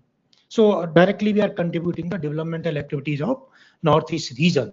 Now, what I will do, we are having many projects, as I told, currently 89 projects are ongoing. We have completed, in last 2 years, we have completed 100 projects. You can imagine amount of work our scientists are doing. I appreciate them. Nevertheless, what I want to do here, I want to showcase few very, very important studies which show that how we are contributing to the accelerated development of Northeast region. The first one, we have identified the potential site for expansion of horticulture crops in 52 priority districts of Northeast region. Map you can see so many places we could able to find out. You will be surprised to know that it is not a small amount. It is few lakhs of hectare land we could able to identify using the space data. Wasteland which can be converted into the horticulture cropland. And you can see because of that only how much socioeconomic condition will improve. And already out of lakhs of hectare we have identified, especially this is the location based we have identified. I'm happy to tell you more than 11,000 hectare has already been cultivated as a horticulture crops. So this is the real development of Northeast region with the space technology. Second one, you will be everybody knows Assam.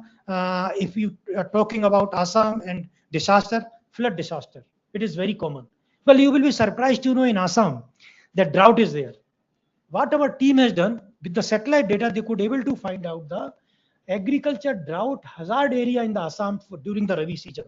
And we are giving this input to the irrigation department.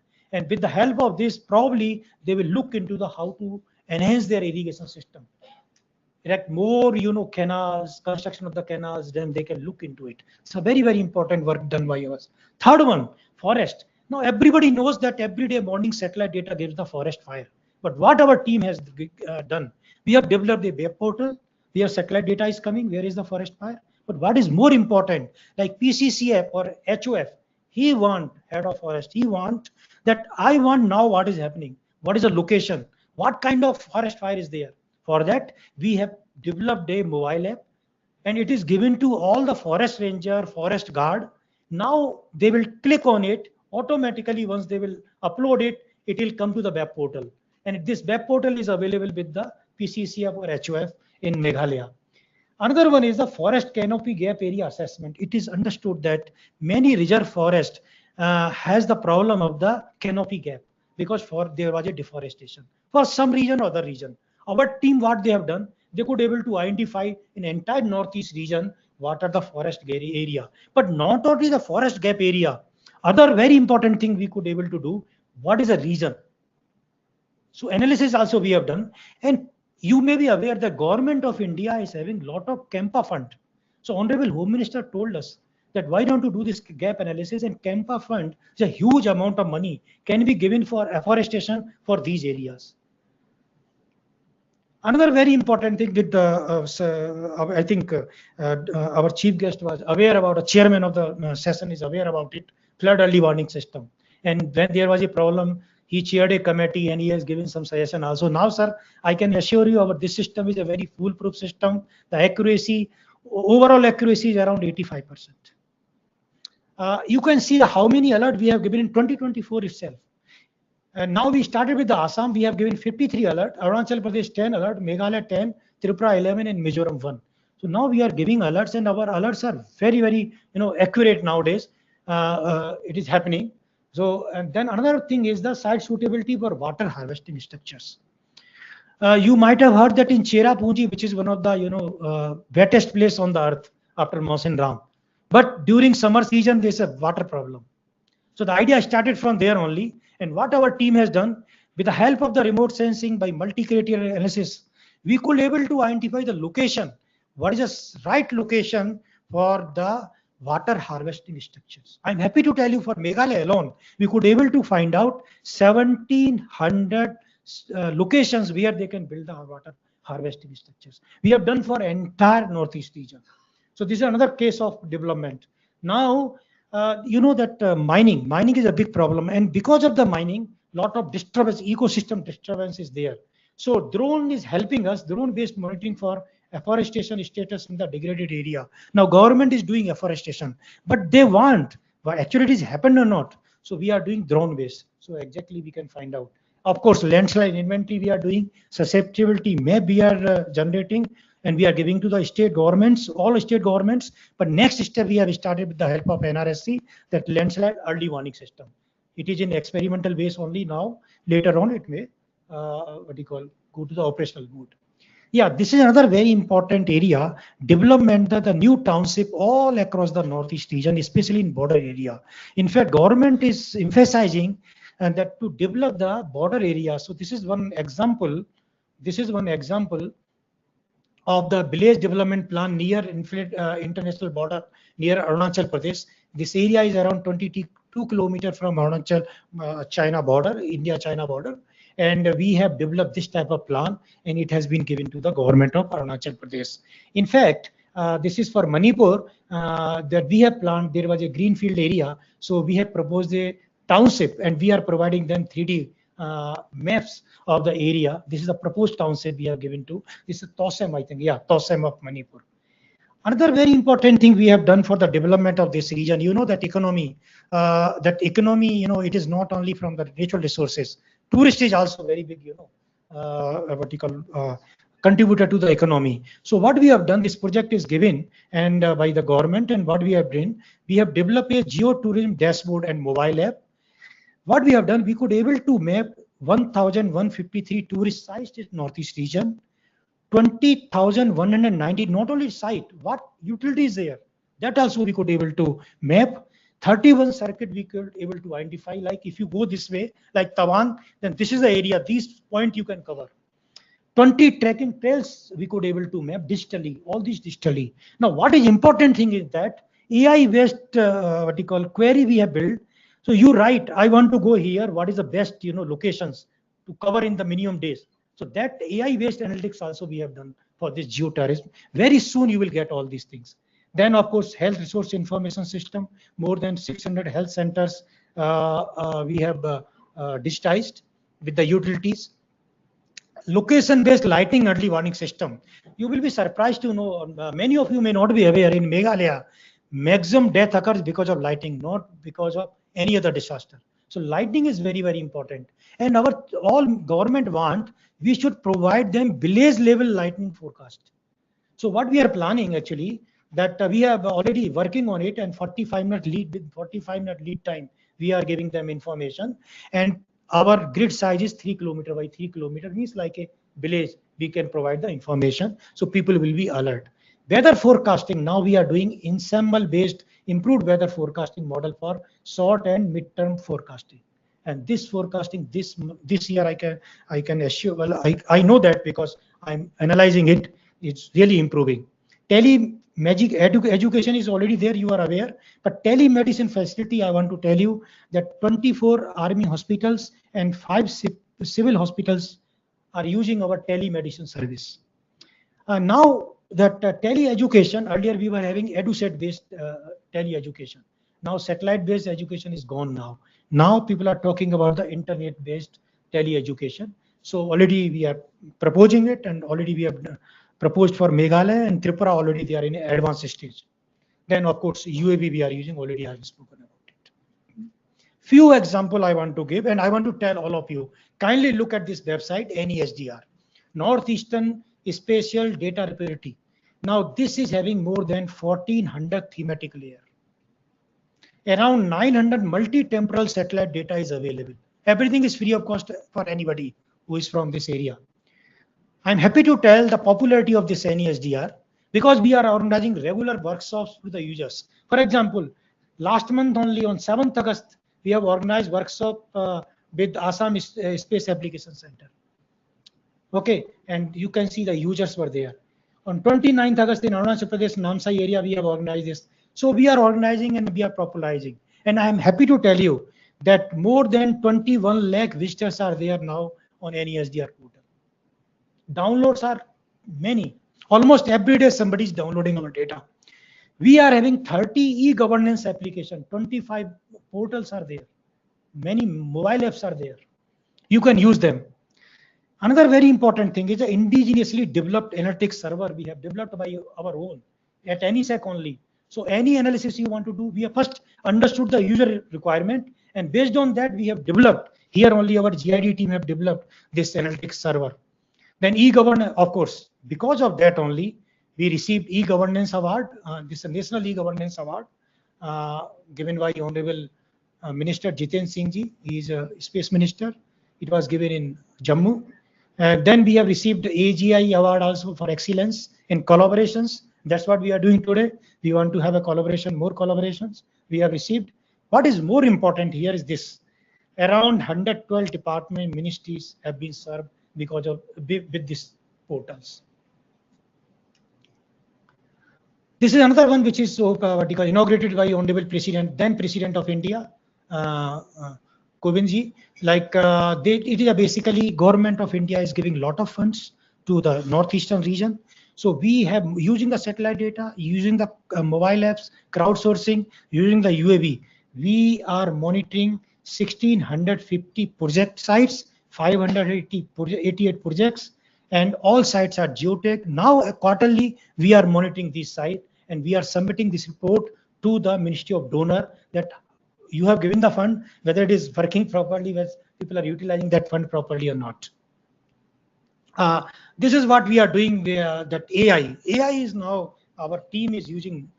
You can see that construction of this road. Now, what is the condition? So you see there is a mobile van, camera is there, and online processing. It will give you portals. There is the location-based portals. Let alone is already captured. So location-based portals like that. We are using it many monitoring of many projects. And in fact, we received Northeast Award for this project for 2023. Yeah, this is another very interesting thing. Now all state governments, 8 state governments are utilizing this facility. Now last Lok Sabha election, the state government of Mizoram, Manipur and Sikkim utilized. What is this basically? This e-Atlas is an election advanced tracking, location-based alert and surveillance system. Basically, there is a portal, there is a mobile app. Now, suppose the proof of this polling officer, they are moving. So that CEO sitting in the capital, he can find out what is the location, whether they are reached to the position or not. If they are not reached, where they are now. So they can track that troop movement, that our polling officers movement, they can track. So that GeoTracker app is there. Incident reporting app is also there. In that, suppose EVM is not working. What he will do, that presiding officer, he will simply open the app, take the photograph, click on it, upload it. With photograph, it will go to the CEO. And then we are also tracking all sector magistrate also. So the sector magistrate are moving. So nearby is sector magistrate having some EVM. Okay. So immediately CEO can decide which is the nearest sector magistrate.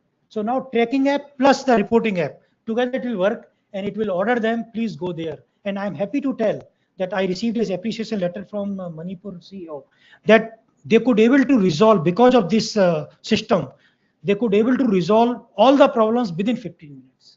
So this is the advantage of this technology. Now tourism activity, already I've spoken about it. This is what we are doing. Now this is another, so as I told you, Geo AI, it is everywhere. Now it's no more Geo, it's a Geo AI. It is everywhere. Look at it. That traffic movement, people movement, and if you have such kind of thing, not only you can identify car, what kind of car you can identify. Not only that, suppose something has happened tomorrow, you can look into it, you can detect which car is responsible for that. So this type of AI you can use in all these areas. So finally, I'll come that we are interacting a lot with all user departments. Look at this user department, state government departments, almost all state government department, central government list is there. I don't want to read it. Public undertaking department, private organization, academia and research institutions. Now I want to increase the list of these private organizations after this NUIN. Thanks to NSpace, they are coming in, and I want to increase this list, private organization list now. In fact, UAV is another thing which everybody, so many organizations, we are serving using the drones also. So that's all I want to tell you. So the way to harness the best benefit for geospatial technology, the data and service need to be disseminated to the last mile in an interactive way. That is important. Second, several geoportals, dashboard, mobile apps developed by ISRO, DOS and NGOs, industries to be utilized by the users, and there is a need for capacity building. So need capacity for leveraging the new data ecosystem effectively. Data should be available real time or near real time. Data should be open. Data should be easily accessible. And Bunidi is the classical example of it, which has been given by NRSC just before my lecture. Digital twin and generative AI for predictive analysis and modeling is the future. Collaboration, and finally, collaboration between government, R&D organization, academia, and industry is the key for holistic development of geospatial ecosystem. That's all from my side. Thank you very much. Thank you. Have a big time. So we'll take just one or two questions because already we're close to 2 p.m. One or two. Yes.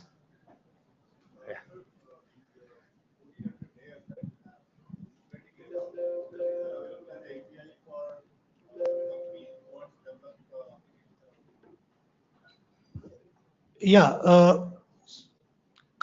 for companies at this moment it is not available, but in future suppose they want, because this data is only for government organization, but because we have to take the permission. For example, one project is funded by one government, let us say Arunachal Pradesh government, so they can get free of cost. But if some private company want to take, then we have to take the permission from Arunachal government. Hello, sir. Any question? Yes, I have something. First of all, congratulations for completing 400 projects. Certainly, Okay. congratulations. So my question is, how NESAC is welcoming private organizations for capturing this flood and disaster-related projects? See, let me tell you very frankly, you need not to have an NESAC in that. We can only guide you how to do that. You have a satellite, you have a private company, you have a satellite data. You do the analysis, you give it to the government. Only thing is we can guide you. Thank you, sir. Others? Okay, so thank you again. Have a big clap for and. Sir, we'll take a few words. Okay, it's a quite interesting sessions, and I don't want to take much time. We have covered a lot. At the last point, what he's highlighted, I'll tell it. After 5 years, we'll talk only in the technology is called digital twin. We'll forget other technology. That's why the technology are copying it. 10 years before, nobody talks about what today we are talking about. Google Earth engines, we're talking about any Northeast spatial data archival systems and all. We are moving from data scale to big data. And we need a machine learning, we need AI, but again, I put a precautions. Our brain is much better than the decision maker from machine learning. So that way, we are the best as a human beings and best cultured peoples in our all over world. And as Naval Kun says, tell that one positive thing is that India really has transformed. Okay, let us not to think about negative, not to think the positive way. Okay, we have a transport, we have to go a mile ahead. That's, I think, when I look at the young generation, they'll take up. We don't have to worry much. So with these few notes, let's thank you again, and let's have a clap to all the speakers.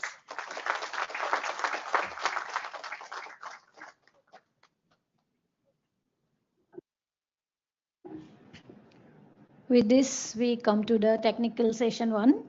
But before ending, we would like to felicitate the respected chair, co-chair, and the eminent speakers of this session. I would like to request Director NESAC, sir, kindly felicitate Dr. Naval Kun sir. He is also a speaker of this session.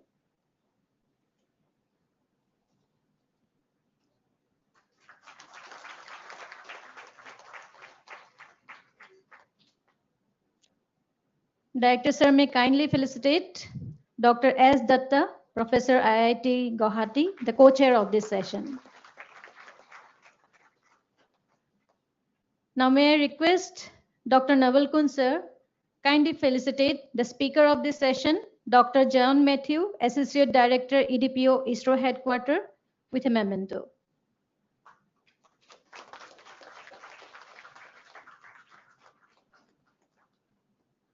Sir, kindly felicitate our director, sir, Director NESAC, with a memento.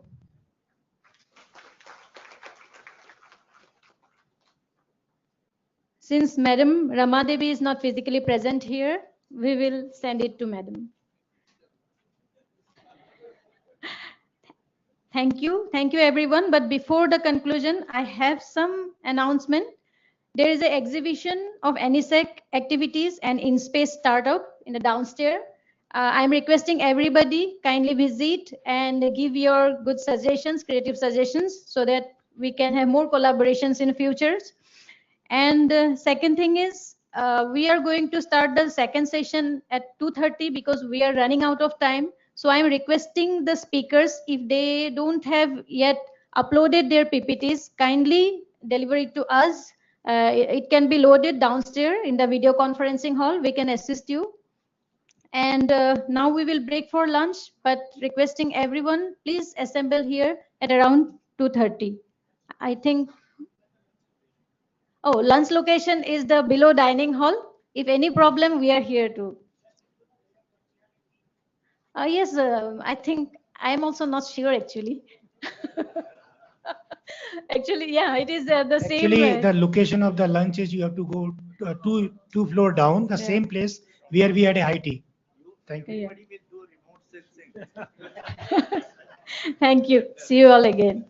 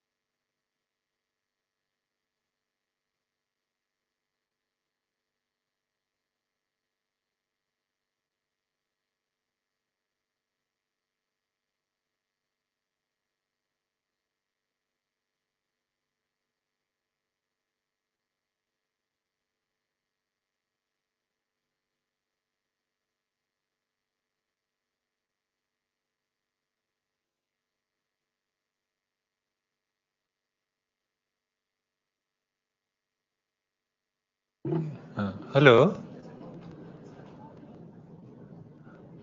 Whoever is sitting second and third row, please come to first row. It looks better. Please come. There is no names. Anybody can sit anywhere. All second row has to be vacated and come to first row. No, जो bags है वो छोड़ दीजिए, बाकी आ जाइए. Please आगे आ जाइए. NDRF team sir आइए. सुचित्रा, आप दोनों आगे आइए. नहीं सेकंड रो नहीं, फर्स्ट रो में. वो आएंगे तो पीछे जाएंगे, जो पहले आप आए.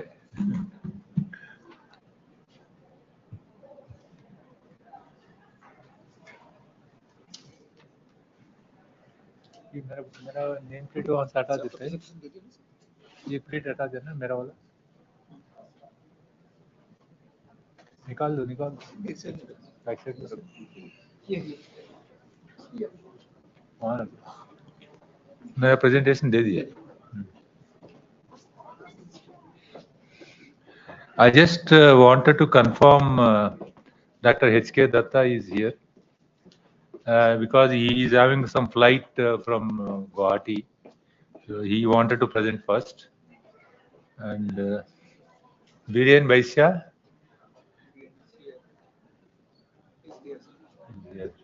So somebody can organize their site. You can ask. Check. Just let us check first. Dr. A. Chakravarti, AHV Department of Assam. You are there. Yeah. Geospatial Technologies in Sericulture. Dr. M. Chutia. You are there. Yeah. So Manipur Election Atlas for Electoral Planning and Monitoring. You are there. You are Muhammad S.D. Khan. Yeah. Usage of space technology in effective governance through need-based. O.N. Singh. You are there. Geospatial Services in Meghalaya, Dr. G. Singh.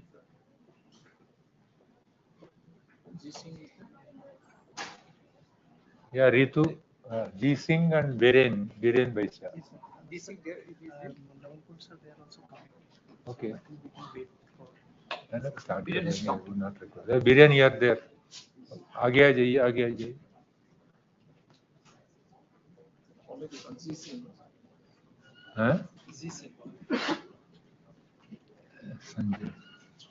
Yeah, we will. I think this session is on understanding user needs and expectations. Arunachal Pradesh, Assam, Manipur, and Meghalaya. So I think first rising sun comes from Arunachal. So we start from Arunachal. Sir, before that, I would like to invite the chair and the co-chair. Not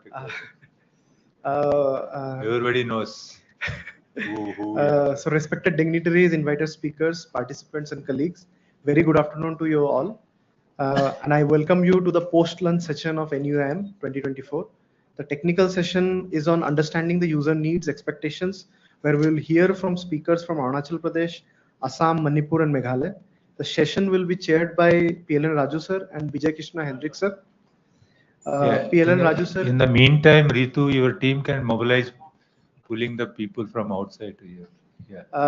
So the technical session is on the user needs of Assam, Arunachal, Manipur and Meghalaya. So PLN Raju sir is currently serving as Special Secretary to Government Assam in Department of Science, Technology and Climate Change with additional charge of Director Assam State Space Application Center. Prior to that, he served as Director NESAC from 2015 to 2021, which concluded his 33 years of service to Department of Space.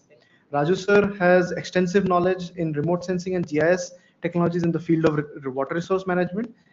With this, I would like to invite PLN Raju sir to be the chair of the session. Thank you. Thank you, sir. Thank the you, co-chair of the session is Dr. Vijay Krishna Hendrik sir, Scientist SG, Head Agriculture and Soil Division with the additional charge of Head Program Planning and Execution Group, NESAC, Sir has extensive knowledge on agricultural statistics and on various satellite applications in the field of agricultural sciences. I would also like to invite you to co-chair the session, sir. Now I formally hand over the session to the chair and the co-chair. The session is for 105 minutes and for the assistance of the chair and the co-chair, a session timer will also be visible at the top. Thank you, sir. 105 minutes. Huh? Yes, sir. Okay. So 240. We'll go up to 4:30, I think. Yeah. Yes. Thank you, Aniket. I welcome all the participant dignitaries and invitees for this session. This session is very important because for the whole crux of that NUIM is how these user departments are getting benefited. So whoever is presenting, anyhow, they'll be talking about from their side, representing the state. And else also maybe later on, the state side, if they wanted any feedback, they can also give the feedback. If the time permits, we can talk. Otherwise, in written also, we can give that so that NESAC can do better services in the coming years. So what I will do is we will take 10 minutes each, 2 minutes or something like interaction. And we will start with Dr. H.K. Datta, Harikrishnan Datta. He will be talking about activities and achievements. So I wanted more than activities, achievements, Dattaji. So you should also tell that what you wanted NESAC in the future. Okay. Okay. So yeah. So I can start now, sir. So very good afternoon. So respected. I request Vijay to keep the time. Yeah, respected Chair, PL and Raju sir. 2 minutes. Respected co-chair, Dr. Vijay Krishna Hendik, distinguished scientists, engineers of NESAC and ISRO, and all the esteemed participation from various parts of the NE region. So my presentation will be on the activities and achievement of Arunachal Pradesh Space Application Center known as APISAC. So myself, Dr. S.K. Datta, heading the center as the director. So genesis of the APISAC is like that, following the mandate of the ISRO, State Remote Sensing Application Center was established in the year 1996. 2016, state government designated the center as a nodal agency for promoting remote sensing, GIS and GS application solution to various stakeholder department and for planning and decision-making process in the state. 2017, SRSEC was emerged as an independent organization directly under the Department of Science and Technology. 2023, in the last cabinet, renamed our center as the Arunachal Pradesh Space Application Center. So mandate, as you know, already that Arunachal Pradesh, as you know, it is a hilly mountainous state endowed with vast natural resources in the form of forest and vegetation, mineral, land and water resources. Equally, our state is affected by earthquake, landslide and floods. So space technology is a very pivotal role in view of the diverse topography, rugged terrain condition inaccessible to many parts of the state, and most important, conservation of our rich biodiversity. So APISAC has been the organization for mapping and monitoring of state natural resources and maintain GIS data repository of thematic information. We share the geospatial data set as per the requirement of the state and the central government department. We act as the centralized location for creating, storing and analyzing, retrieving supply of spatial data. APISAC prepares and update administrative map of Arunachal Pradesh in respect of district blocks and circles as and when required by the state government. Besides, APISAC maintain repository of satellite data as well as geospatial data pertaining to the state. So this is the list of the elaborate list of the few important projects. So like this, most of the projects we take up, which are mostly funded by the ISRO, some are funded by the NEC, our state government also good funding they're giving us. So thus we have become an integral part of the state planning and decision-making process. So these are few very important layer. It was funded by NEC and we prepared thematic information like drainage, forest, lithology, land use and cover slope, soil resources, and on 1:50,000 scale. Like this, we have prepared disaster management information system addressing 3 disaster, earthquake, flood, and the landslide. So as, under Rajiv Gandhi Drinking Water Mission, also groundwater prospect map we generated for entire Arunachal Pradesh on 1:50,000 scale. So this is one very important project. When we found that the 50,000 scale map is not sufficient enough for local level planning or the micro level planning, then we submitted proposal to the state government. They approved this project, that is large scale hydrogeographical mapping of Itanagar capital region covering around 240 square kilometer. So in fact, technical guidance and quality checking was done by NRSC, and also participating organization PAC and Water Resource Department of the Government of Arunachal Pradesh. Basically, it's a 10,000 skill mapping that was prepared and submitted all documents and maps and other deliverables to the State PhD Department in a meeting held on 20 December 2020, wherein our Secretary Science and Technology shared that meeting, in which the representative Dr. Saha from NRSC and Dr. S. Singh from NESAC also present there. In fact, Dr. I.C. Das, Group Director of the NRSC, he urged all the state of Northeastern region to adopt this technology on 10,000 large-scale mapping of hydrogeographic mapping in all the state. So wetland mapping, as you all know, mostly these are the activities, common activities for all the state remote sensing application center. This is known as National Wetland Inventory and Assessment under SARITA scheme. It's funded by Ministry of Environment, Forestry, Climate Change and Space Application Center. Basically, mapping of data of natural and man-made lakes, bone ox, bow lakes, meander, glacial lakes, high altitude lake like this on 1:10,000 scale. Apart from this, we have done mapping and change analysis on 1:50,000 scale. All these databases are now available in bedas.sec.gov.in portal.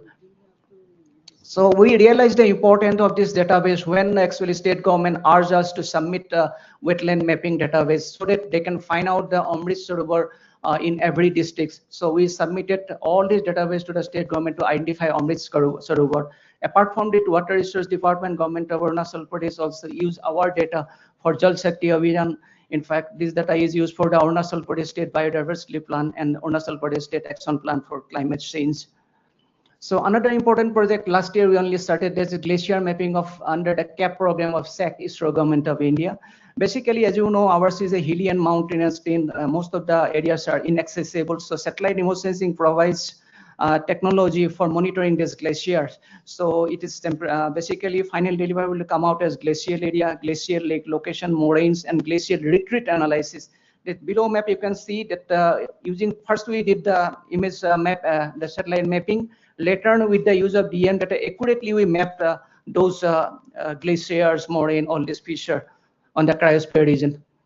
In fact, we have completed already, sir, phase 1 and phase 2 of the monitoring of snow and glacier of Himalayan region.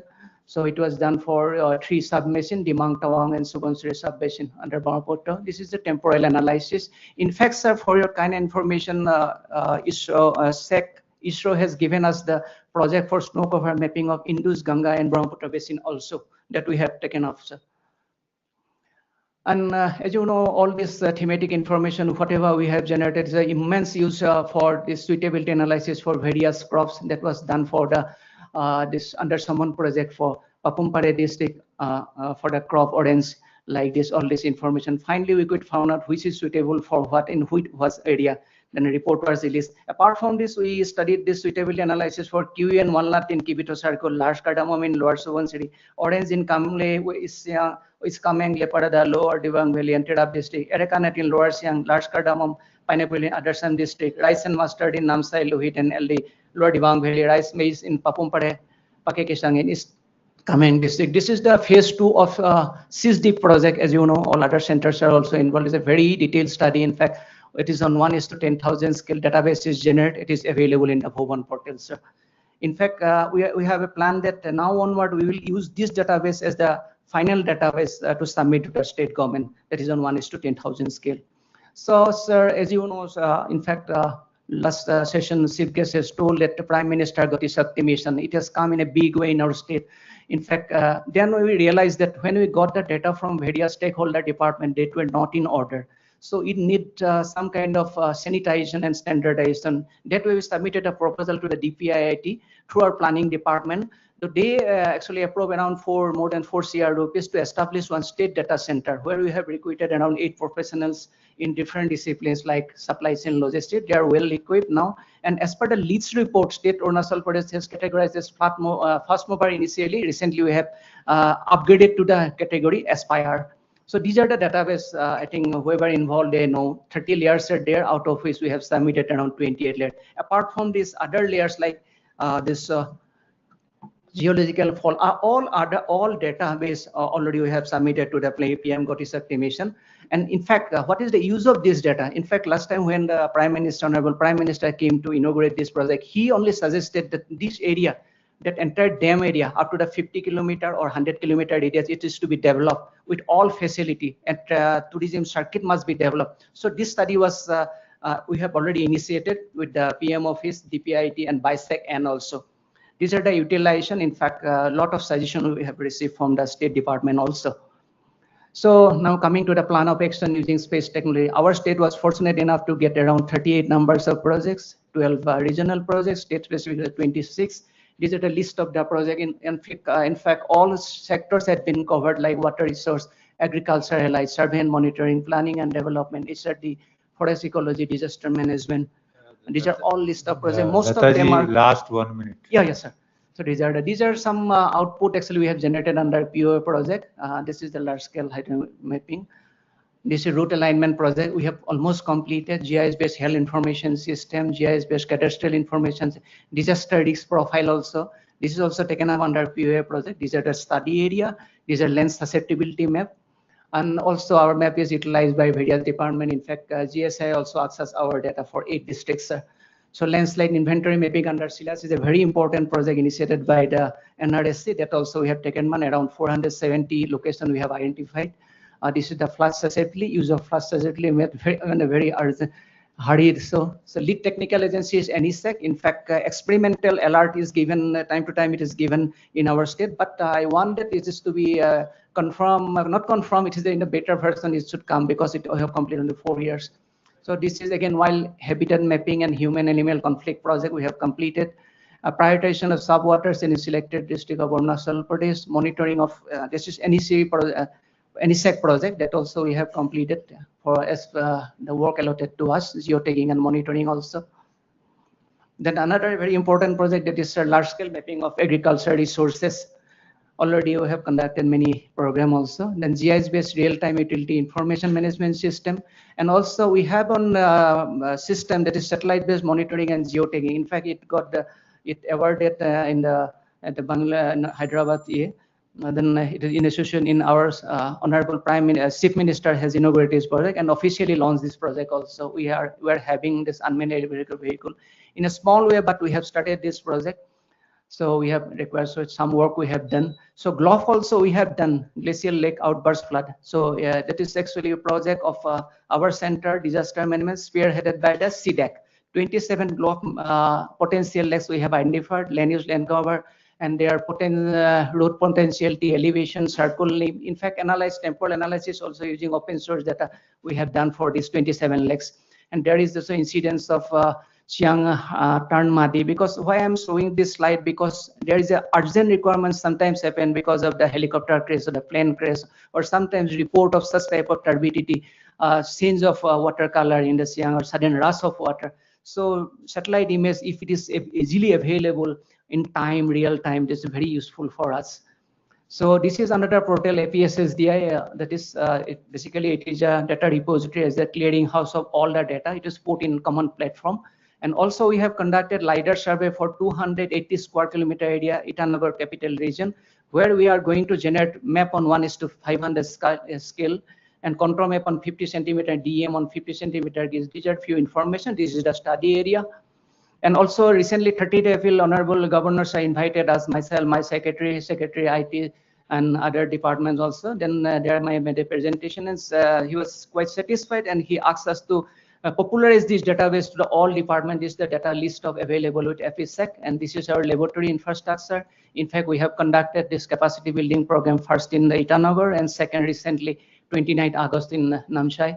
So we have signed an MOU with NESAC on 20 December 2000 in order to get better input from the, always we are receiving the immense support from the scientists and engineers of NESAC, but still we're also involved in the interstate boundary of Arunachal Pradesh with Assam, neighboring state Assam. So we are also doing that work, and thank you very much for patiently hearing, sir. I was in a hurry, sir. Yes. Sir, thank you. So anything specific to NESAC?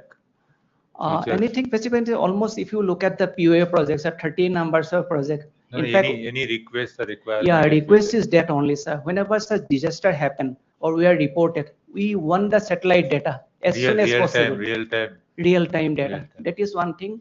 Then another thing is the mineral resource inventory. Last time our honorable CM sir also raised these things. These are a few things. Maybe you can give in writing also, so that when they make Yes, minutes, sir. Now, because of the recent geospatial policy, we have easy access you are to. doing excellent work, I think. I think Subhashis Datta was mentioning that time. Digital twin is the future of the day, and we are the first state to start digital twin of Itanagar. Congratulations. Thank you, And sir. also, yeah, any specific question from anybody?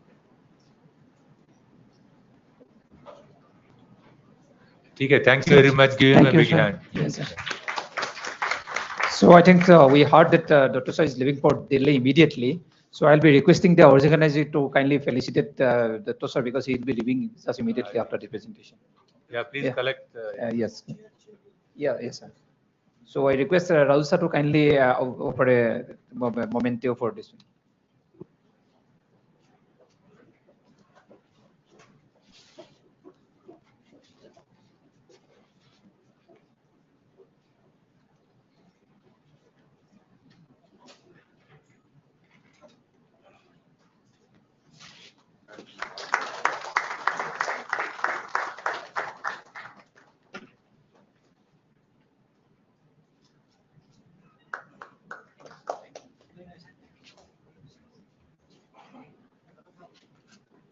Now I'll request Viren Vaishya, the role of ASDMA and DRR using geospatial. We have limited to 10 minutes. I'll speak last. अब कहाँ ये 10-15 minute ले लिया कहाँ है मैं आपको torture करूँ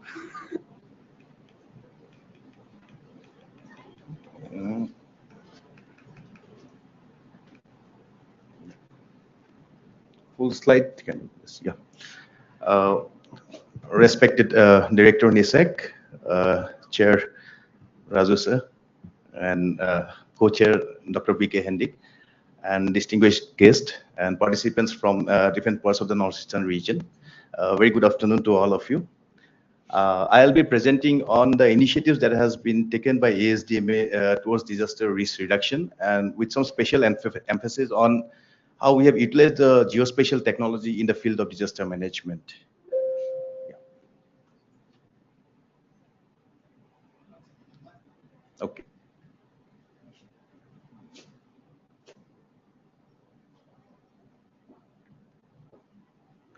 Yeah. So the contents will be about ASDMA, the vulnerability of the state to natural disasters, then ASDAMA's leadership for DRR, ASDAMA's approach towards the geospatial technology, the challenges and the way forward. So I'd just like to start my presentation, the brief introduction about the ASDMA. The ASDMA was formed in 2007, and we have a state headquarters at Dispur, followed by the district disaster management authorities, which are operational in all the 35 districts of Assam. And Honorable Chief Minister of Assam is the chairperson, followed Chief Secretary is the State Executive Committee. In fact, the State Executive Committee, through the State Executive Committee, we carry out all the activities of ASDMA. And we work in close coordination with all the knowledge institutions of the state, the central government agencies also. And ASDAMA is fully responsible for all the disaster management, preparedness, mitigation, then capacity building, early warning, other activities. So in brief, I would like to show the ASDAMA organogram. We have the chairperson, which is the Honorable Chief Minister, followed by the Vice Chairperson. Revenue Minister is the Vice Chairperson. Then the State Executive Committee headed by the Chief Secretary of Assam. Then the CEO. And we have got 4 wings. We have got the communication wing, the DM wing, the project wing, and the admin and finance wing. So basically, we carry out all the project activities under these 3 wings only: communication, DM, and project wing. So coming to the vulnerability of the state, in fact, you can name any kind of disasters, and we have in the state of Assam, except the cyclone, but that is also in the form of a storm. So we have problems with floods, landslides, storm, earthquake, lightning and thunderstorm. River erosion is another major problem in our state. And recently, we have been facing the problem of drought also. So now these are some of the initiatives that ASDMA has taken from the disaster risk reduction. And whenever we take up any initiatives, we ensure that these are lined up with the 4 priorities of the Sendai framework. So the 4 priorities of the Sendai framework are understanding the disaster risks. Understanding the disaster risks, we have carried out so many activities like flood hazard atlas, status survey of hospitals and schools, so many activities we have taken up. And another priority is the strengthening disaster risk governance. There also we have carried out the DM rules and manuals, standard operating systems, everything is in place here. Then under the investing in the DR for resilience, these are the activities that has been taken up by the state. And towards preparedness for response and build back better, we have got early warning systems, flood preparedness, stakeholder consultations. So all these activities are carried out in consultation with different stakeholders also, and in line with the 4 priorities of the Sendai framework. Now, ASDAMA's approach to the geospatial technology, in fact, we have been extensively utilizing this geospatial technology in disaster management. And I must thank to NESAC, because most of the projects that has been carried out by ASDMA is in association with Northeastern Space Application Center. And we basically conceptualize the projects, and that is being implemented by NESAC. We always take the support of NESAC in most of the projects. So the first project that we carried out is the Flood Hazard Atlas. As you are all aware, the flood is a perennial problem in our state. But you'll be surprised to know that till 2010, we didn't have any database on the flood-prone areas. That's how we approached National Remote Sensing Center, Hyderabad. And together we came up with the first Flood Hazard Atlas for the entire country, in the entire country. In Assam, actually, Assam was the first in the entire country to come up with the Flood Hazard Atlas. And now this has been again we released the Flood Hazard Atlas in 2015 with 18 years of satellite data, and now we are updating, and very soon we'll be releasing the 26-year data Flood Hazard Atlas. So this Flood Hazard Atlas is extensively utilized for our different projects. In fact, for any planning purposes also, we are utilizing the Flood Hazard Atlas. Then mapping of open spaces. We all know the importance of open spaces because it plays a very important role during rescue and recovery operations. In case there is a disaster, then the district administration faces a lot of problems to identify where the open spaces are there. So that is how we initiated this project, and then we mapped all the open spaces in all the 35 districts, especially the towns. All the major cities, the open spaces has been identified, and with the help of Assam State Space Application Center, we carried out this project also. Then this is another unique project which we carried out with the help of Northeastern Space Application Center. Till, as I told you, Water Resource Department have the river in a map form, but they didn't have it in a digital form. So we initiated this process, and we could map all the rivers across the state. Not only the rivers, the source of origin of the rivers, that plays a major role also. So we identified all the informations district-wise on the river networks, then embankments, water level, catchment area, everything was mapped, and even a digital platform was also developed by NESAC. And this is really useful to Water Resource Department for preparing their own DPRs now. So this is how we are utilizing the River Atlas. This is another project which we have undertaken very recently with NESAC. One of the major problems in our state is the release of water from the upstream catchment. Now, whenever they release the water, they used to inform the administration that so much cubic or cubic of water is released. But the administrator doesn't find it, they find it very difficult because they don't know means how much cubic is going to inundate how much area. So for that reason, in fact, we thought that we should come up with a flood simulation model, which will help the administrator in understanding that if this much cubic of water is released, how many villages will get inundated, so that the response forces can be deployed accordingly. So this is how the project we have initiated with NESAC, and it has not yet been completed. Apart from that, during the flood season, we always get the support from NRC Hyderabad. They provide us the data and on the flood inundated areas, which we overlay with our village boundaries, and then we distribute it to the districts also, because the administrators really require this kind of maps. And NESAC also does the value addition. They provide us a report how much agricultural area has been affected.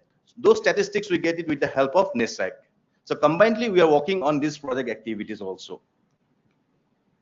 Yeah, we are also using UAV technology since very recently only, and I should again thank NESAC, because through NESAC only we have started, we procured different kinds of UAVs.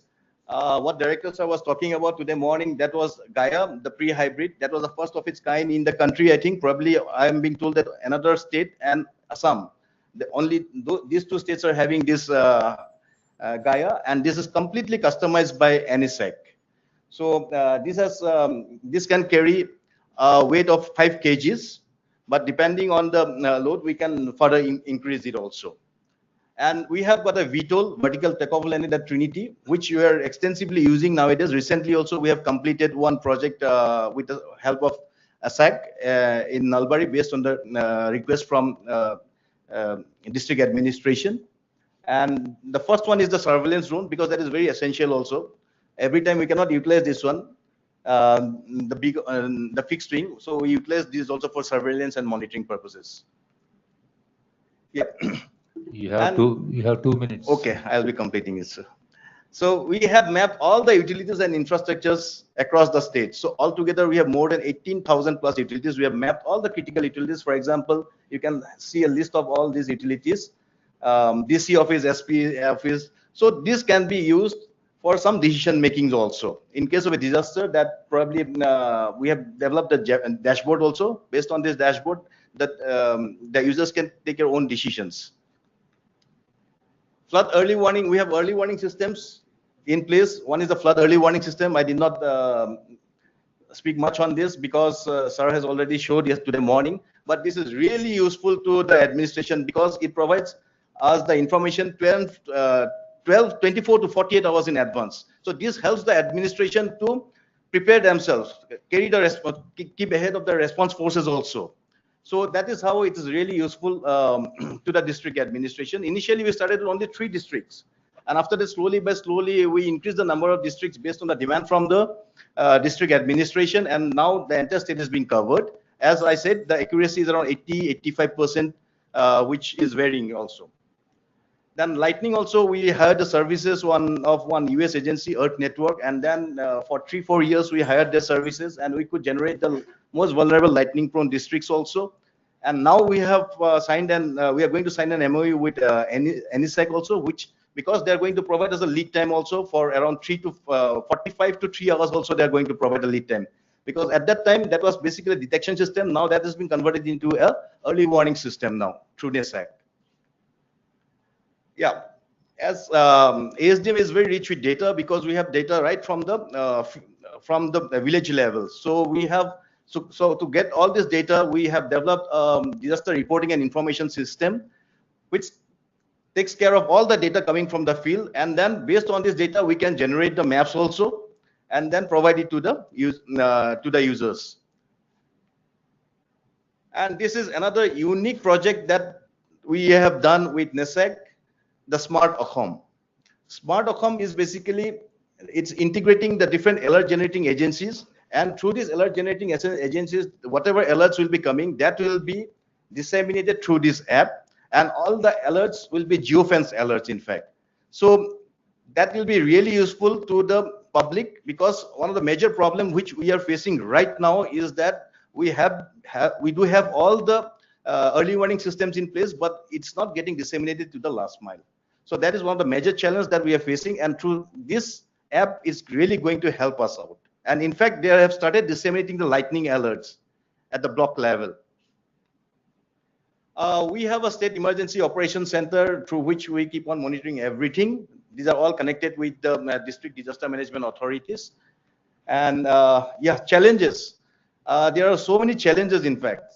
One on the interoperability of the data, but one major challenge which I have faced that whenever disaster strikes, And if we keep on calling the different line departments, we don't get data.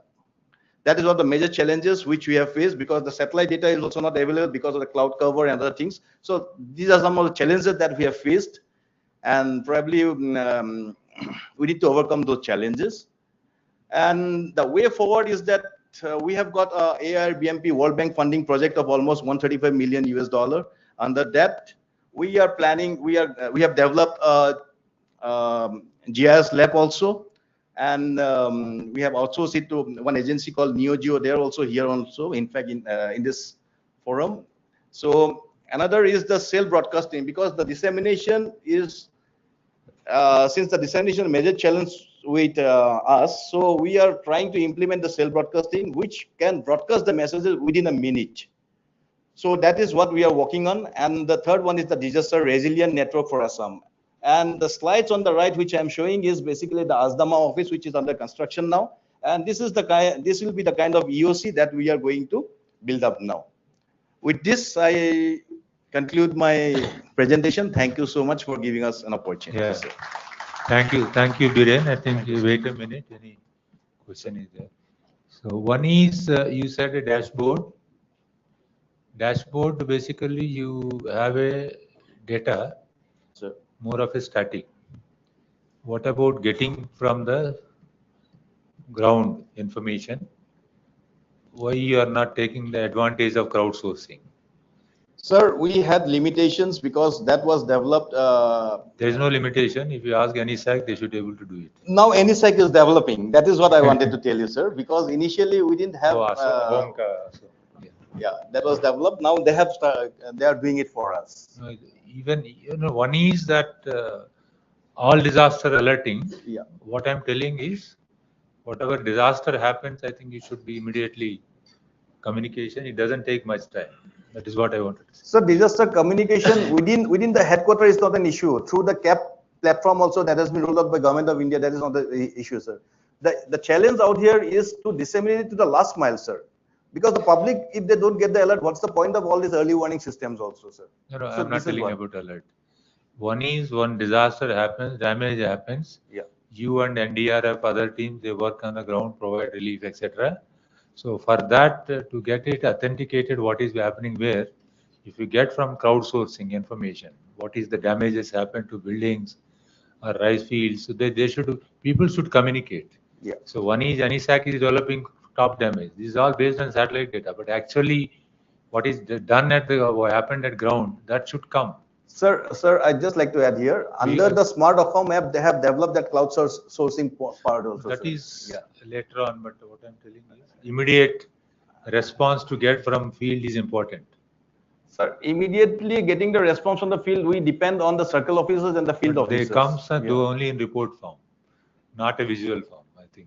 Yeah, report form basically through the dreams it is being taken care of. And No, yeah, I think you got my point. Yeah, I got it, sir. You should take into care of it. Yes, definitely.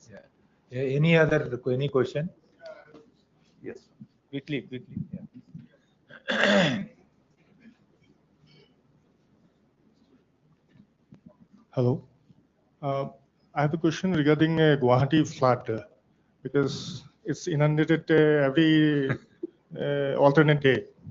So what activity ASDM is doing to assess the flood or the what is the drainage capacity Guwahati has and how much rain that a particular city He can understood, bear. I think.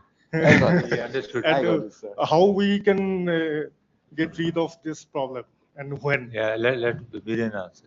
Yeah, sir, let me clarify that the Guwahati urban flood is not, we are not supposed to take a look after the Guwahati urban flood. That is being looked after by Dohua. That was made clear by the government of Assam only at that point of time. Chief Secretary, sir, initially, they have given their role to the Dohua actually. And regarding the early warning, sir, I can tell. Dohua is basically of Urban and Housing and Urban Affairs. Yeah. So GMC is taking care of those things, sir. So we are not supposed to look into the Guwahati urban flood.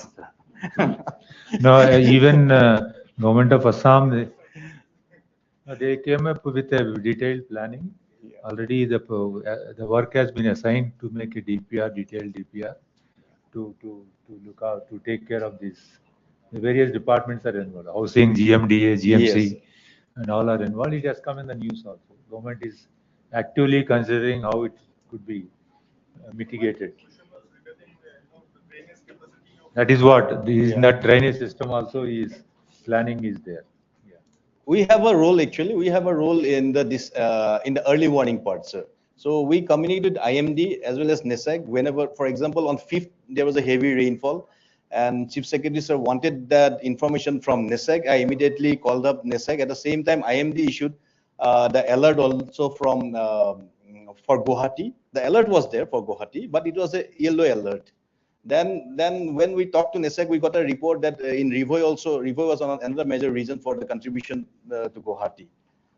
So those were the things which we could make it out. Yeah, thank you, Biren. So, thank you, sir. Give him a big, yeah, one last. Yeah.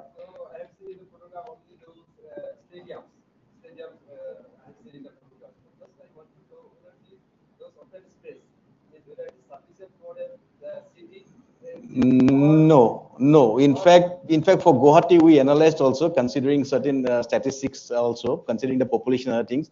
Means if a major disaster happens in Guwahati, you'll be surprised that there is no open space at all. And even we made a change detection study also recently, and we found that the open spaces are decreasing again. So Yeah, thank you, Biren. Thank you. Give him a big hand. Thank you. Very nice presentation.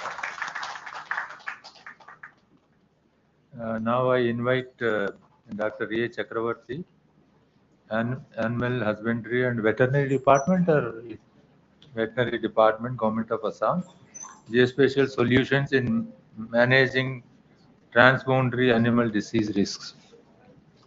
Sir, floor is yours, 10 minutes. So respected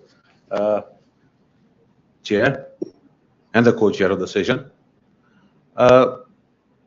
So I think it's a new thing to use the geospatial solution in managing transboundary animal disease.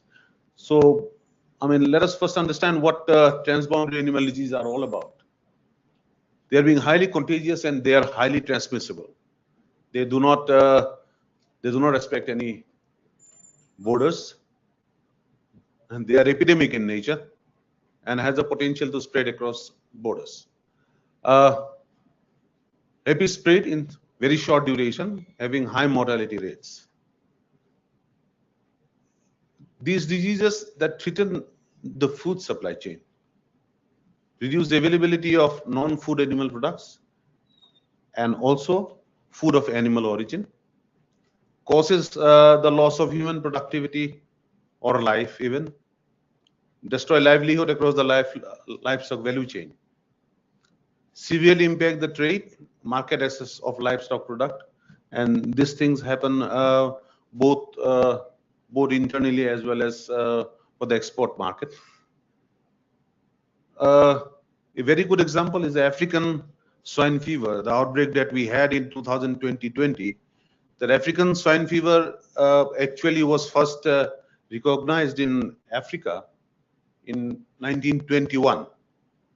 But then it was localized to Africa. Suddenly it started spread to Europe, to Asia, and then we had the first outbreak in the country through Assam and Arunachal, which led to death of many pigs within a matter of weeks. And that was again a very and this disease has a Government of India guideline stating that all animals tested positive for African swine fever needs to be culled and buried. But at the time when it was detected and one control and containment started, Assam was in floods.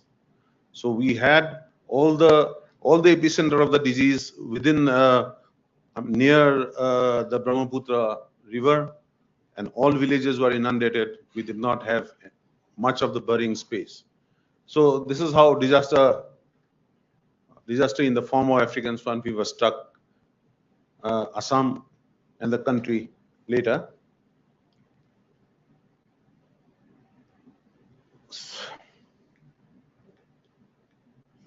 Sorry.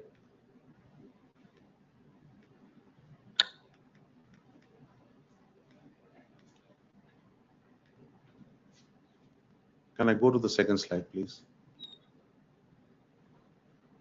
Second slide. Okay. Third, yeah. Now, how do we contain an outbreak, and how do we mitigate it? It's like the disease has to be reported.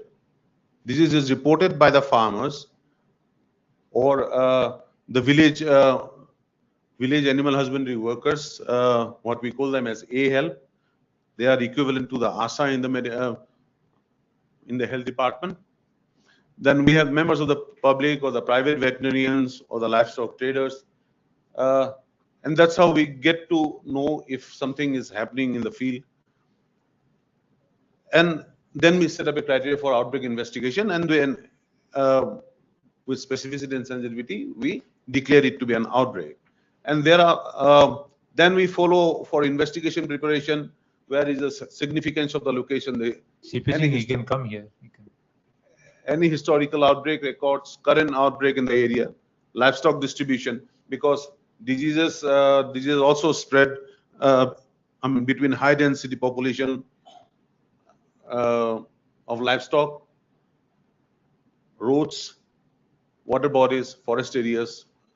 And also we were very lucky because the disease was much, it did not spread much because of the COVID-19 situation, lockdown that we had in 2020, because all the vehicle movement as well as the trading of animals through the road was not occurring.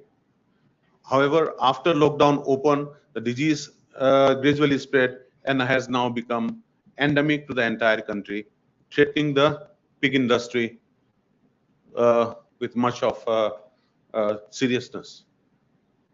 But this disease information from complainant and transportation of samples to the laboratory, allotment of veterinary official and teams in consultation with the district authorities, it's these all takes times for the mitigation measures. And then from field information gathering, the animal details, total animals in the in the area that needs to be culled, or the total animal that needs to be surveillanced, these all need to be worked out, and the geographical location of the disease, positive and negative, between the herds, or the chances of spread of disease between one herd to the other. So this is how the normal process goes in, and it is quite a time intensive, and the mitigation takes time and resulting in more spread of disease to a susceptible host. And then we have the Government of India guidelines of infected zone, which is a 1 kilometer zone from the point of source of the origin of the outbreak, and all the animals, susceptible animals within that 1 kilometer zone are culled. Then we have a surveillance zone of 10 kilometers from the infected zone, and then we have a disease-free zone. This is the concept of zoning. However, for a typical, this may be a typical pig farm, and this disease also takes into account much of the biosecurity concern, because the disease more or less travels, because this is a in contact disease. A healthy pig needs to come in contact with the diseased pig to get the disease.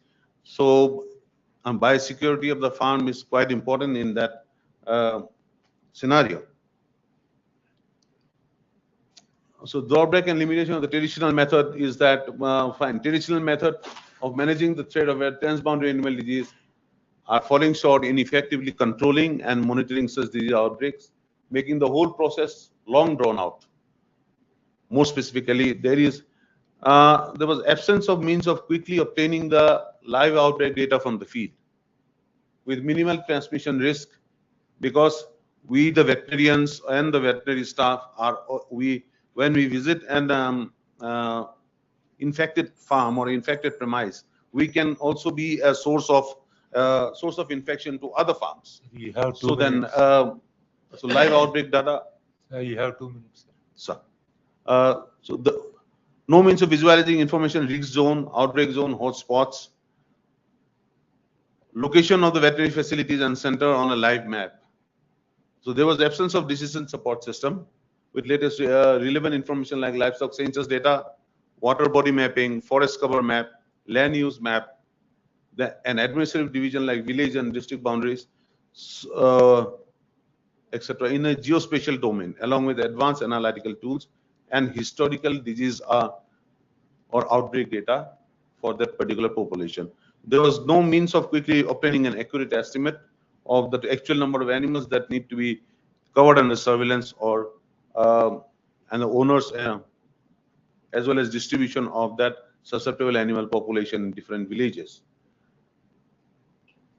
Based on this, an intervention that TED or the transboundary animal disease decision support system was thought of developing a comprehensive historical livestock census database integrated in a spatial domain at village level for Assam of five major species: cattle, buffalo, sheep, goat, and pigs.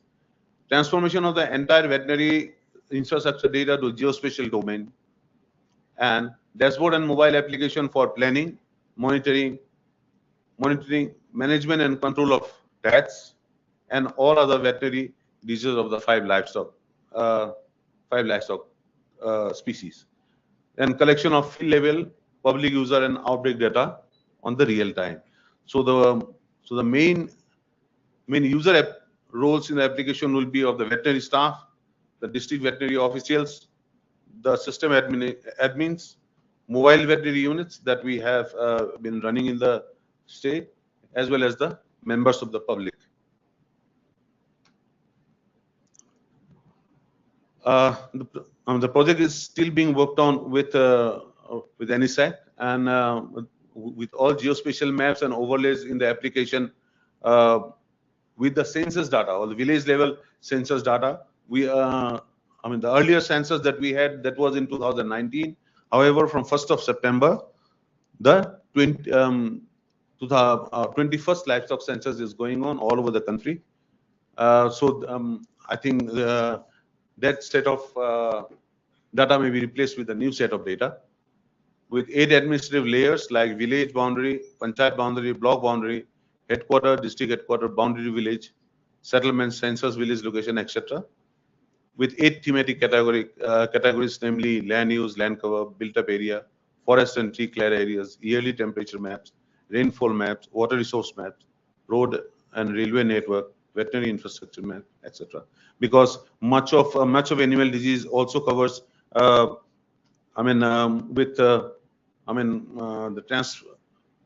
spread of disease is also related with temperature, rainfall, and other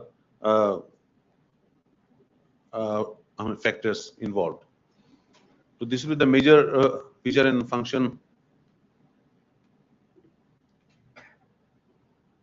Thank you, sir.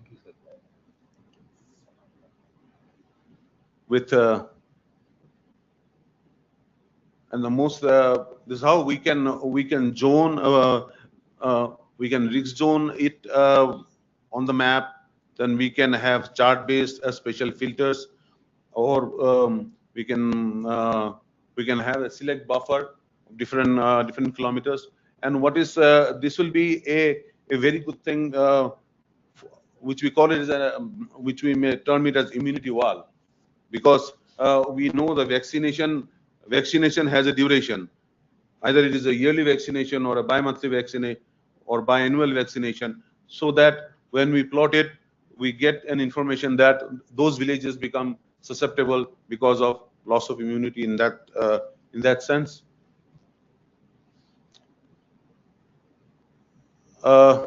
Benefits and current status can complement the existing system. The platform ready for obtaining the live outbreak data from the field with with visualizing information like risk zone, outbreak areas, hotspot, alert, and veterinary facilities and centers, and provide a decision support system with latest relevant information like livestock sensors, which can be based on the layer and develop a kind of chloro path maps. Offers wide obtaining an accurate estimate of the actual number of animal owners and animals owned, distribution, etc. So, I mean, the current status is we are working on the decision support system with a future plan of integrating with the national database, which we have in the name of Bharat Pashudhan, implemented by Government of India as such. Thank you, sir. Thank you. Any question from anybody?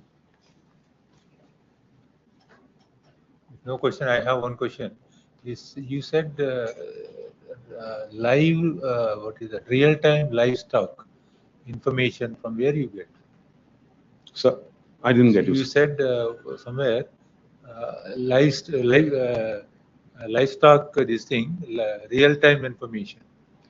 This is all database based on information provided to NESAC, but is it updated in real time?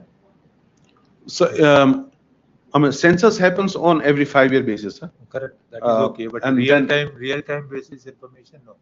Real-time basis. I mean, in that sense, real-time will be. Somebody will provide from mobile. From the mobile application, the farmers will provide in. Okay. I mean, which will be again. I mean, farmer will have a set of questions or FAQ set of questions where we can then generate a. I got your point. Another is you said the disease spreads from pig to pig. So you said the disease spread from pig to pig, etc. Yeah. The affected one will transmit it to other one. But how this land use, land cover map, water body map, is there any role for this disease spread?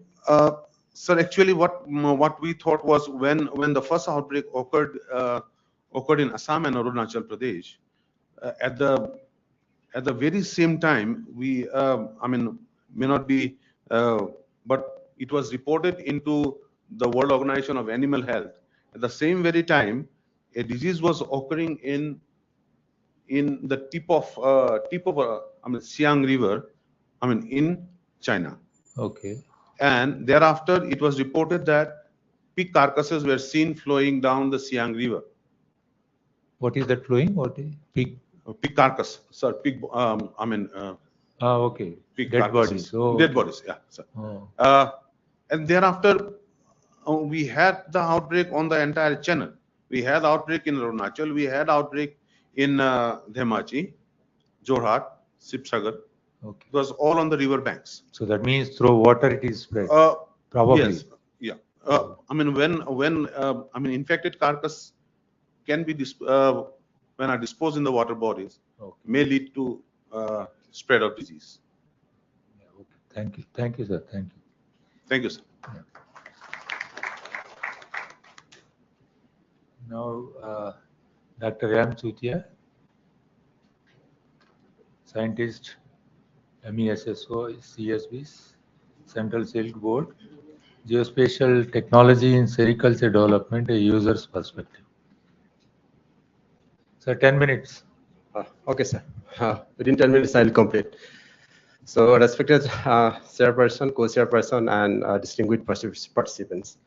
Although this session is for state specific, so anyway, since I am from Central Silk Board, so I'll be probably covering the Central Silk Board as a whole.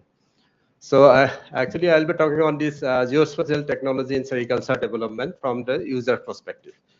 So just before going to this geospatial technology in sericulture, just I want to give a glimpse of the sericulture sector in India. So as a sericulture sector, you can see this is year-wise. So in 2023-24, if we consider, so as of now, we have around 2.69 lakh hectare of mulberry plantation, but we don't have data on Tasar, Muga or AD host plant. That we exactly don't have. But anyway, the raw cell production is around 42,000 metric ton for this year. Last year almost we have achieved 40,000. And also you can see this productivity improvement and employment as of now in lakhs, it is almost 1 crore. So this is in brief the sericulture sector in India. If we talk about the sericulture, which are the states involved in the sericulture? So if you see the mulberry, almost many states like Karnataka, Andhra Pradesh, West Bengal, Assam, Maharashtra, Manipur, Mizoram, Manipur, UP, almost many states are practicing mulberry culture, but very mainly in Assam, Meghalaya, mainly in the northern states, and including Gujarat, Bihar, West Bengal, and Andhra Pradesh also. And especially Muga only in Assam and in the neighboring areas, Meghalaya, Mizoram, Nagaland, Arunachal Pradesh, and West Bengal, and Tasar mainly Chhattisgarh and Jharkhand, and also a little bit of Orissa, Madhya Pradesh, they are practicing. Then Oak Tasar, especially in Manipur, and also in Uttarakhand, Nagaland. So whatever it is, if we consider this geospatial technology, so all those states, anyhow, CSB is covering. So what we did initially, yes, now just want to, so the background means you all know this remote sensing GIS, GPS has been playing an important role for planning, development, and monitoring of the sericulture. So CSB in association with NESAC, in CSB actually we don't have any GIS or such type of space technology lab. So we are collaborating only with NESAC. So with the NESAC collaboration actually, it is since long back from 1998. So NESAC with Central Silk Board has developed mobile-based application, dashboard system, and through this actually we are able to monitor precisely and timely monitoring of different activities in sericulture sector, especially for assessment, development, and management of the area, especially the plantation area, and also disease forewarning, and especially the DOT of the CSB asset. And now it is not only CSB asset, it is State Department assets also. So initially in this, in one of the projects, identification of potential area for silkworm food plantation. So this project was especially in 3 different phases. So initially 41 districts were covered, covering all, 8 states in northern states, and later on 67 districts of 5 traditional states of Andhra Pradesh, Jammu, Kashmir, Karnataka, Tamil Nadu, and West Bengal were covered, and 11 other non-traditional states like Bihar, Chhattisgarh, Jharkhand, Himachal Pradesh, Kerala. Those states were also covered just to find out the potential area for silkworm food plant so that the food plant can be raised and sericulture practice can be done. And the phase 2, 20 districts covering all 8 states of northeastern region, and also 50 districts in 17 other states. And phase 3, 17 districts of Assam, 17 districts, 13 of Assam, and 4 Meghalaya districts, which were covered in this project. So this has already been, a third phase is going on. The second phase is completed. And I have to go back.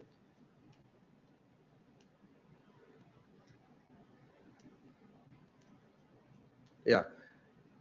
So after that, another this geoportal, it was developed through the help of NESAC, especially in collaboration with our Central Silk Board. So this is a very important information-based geoportal for sericulture, especially for Central Silk Board, State Department, and also for the farmers' perspectives. They have developed this. They means NESAC in collaboration with CSB. We have developed this sericulture information linkages and knowledge system. It is called, in brief, it is called Silk Portal. So it is this portal is available in 13 different languages. So means farmers can also operate this portal, and also it is very responsive as user friendly, and also have the dashboard system, and also a link with mobile application. So it's very informative. So here we can get the information of Central Silk Board and also NESAC what we are doing. And here, if you can see here is the Assam. If we select the district Assam, state Assam, we can select any of those districts and those states. Then if we select the what is called districts, then we can find the information, what are the means plantation area, how many farmers are there. So even we can also find what are the technologies available for mulberry, muga, or in particular districts or particular states. So all this information that's available. It's a very useful dashboard, geoportal for this any sericulturist. Then here, this is just an example. You can see here this Aizawl district of Mizoram. So we have selected boundary block. Also, we can select then Mulberry suitability area. So in this type of map, we can find out, so we can look at where we can go for mulberry cultivation. It's a very useful portal. And after that also, with the help of NESAC also, and from one of the research institute of Central Silk Board, these Muga disease early warning systems were developed to different, you can see here, especially in the Muga, since it is outdoor rearing. So these are the healthy Muga, but lot of disease infestation is there. This is especially the bacterial infection. So this is called generally this flechery disease. Oh, I have somewhere. Huh. You can come. Yes. So this is one mobile-based app is developed, and it is also linked to this Silk's portal. So if you click there, we can get the information and where and when this disease may occur. And after that, also one project is going on for especially this tassar silkworm. It's a wild type of the silkworm. It is cultivated in the wild condition only. So this where these tassar ecoreces are available. So through the integration and analysis of surveyed data, this that availability of tassar hostland in especially here in the Ranchi district through the inventory or database, the topical tassar genetic resource has been mapped. So accordingly in Muga also, this is going on for Muga conservation site also. This type of work is going on with Central Silk Board. And also the geotagging of CSB asset. We have completed the geotagging with already the sir had mentioned this Gogon. It is a very useful dongle. So this Nafsar Gogon dongle is very useful, and we can accurately find out the coordinates. So in this way, all these CSB assets are already geotagged, and also nowadays any schemes which is implemented by Central Silk Board in State Department also, it is compulsory to do the geotag of those assets. So other than that, this with this Silk app base also, we can also find out this whether it is post cocoon or whether it is any pre cocoon site, or also whether Muga, Eri, and Tassar, and also plantation, farm, and other all information we can find out through this. Sir, you have 2 minutes. Okay, sir. So after that, another one is the Silk Samogra. This is the geotagging based recent app. It is developed. It's very useful for us. And this is the mainly collaborative, and also the Central Silk Board had nominated some of the scientists, around 30 scientists. It was trained recently, very recently in NESAC. So I was also a part of the team, since I am not from those background. Actually, I'm basically from a microbiologist. So anyway, I was also trained, and during my training period, actually, we have just tried to develop it through a small, one project. We just try to find out the mulberry acres plantation in the Mandya district. We have just selected Mandya district, so tried it. And as per our DOS record, actually it is 70,000 hectares, but from our spectral data, we have just find out 18,000 acres, but it's almost accurate. So other than that, and NESAC organized different workshops and training programs for the Central Silk Board. Also, and since we have been collaborating, we have some also we can work together for the space-based support for development of early warning system in major silkworm disease. Although it has some work has been done, but further scope is also still there. And development was spectral library for identification silkworm host plant, since it is available only in this forest. So actually digital classification for delineation of various host plant can be done with more accuracy, and also use of advanced classification algorithm for precise identification of the host plant. Also use of UAV or drone for farm level mapping. We are also planning to buy drone from Central Silk Board side. Also we need the help from NESAC. And also here just I want to mention this way accuracy is important. When I was here for the training, so for the site suitability for Muga, actually that for temperature, actually so Muga, since it is outdoor rearing, we have to depend on the temperature only. And we have considered actually 16-degree minimum and 34 degrees maximum. So in between, this is the suitable. But when the data was put in that portal, but they have put only this what is called mean temperature data, but that is not exactly working in the field. So we have to consider the maximum, then only we will be able to get the accurate suitability map. So in that way, we have to do some modification of some accuracy analysis also required. Since here you can see one photograph is here, you can see this is one of our Central Silk Board unit. So you can see different level of transition is there. So in that case, that accuracy, to get the accuracy, it is very, means we have to work hard. So anyway, I'd like to thank actually NESAC for the support and collaboration with Center Silver for development of agriculture in the country. So thank you very much. Yeah, thank you, sir. Anybody have a question? So small just correction. I think Dr. Suti has told that your association with NESAC is remote sensing application in sericulture way back in 1998. Actually, that was NESAC was not there, but it was with ISRO that time. There's a project of SPARS. Okay. So NESAC project started in 2008. So when we started this sericulture development project, that's small correction. Yeah. Okay. And since I just came to know from our member secretary, he has announced he means in CSV, sir. Yes, sir. Yes, sir. It is Dr. P.P. Nageswara, sir. So he's saying, sir. Yes, sir. He brought the project to NESAC. Yes. So anyways, and Central Silver is also going to establish one this GIS or else laboratory. So we need the help from NESAC also. Thank you very much. Yeah, as you mentioned, training is given by NESAC. Yeah. Normally. Yeah. Oh no, we'll try to do it. But anyway, if any technical support is required, so we'll try to contact. Efforts should come from both sides. Yes. You have also got training. Yes, sir. Morning also, Navalur sir also mentioned. Yeah. You have to adopt and implement. Yeah, definitely, sir. No, we'll establish it. But if any technical support is required, we'll just contact. Yeah. Thank you very much. Thank you. Yeah. Shortly, sir, I think one or two questions we can take. Yeah. Yes. I think sericulture sector is one sector and a unique sector. Maybe may not be relevant. Nobody is related to sericulture. Except.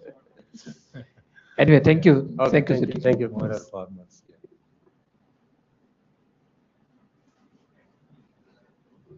Mohammed SD Khan, CEO Office, Manipur. Yeah.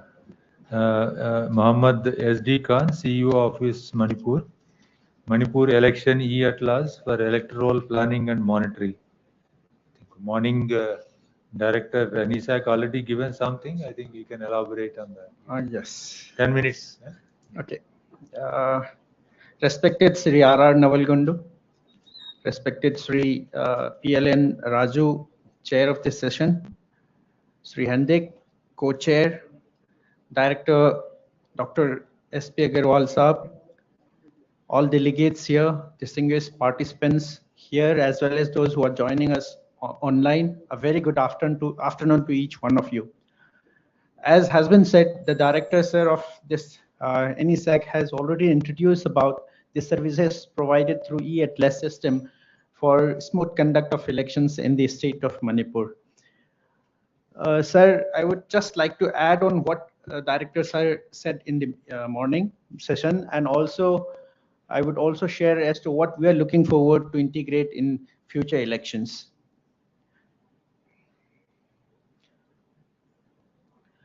We have started collaboration with NESAC from the 17th Lok Sabha election 2019, and from then onwards there has been no looking back. We have used it in 2020 by-elections. I have myself been returning officer in that election, as well as even in the this 2019 election also, and 2022 election, 12 assembly elections that we had. Then in the recently concluded Lok Sabha election also, we have used this extensively in all the polling stations. The services that we have enjoyed are, we have also collaborated with NESAC as well as the MARSAC team of our own state. They have helped us integrate all the details of the polling stations.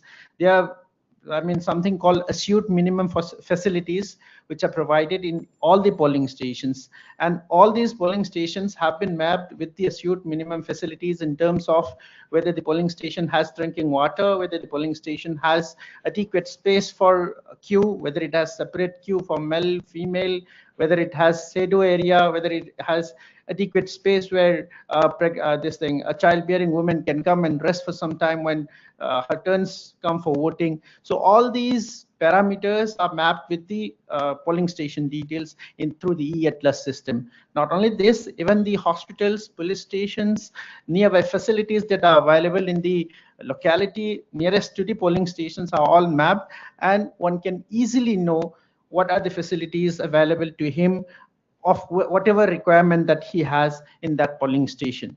So every polling team on the date of just a day before the poll, or we have polling stations where we have to disperse the polling team at least 2 days or 3 days in advance to reach the polling stations. And these are less in number though, but most of the polling teams visit just a day before the poll day. So dispersal day for the most of the polling station is 1 day before the poll. So when the polling team leaves for the polling station to the respective polling stations, there is a defined route. So the shortest route to that polling station is already defined, and it's integrated in the E-Atlas system. And when the polling team reaches the polling station, they update, and we are able to monitor from the CEO's office dashboard as well as district election officer's office dashboard that whether the polling teams have reached their respective polling stations or not. So it is an effective mechanism of monitoring our polling team reaches the polling stations in time, and they are utilizing actually utilizing the shortest possible route, which is already well defined to reach the polling stations. And as has been mentioned in the morning session by Sir Director, that tracking of the EVM system, it is one of the most important thing. And like EVM and elections, these are very sensitive issues, and we take it very seriously. This is something where every action or inaction is accounted for.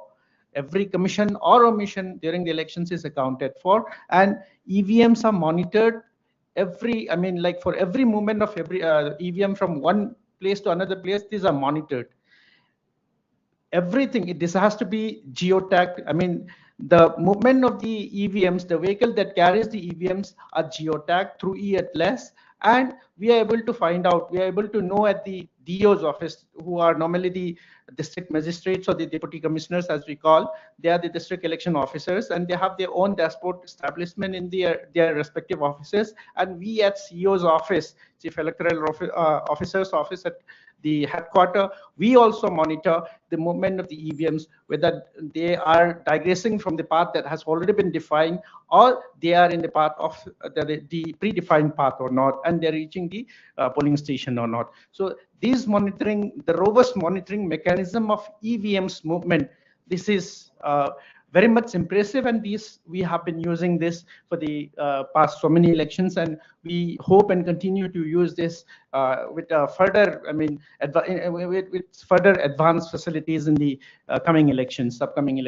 I have myself been a member of the EVM manual revision committee, wherein I had presented my views, and the presentation on the E-Atlas has also been made at the national level, wherein the EVM malfunctioning reporting system on the date of poll, which is very interesting because EVMs are manufactured by only two PSUs in India. That is, one is BAIL, another is ECIL, the Electronics Corporation of India Limited, based in Hyderabad. So we at Manipur are using ECIL manufactured EVMs. So whenever we have these elections, we have engineers from these respective PSUs deputed at the respective states wherever their machines are being used. So we at the district election officer's office dashboard or at the CEO's office, we monitor the functioning of EVMs at the polling stations. We get the alerts, pop-ups through the dashboard of any kind of malfunctioning of EVMs happening at any of the polling stations. And most of the time, the polling teams, they sometimes become scared of the use of EVMs, and maybe they have not paid much attention during the training. So what do they do is they simply, even for the loose connection, which because of loose connection, the EVMs which consist of control unit, ballot unit, and VVPAT, if these are loosely connected, obviously it will not function. So if such kind of, very minor incidents happen, then these can be captured through photograph, or a facility of capturing video of these in a short video clips are also embedded in this E-Atlas system, wherein they capture the video and then upload it. So at the DO's office or at our office at the CEO's end, we have this engineer also. We can just have a glance, and then there is a system, beautiful system that has been embedded in the last election only, that wherever this has been reported, a scanner has been given in that, and then if we, scan through the mobile, then it will automatically dial to the presiding officer of that particular polling station. So the presiding officer of that particular polling station will receive the call from either DO's office or from the CO's office, and we'll be able to resolve the issues then and there, even without having to replace, in case if replacement is not required, if it is because of the loose connections or other things that can be immediately rectified, then without having to replace that, the issues can be resolved then and there at the polling stations. So then there are sector officers, sector magistrates, as we call sector officers, appointed for every 10-12 polling stations, who go along with the EVMs, reserve EVMs, and also with engineers of the concerned manufacturer, and or trained hand on EVMs. Even the sector officers themselves are also trained before the election on use of EVM. So they also are utilizing this services of e-Atlas, and we can monitor their movement. And they also, then we can inform them as you to have which... 3 minutes. Okay, sir, I'll just hurry up, sir. So they also, we can be instructed to go to the nearest polling stations where the EVM malfunctioning has happened, and it can be replaced then and there, at the earliest possible. So that way we are able to develop a robust system of EVM monitoring system and resolving issues in all the polling stations across the state wherever there are EVM issues. Not only EVM issues, but in case if there are any untoward incident happening in any of the polling stations, say suppose the poll is disrupted because of some disruptive forces, then it can be reported through a videography or through any kind of picture captured, and then it can be uploaded, and it can be responded with the earliest responding system, responding mechanism from the DO side or the RO side or from the CO side. So that way we are able to, so far we have had a very good collaboration, and I'm really thankful to NESAC team for having developed this application for us. We extend our heartfelt gratitude to the team here for having collaborated with us and for enabling us to monitor the functioning of EVMs and also the movement of our polling team, and for being able to have a robust mechanism of monitoring system. So now way forward, I believe we can still embed some of other facilities, some of other services, like we can have FAQs, we can make use of AI and the videos that contain some explanatory videos on use of EVM in case if the polling team have not paid the required attention during the training, then they can then and there in the polling station itself refer to those FAQs, then whatever details required for EVM operationalization. So those can be ingrained, and then this thing, we can also have a mechanism wherein we can see how much of voters are left in the polling stations, that how many people are in the queue, whether the polling station is conducting the poll in time, whether it will be able to complete the poll in the appointed hour for closing of the poll or not. And it also reports whether whether the poll has been conducted at the appointed hour or closed at the appointed hour or not. So it also gives a fair idea to the DO's office, to the concerned DO's office, or to the CO's office as to how much time is being taken to conduct the poll at that polling station, whether there are any problems, whether it's going beyond timeline or not. So if you can highlight points how this system e-Atlas, yes, rather than you have a lot of things you do, how this has fastened the process or benefited the advantage of this? The basic advantage that I have said, I have talked about the scanner through which one from CO's office, either CO's office or from the DO's office, can directly get connected to the presiding officer and resolve the issues then and there itself. This is one thing. And also we get to know of the status of the polling teams, whether they have reached the polling stations or not. The polling teams can know as to what are the facilities available near to the polling stations. The polling station having the facilities of assured minimum facilities, those things are already embedded in the system. So these things have been helping us in effective monitoring mechanism through the DO's office or even through the CEO's office as well, sir. Basically, these sites have slides. I'm just running through because I've talked about it, and Director Sir has already introduced in his session also. Any questions, sir? Yeah, You're welcome. Anybody have a question? Provision for regional language. Provision for regional language, like E-Atlas, you want it to be in regional I language? mean, a lot of Local polling language. officers can be local people who are not that conversant in English. So, have you faced such a problem? We haven't so far, because the contents of the E-Atlas are so easy that it is something, if at all the need arises, then we would have definitely thought of. So it has never arose in our state. All right. I believe NESAC can definitely answer on that. Team is there, Dr. Devojiti can. Yeah, please. Yeah, it is based on the requirement of the user. Actually, it can be done. Yeah, like definitely. From, the same application, Smart Assam, we have developed in Assam. Similar kind of applications. It is in Assamese. It is also there. In English, is also there. For regional, like if it is need to be used for in regional extent, definitely it will be regional. That is not a issue. Demand based. Demand based. That way, yeah, NESAC would be in a better position to answer that. So actually, sir, What he said it can be done. If you Yeah, require, that's what.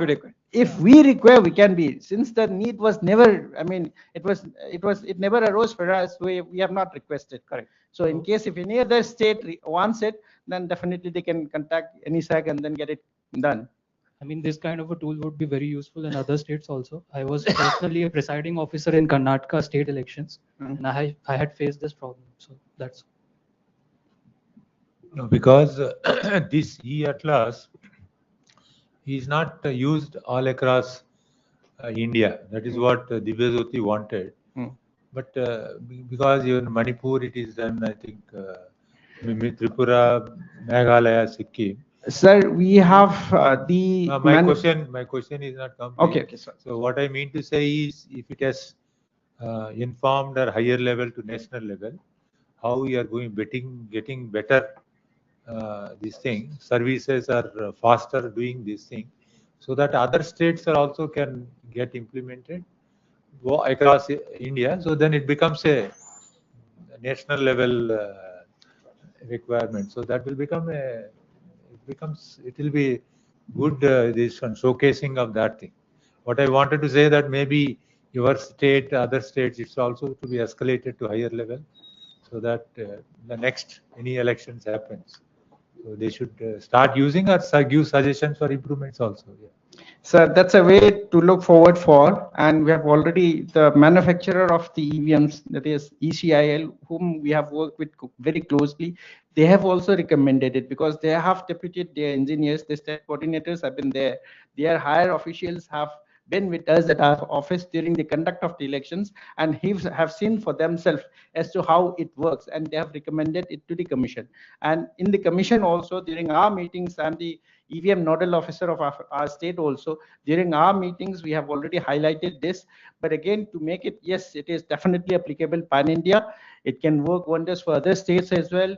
So this is something we are looking forward for, sir.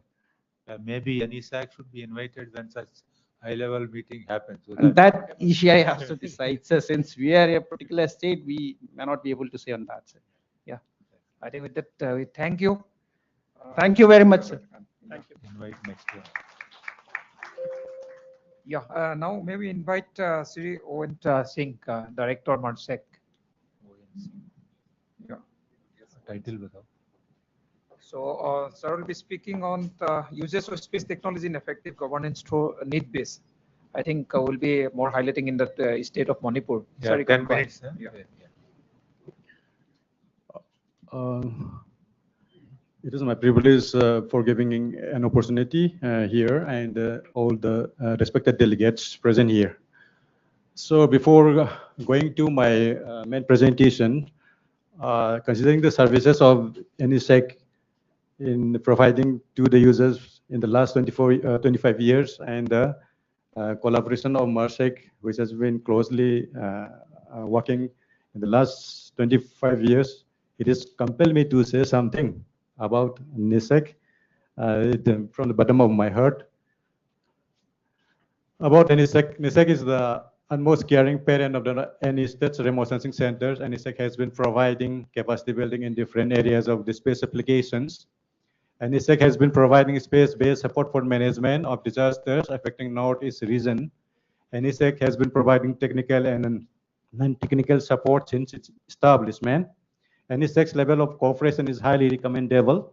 NESAC's kind and firm response is also highly appreciable. NESAC's way of hospitality provided is awesome, and more in the coming years, such kind of attitude or such kind of activities may carry on. It is my hope. Now let us come to my main presentation, space technology. We can see a trend in brief what the space technology is at present. Space technology-based applications and tools are being increasingly used in governance. Development for enabling planning, periodic monitoring, mid-course correction, evaluation of developmental activities.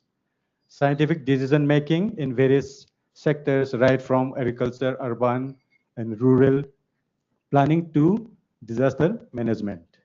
Field information are being adopted in an integrated way by various central ministries and state governments in planning, periodic monitoring, mid-course correction, and evaluation of developmental activities. Space technology derive inputs along with geospatial technologies.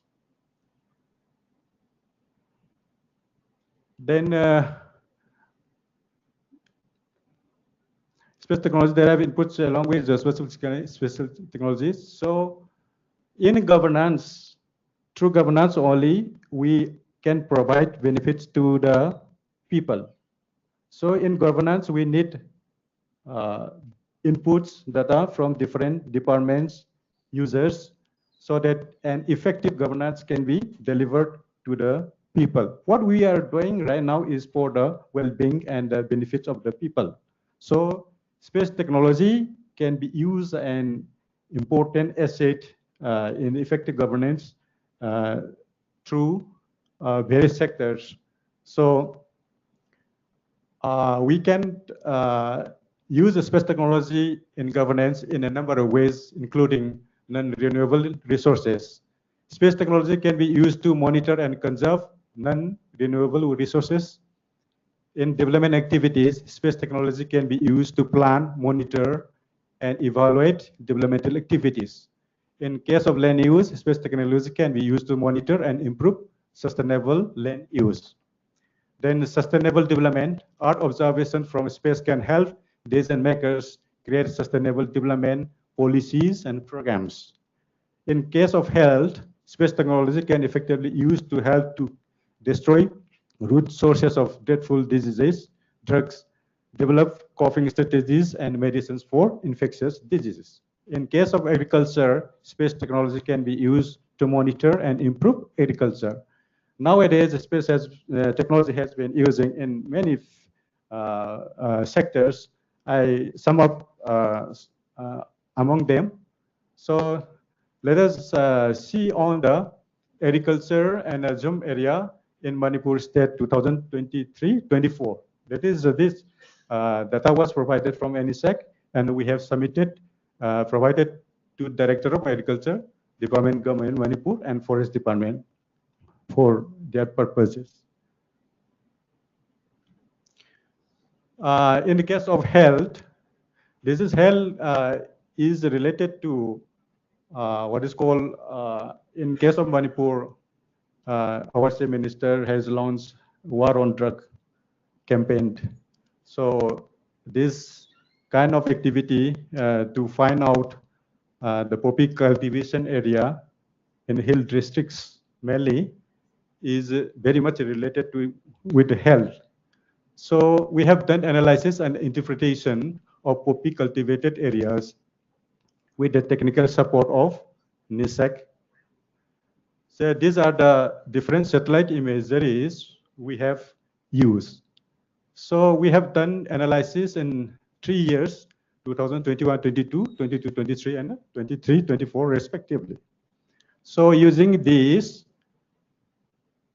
the output we have produced has been submitted to same office, and according to the output of the this analysis, same office has appreciated our center very much, and based on this input, they have done destruction process. So ultimately, government can effectively handle from further escalating poppy plantation. So this is the output comparative statement. The poppy cultivation area increased in acres in 2021 to 2024. So relatively, after using this information, destruction process have done so significantly, the poppy plantation area has been reduced. So in the case of disaster, say we can use the space technology in monitoring natural disaster. Space technology can be used to monitor natural disaster and provide aid to victims and survivors. So this is the maps that we have done analysis is requested from the district magistrate government of Manipur by providing drone aerial survey for assessment of the extent of damages which was occurred due to the heavy rain with hailstorm in Imphal West district on May 5th, 2024. So this kind of information or data, after giving to the district administrator, accordingly they take up other measures to mitigate and to distribute any relief materials also. So National Remote Sensing Center with various data centers and agencies under its aegis is actively engaged in both monitoring and natural disasters, offering aid and support to victims and survivors. As we all know that. Sir, you have 2 minutes more. Then, okay, as we all know that NESAC is involved in major projects we have done so far and other major activities also. So this is okay, flood indebted area calculation in Thawal district, Manipur, and that had fund in May 2024, and NRC just managed support group divided the flood data. This is data sources from the NRC. Then in case of disaster also, we have done damage assessment that, as we all know, that unprecedented and infamous violence that took place in the year 2023, as required by the Home Department, and we have done damage analysis. So this is the first picture that in the pre-3rd May 2023, and this is the post-3rd May 2023. So we can see the difference. The areas inhabited by one community has been flattened to grounds, as we can see from these pictures. So this is one of the example also that we have done in the Imphal East district also. So this is, yeah, this is one of very interesting assignment that given to MARSAC to find out the unknown villages which have been established without any knowing recognition by the state government. So we did analysis using the 1972 SOI toposit and other satellite imagery up to 2023-24. So and we could find out around more than 300 new villages or settlements that had come up without any recognition, any recognized by the government. So we will continue such kind of activities to other districts also. So this is NESAC involved POI projects. We have right now we are going on it, and it is some of the projects. So POI projects. These are the 4 numbers of projects that we have completed in the last 3 years, which directly or indirectly NESAC was involved, and this is the ongoing 10 projects which NESAC involved. Then these are the list of projects like to propose. The infrastructure development for setting up training center, remote sensing and GIS technique. The proposal has submitted to NEC and it is under consideration. Then we want to digitize geofencing of cadastral sheets and preparation of village boundaries of 6 valley districts of Manipur for implementation of agri-tech. This is to be funded by agriculture and remote sensing and GIS planning in hill districts of Manipur for effective land use planning in hill districts. These are the 7 projects that we want to take up.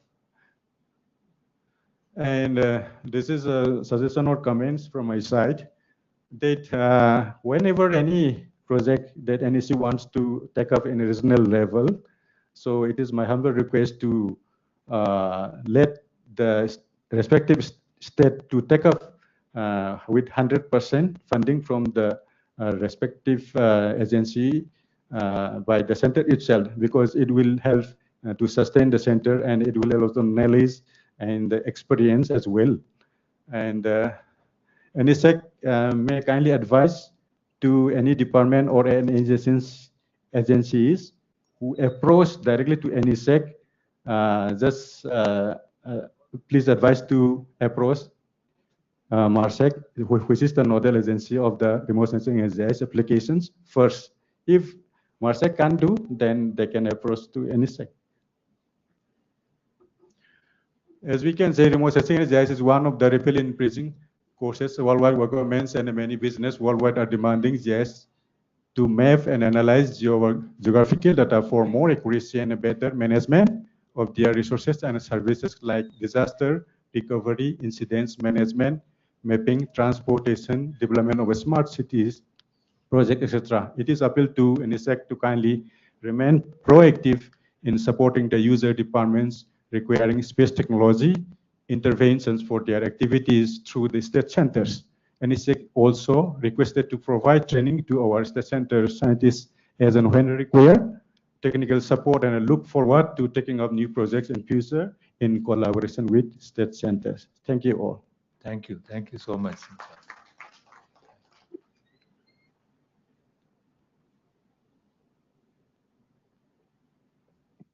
Dr. G. Singh. Technical Specialist, Meghalaya Basin Development Authority, Geospatial Services in Meghalaya, in collaboration with NESAC. So restrict to your time. Yeah. 7 minutes. Morning आधा घंटा आगे बढ़ गया था.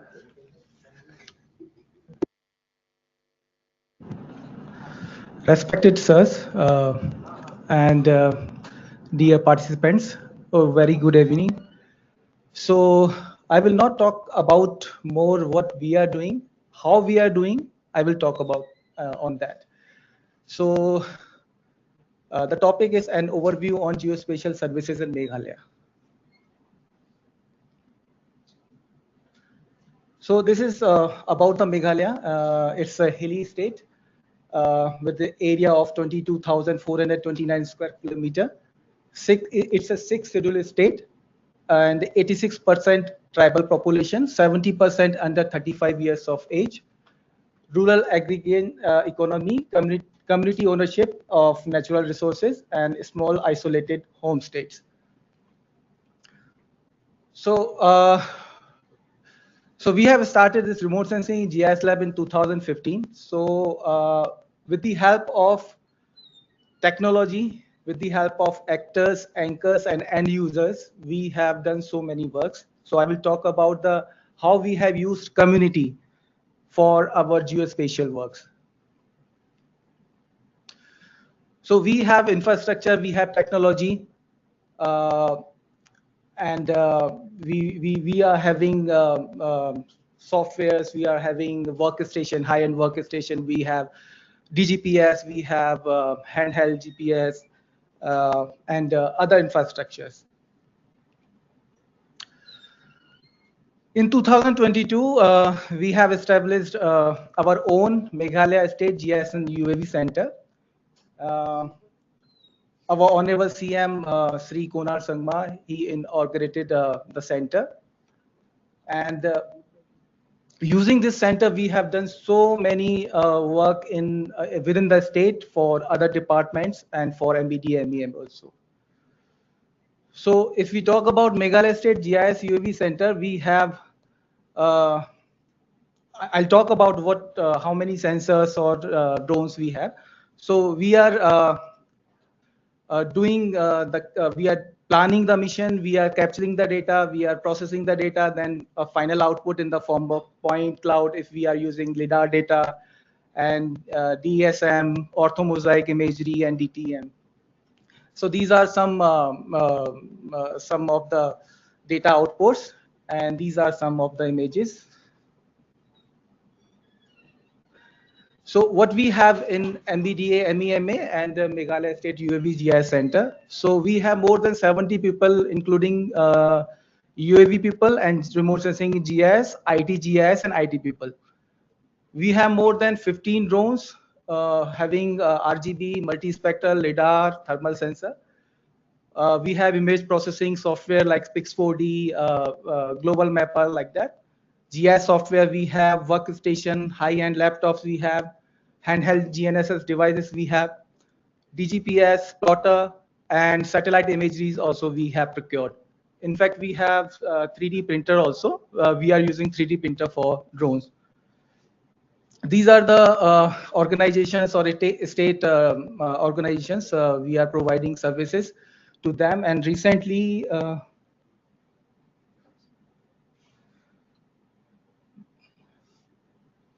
this video is not working, I think. So recently, this field coordinator Kaziranga requested us. Somebody click on the monitor. Yeah. Oh, link नहीं गया हो. Source file नहीं. ठीक है, ठीक. So they have requested us to do the thermal mapping to identify that tiger. So we have send our team to Kaziranga, near Kaziranga. They have identified the tiger. So in this video, there was a video of thermal image. So we can see the tiger in that thermal sensor. I was involved in that. So basically, yes. No, they were, the team was there almost 58 days. Yes, sir. And because it has come to village, so they wanted to safely take it back. So forest rangers team, that Sonali goes, who is the field director. And then they wanted a UAV with thermal, so that they can range it using UAVs 1 kilometer, so that at the safety place, and then they can also put the trap and then capture it. So yes, that sir. way it took almost 2 months time. Yes, to sir. do Yes, it. sir. Finally, they succeeded to get. Yes, sir. But somehow the tiger was died later yes, on. That is yes, another story. They captured, put it to the cage, all these things. Yeah. So we are using people, local people for our work. So we train people. Till now, we have trained more than 70 youth of Meghalaya. And if required, then we hire them also. So here we are giving training on DGPS. Also, we have trained local villagers. So they are also helping us. So we call Village Community Facilitator, VCF or VDVs. So they are also helping us. We train them also. So using how to use mobile application, how to use the GNSS device, and how to use this tablet also. So we have provided all these things to them. They are using because they are working at village level. So it's very difficult to get the data from them. So they directly use those applications from their places, and they send to BPMU level and then DPMU level, and then we get the data from at SPMU level. So here, this is one example. They are, because we train them, they know what is LULC. They can tell what is dense forest, what is open forest. So this is for preparation of village level NRM planning. Also, we have demarcated village boundaries. So as you know that we don't have village boundaries in Meghalaya. We don't have cadastral map or land resource map. So we have map more than 4,000 villages using those VCF and VDVs. They use handheld GNSS devices and applications. And then we have created all dashboards. So you can see all these villages under NRM project boundary, AMLAM, Make Life, CLAM. So this is how we have done this village boundary survey. So these are the people from the village or headmen, or there we are using the laptop. We show them the satellite imagery and we tell them that this is, just tell us where is your boundary. So with the help of them, we have achieved this 4,000 plus target. So we have linked all data in the central dashboard. We have created Meghalaya Geo portal. So you can see all the information. This is the link of that portal. So if you want any information, you can check. In fact, all the layers are there. In this year only, you have trained us for any SDR. So we have used more than 40 layers from that any SDR portal also. Oh, so this is what NESAC is doing in the collaboration with MEDA or MEMA or Government of Meghalaya. So they are doing village resource mapping in 1:4,000 scale.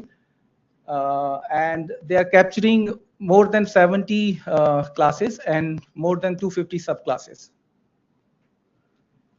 And for that, this is the portal, and our VDVs are using mobile application which NESAC has created.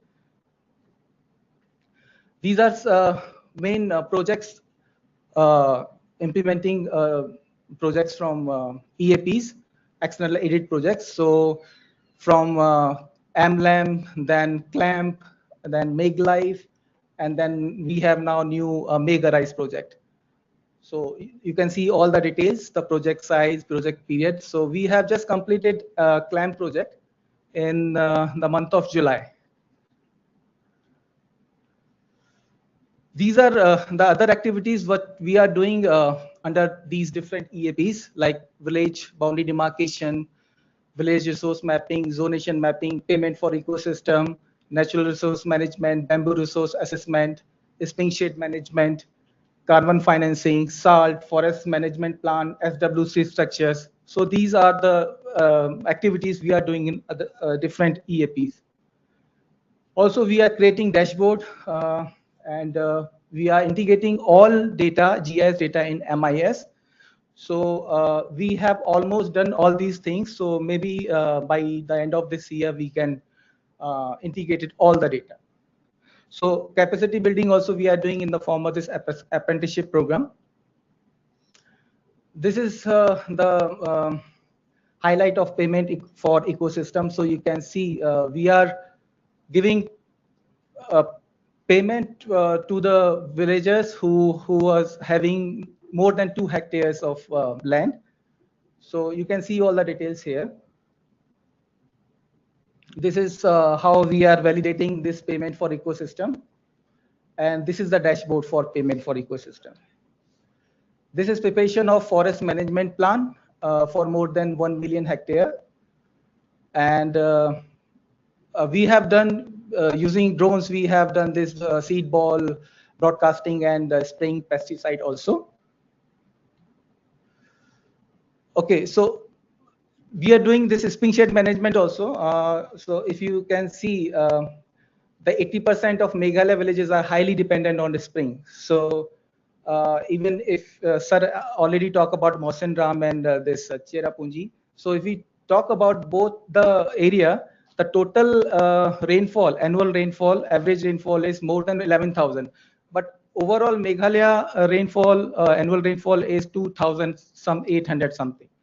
So instead of having the wettest place in Meghalaya, we are having problem of water in lean seasons. So we are doing spring shade management also. So this is how we are identifying the critical springs with the help of community. And then we are measuring all the parameters related to water. Then we are doing hydrological investigation. and then we design the interventions. So we are preparing detailed technical report also, where the estimate is there, what interventions we need to do that all are there. This is the dashboard for Spring. So you can see the Spring dashboard. This is the GIS dashboard, and this one is the MIS dashboard. So if you see this one, so you can see the details of Springs also. That was the mapping part. So as I said, we train people also. So we train our employees and VCF how to use GNSS device, how to use applications. Even we train because we have our own Meghalaya State GIS and UV center. So we train people on drone. So these people, they prepare drone, they make drone, and if required, then we hire those people. For GIS and remote sensing also, we trained people, and I was talking about this. So we this year only in the month of April, we had 1 day training on NESDR. So we use more than 40 layers on that. Last year, our employees came here for geospatial tools and application for regional planning. These are some of the dashboard, like this is MegLive dashboard. You can see all the villages and all the activities, and this takes interventions you can check. This is for CLAMP dashboard. This is bamboo resource assessment.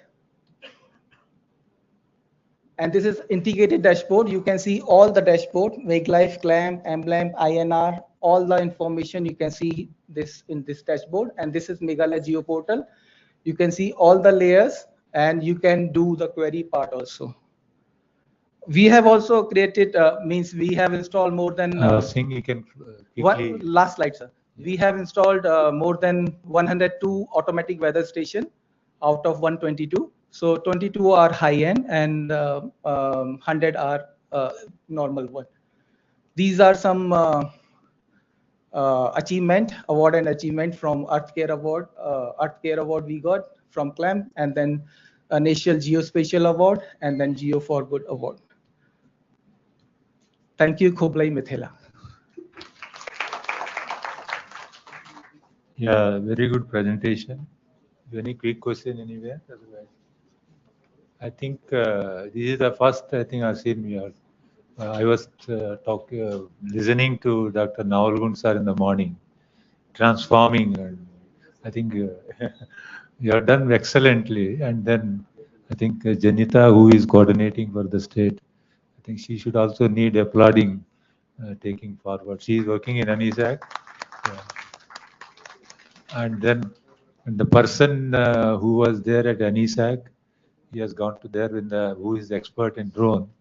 So with him, and they could expand, Kishore expand this. And then I'm seeing first time that among all the northeastern states, where 6 scheduled state, no state has any village boundary map. Yes, I think earlier village maps are done traditionally, and then you are done using full technology. Yes, sir. And then with the village people support. It is excellent. I think we compliment for that what you are doing. Thank you, sir. For the state of Meghalaya. So this we were planning earlier that time, but from NIC and this thing, it could not happen, but you could do your own. Yes, sir. So it is really remarkable. Yeah. Thank you, sir. Yeah. Thank you. So with that, I just have my own presentation left out. So already we have exceeded our time. So yeah. I'll quickly go through it.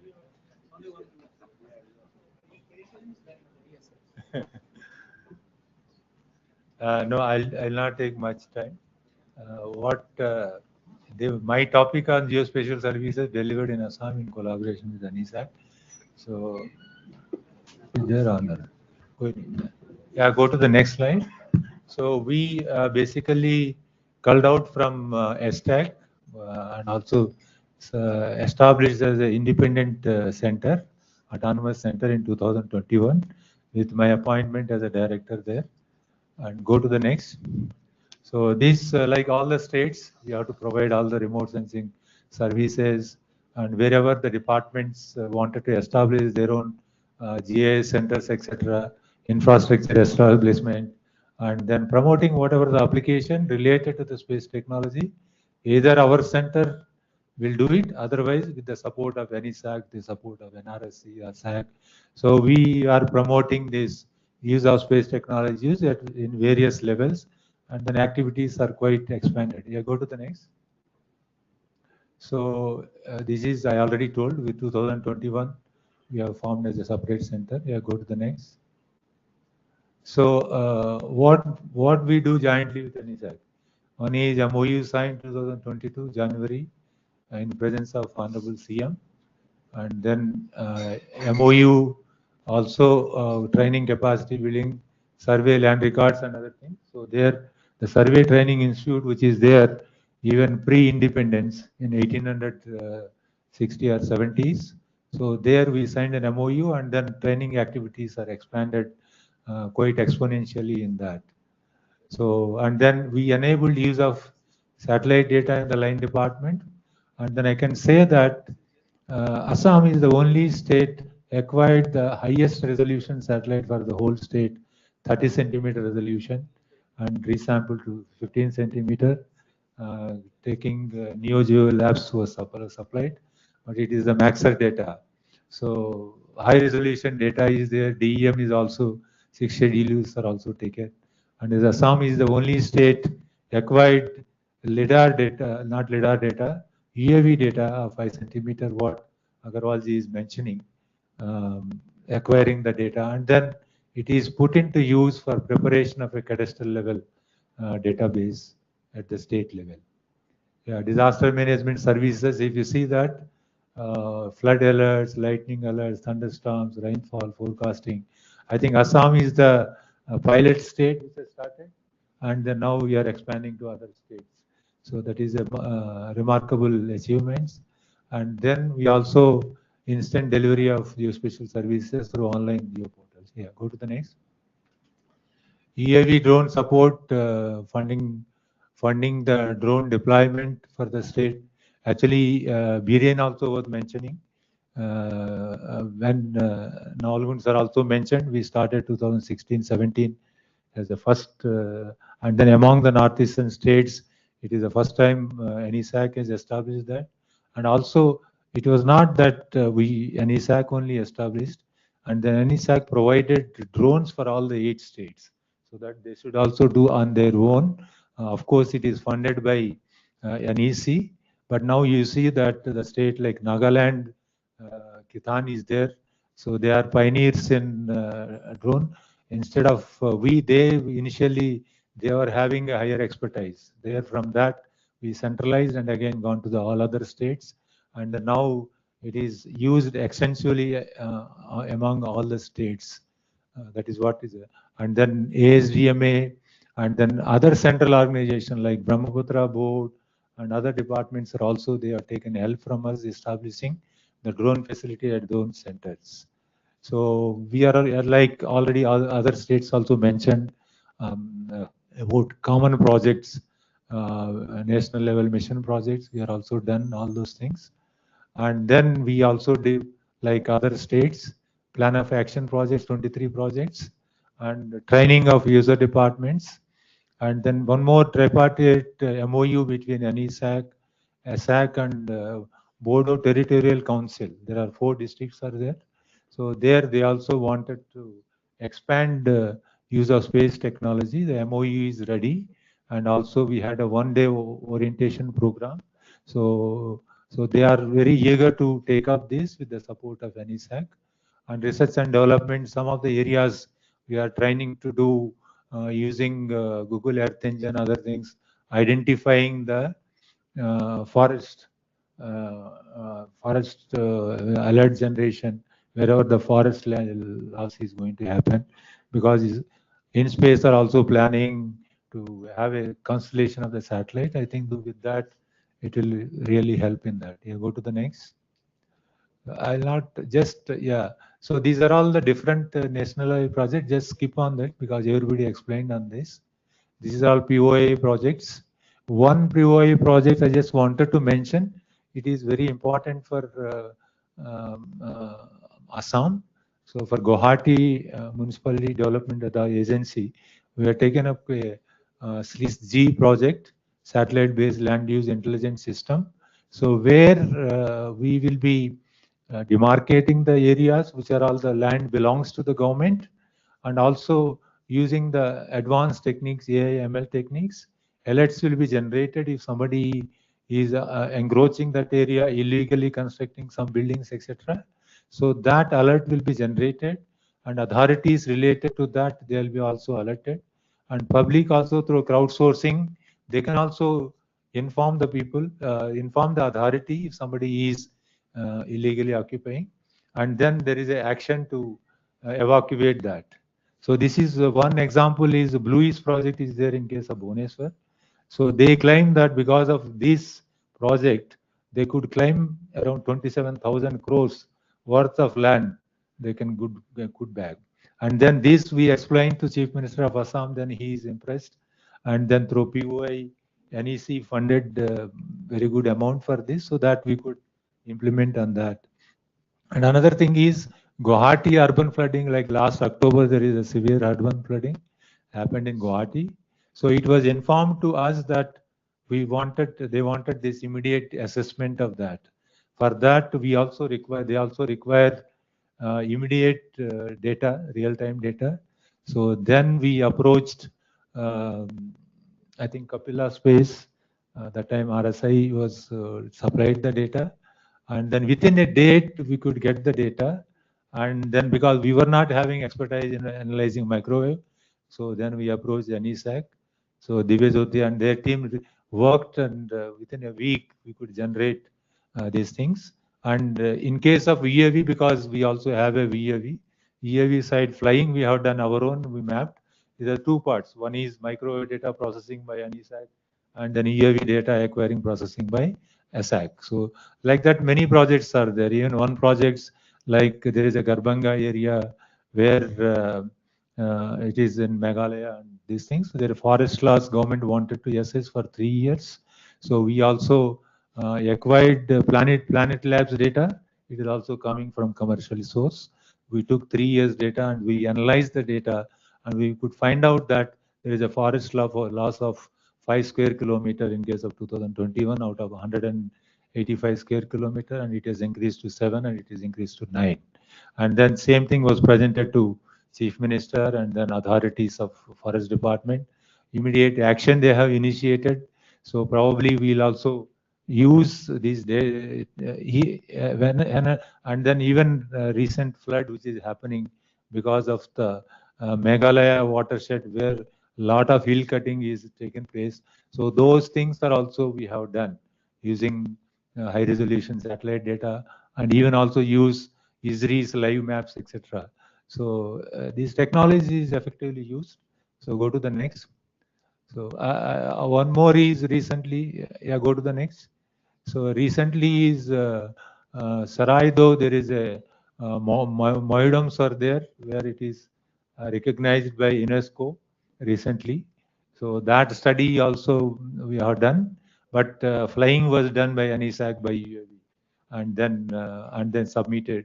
So it also helped us getting recognition of UNESCO as a UNESCO heritage site.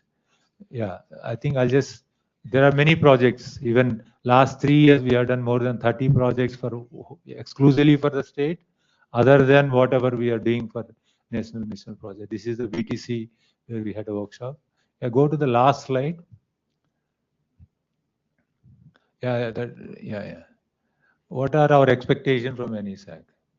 NESAC has a big role to play to adopt the technological advancement and transfer the benefits, because most of the time states are not economically good state, and then they are not able to go forward and attend the meetings and know the technology and how to adopt it. But that it is possible, NESAC can take that lead role and then bring the technology. And now we are also having the startups and commercial, they are also there here, and in space also. You should help us in benefiting, because many times every department they bog down with their regular works, but they are not convinced and the technology is demonstrated to them. So another is whatever this NUIM what we are doing here, it is good at the state level. See, out of if you say 150 people attended, hardly I think 30 people or 40 people have come from the state or 50 people, but it is not representing each one from one department. So then it is also to be escalated and then expanded at the state level, so that, and then you can give the responsibility, you can delegate the responsibility to the state centers. State centers, they are capable to do that. Only you also identified state nodal officers, scientists, senior scientists from your NESAC. So they should play an important role in expanding these activities at the state level. So that is one important things. Another is because I came to know that NESAC is also identified to establish a drone facility center. So I think it is a good opportunity and then benefit all the states if it is. And then we also require, technically we are not that sound, so any operational and then maintenance services. So probably Nagaland also can join in that. So because they also have expertise in that. And then there is a one is ease of doing space application services. As I mentioned, you have mentioned that you have an analytical portal, you have developed it, because many times states, if you say, so they require hardware, software. Hardware is one component, software is another, like having a ArcGIS or ERDAS or Intergraph. So it is a huge thing. All the departments having that type of things is not easy. So online analytics, ease of developing applications like weather portals, they provide the services. NESAC also to some extent. But that they are taking care of the national level. But if you wanted to have at the state level or each northeastern, so we have to customize and modify those things.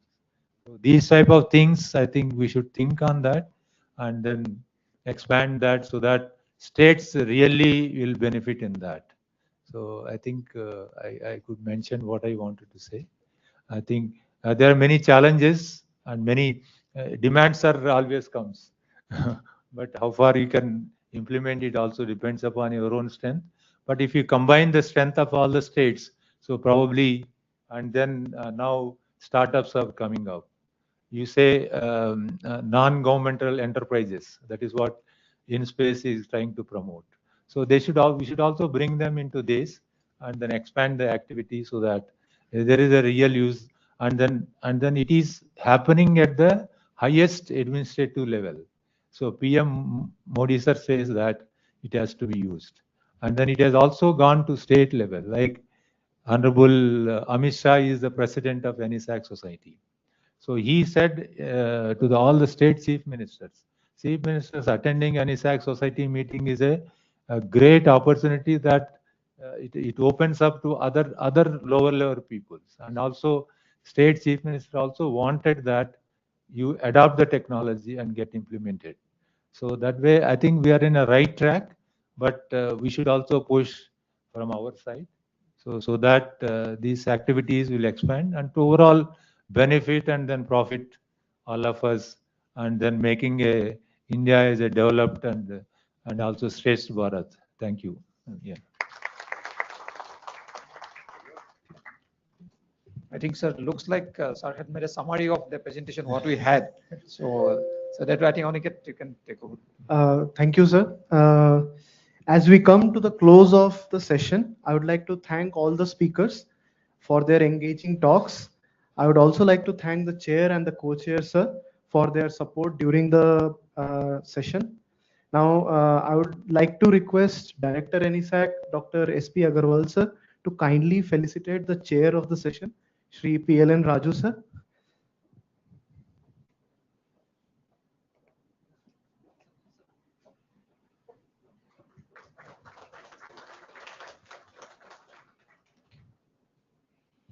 I would also like to request Director NESAC sir to felicitate co-chair of the session, Dr. B.K. Hendrik sir. Thank you, Director sir. I would like to request the chair of the session, Shri PLN Raju sir, to kindly felicitate the speakers of the session. I would like to ask Dr. Shri Biren Baisha, ASDMA.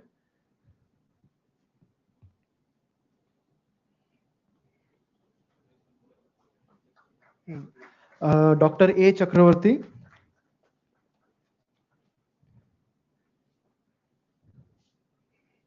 Dr. Mahananda.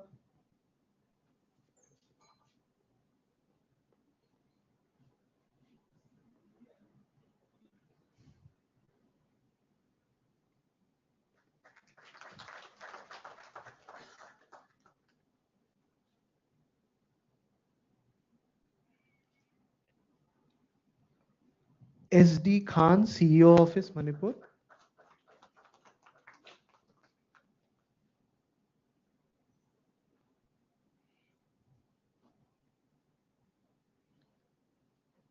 Shri O.N. Singh, Director, MRSAT.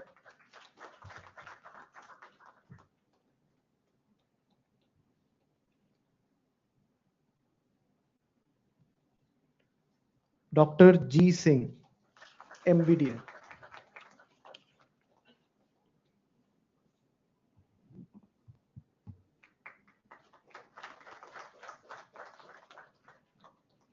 Thank you, sir. I would like to thank once again the chair, the co-chair, the speakers, the participants of the session, Director NESAC, and our chief guest, sir. With this, we come to the end of the session. Before we go to the next technical session, we will take a short 15-minute break for tea and get together and networking. One small announcement before we break. For the session 2.2, who all are yet to copy their PPTs, please contact us here. We will upload it for you. Thank you, sir. For the dignitaries, the tea is arranged in the VIP area, and others, it's downstairs, first floor, downstairs, at the building entrance. The exhibition area is open. You can also visit that. Yeah. Please try to come back within 15 minutes. We will start the session promptly.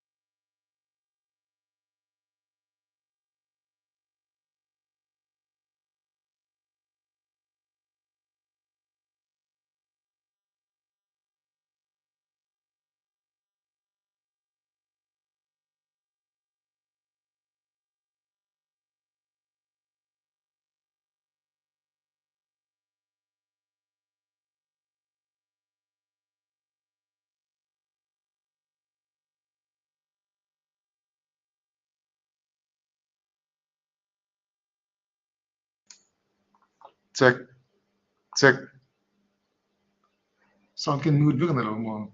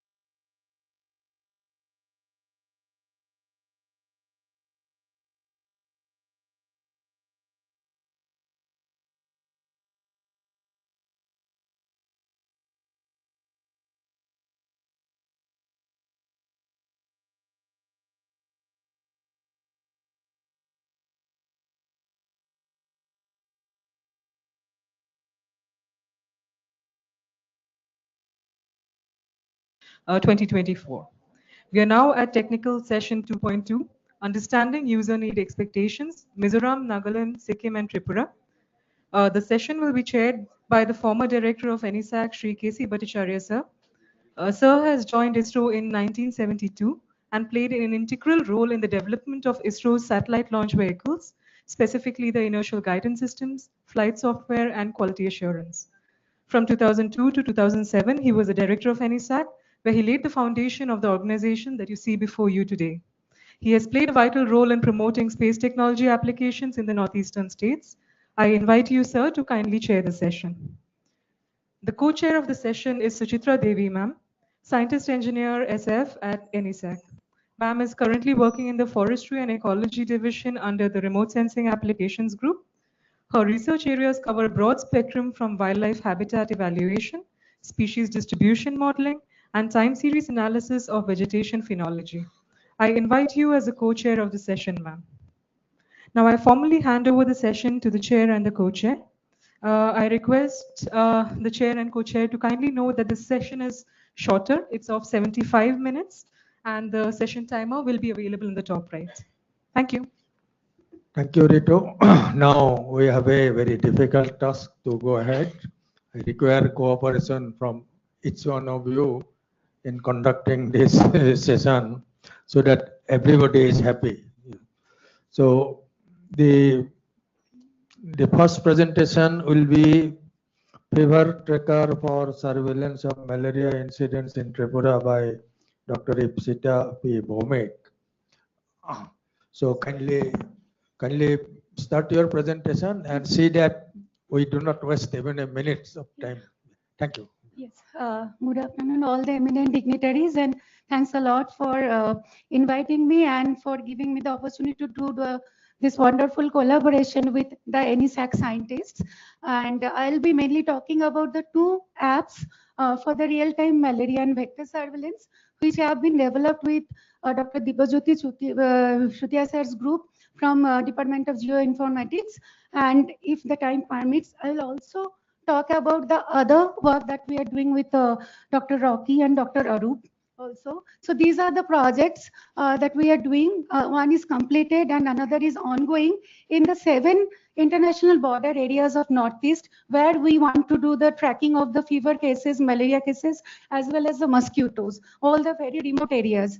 And then there are there's another sanction project coming up in Karbi Anglong and Tripura, Dhalai, and another upcoming project which is planned for the drone-based medical service delivery. So now why we needed this app to say malaria elimination is now aimed in by 2030, and surveillance is the pillar of one of the elimination killer, because we need the very accurate data. And here we were facing a lot of problem with the paper-based surveillance system. So there is under-reporting, over-reporting, and the major problem is that a time lag. So there is no real-time reporting, and this problem is more prominent for the very remote areas and inaccessible areas where there is almost lag, sometimes a month or so, to get the data from the grassroots level, which impedes the all decision-making procedure and sometimes the drug supply, and even there is a lot of drug dose, incorrect dose given and not drug not given, so which all are actually hampering the malaria in the areas. And actually in whole of Northeast, malaria is concentrated in those areas which are very remote. So we needed something to do that in those areas. And although now IHP portal is coming to the program, but it is not going beyond the PHC or sub-center level. We need to go to the village level, and there is no database for that. So the aim was to do that real-time instantaneous communication. So when we made this aiming for app, these were the targets, where we will have all the village household level database. So we have a minimum typing and save time. No need to type the name or anything. We can give a drug dose guidance also. It is not only surveillance. Then the tool to communicate the problems of different unavailability and the serious condition of the patient. Then reduce the burden of the data entry, and then option of all the local languages and the pictorial thing, so that it can be used by the community people. So how was it thing? So this was, it was developed with the Geoinformatics division here. So this was the app and the portal. And this is our app, which is the fever tracker app. You can see now there are like options. So now there are 16 languages, and you can see the Hindi. Kop Borok is the Tripura's dialect, tribal dialect, which can be used. Now we are giving the registration option for anybody, like from the area, even the paramilitary force, BSF, school teachers, or like private practitioner, hospital doctors, anybody like who are working, NGOs, pharmacists, because we are finding the data is going all these places but not coming in same piece to the government system back. So we wanted one system which everybody can use. So no, anybody can use it, like registering, so that once that is registered, we can just track, we can track anyone. So once we go to this one, everything gets automatically filled up, which saves the time. And if the patient is from some other area, then we have to choose, like for whole India now we have mapped the state PHC subcenter, and we are mapping the villages also. So that villages at the subcenter, the VC level. So that is done. So now we are choosing our area, like which subcenter the patient is from. And then when we are getting, so we are having whole of Hamlet level database also. So this Hamlet level, when somebody is choosing, suppose this Dhansing Hamlet, and it goes there. So then if we click that, so this is the whole database is coming up. So now this database is made, so you don't need to type or anything. So you just find out the person who is having fever. And this database can be actually used for any other purpose, not only fever or not only malaria. It can be used for health. It can be used for any other purpose.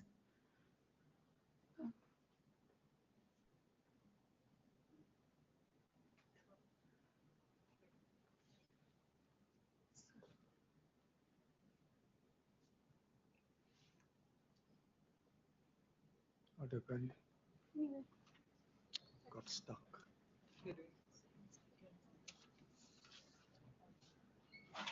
Anyway, I'll continue.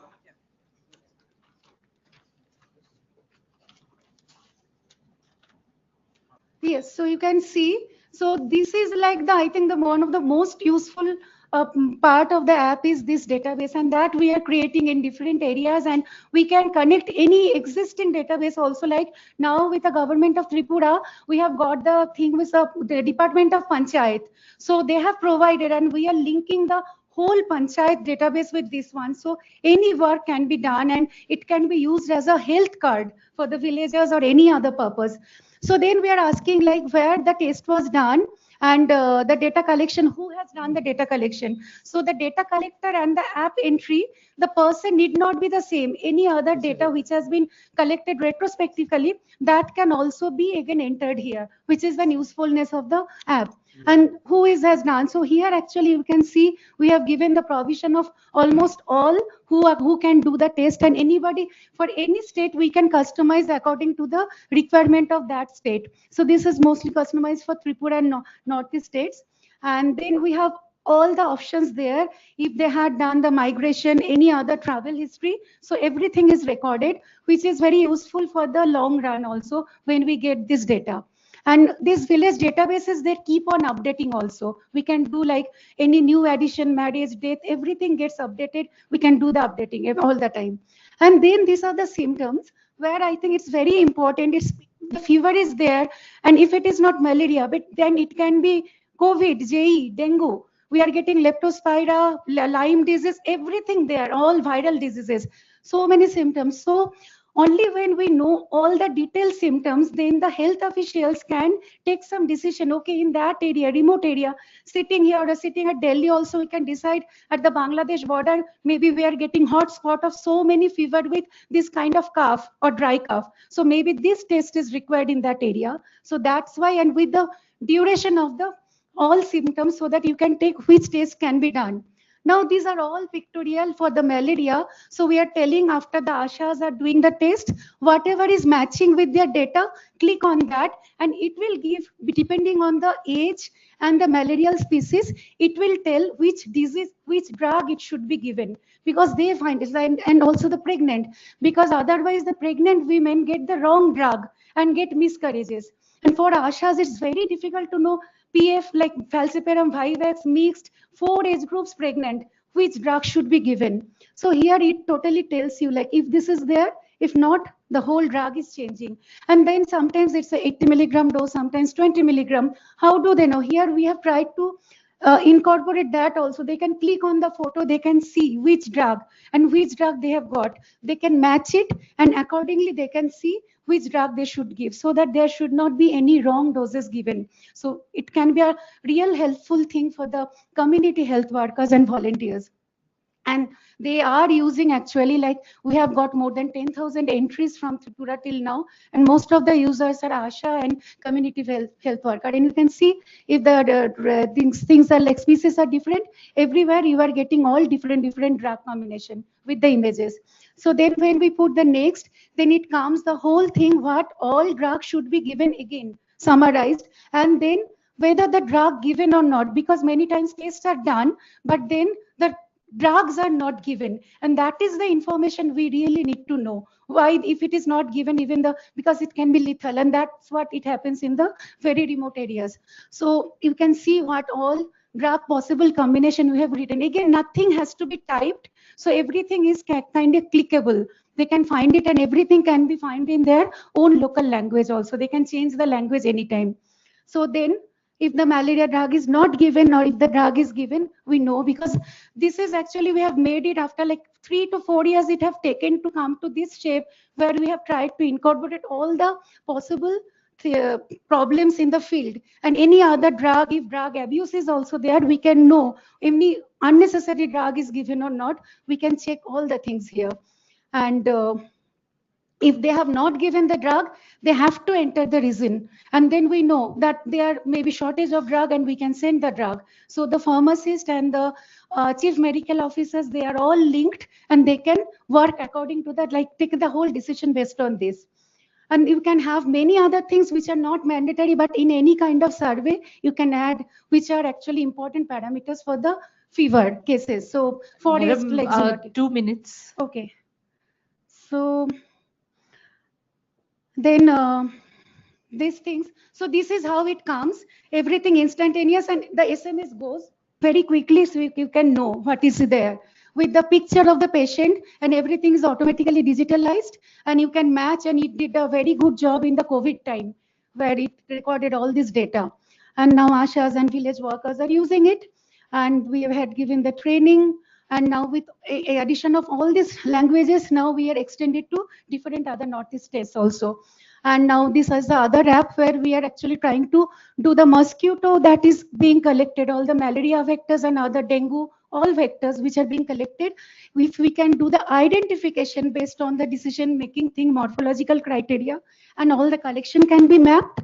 And then we are also now, this is a new venture with Professor Dibbajyoti's group, to make the AI based. If we can do that, that is also giving some success in the genus level of the mosquito. And this I may skip now. This is actually the how the dashboard looks like, the fever tracker and mosquito tracker. But if time permits, anybody, I can show you. But it's like we can have a district level, PHC level, sub-center level, village level. Everything is tracked here. So once we open it, we can see what is happening, anything, anywhere with the images. All the images are also coming here. So what is, and all details are coming, clicking on the points here. So you can know what is there for this one, and then the mosquito tracker is there in any village. So all these villages are actually recorded now from this remote area. These have come into the app, and everything is geolocated, so you know if the entries are made correct or not. Many things we have tested also. So this actually, we got this award, actually ICMR Innovation Award we got last year, and it also got selected for the G20 Health Minister Summit, and we got publication, copyright, and patent is now also published. And in future direction, we have the plan to make it a Who Health app, incorporating many other things together. And this is the whole team, and it started with when Raju sir was there, and we are grateful to all. And other work we have conducted about these things in the Dhalai district entomological workshop, where they have taught this, and at Dibrugarh also. And then we are also working with Dr. Rocky and Dr. Arup on these are like the Zoom barn slash cultivation. We are identifying with Dr. Rocky's group, so that we can actually, we are correlating malaria with that, with all LULC pattern and all. Actually, this Zoom came out to be the most significant determinant of malaria in Tripura. with this work, and this is also in collaboration with IIT Mumbai.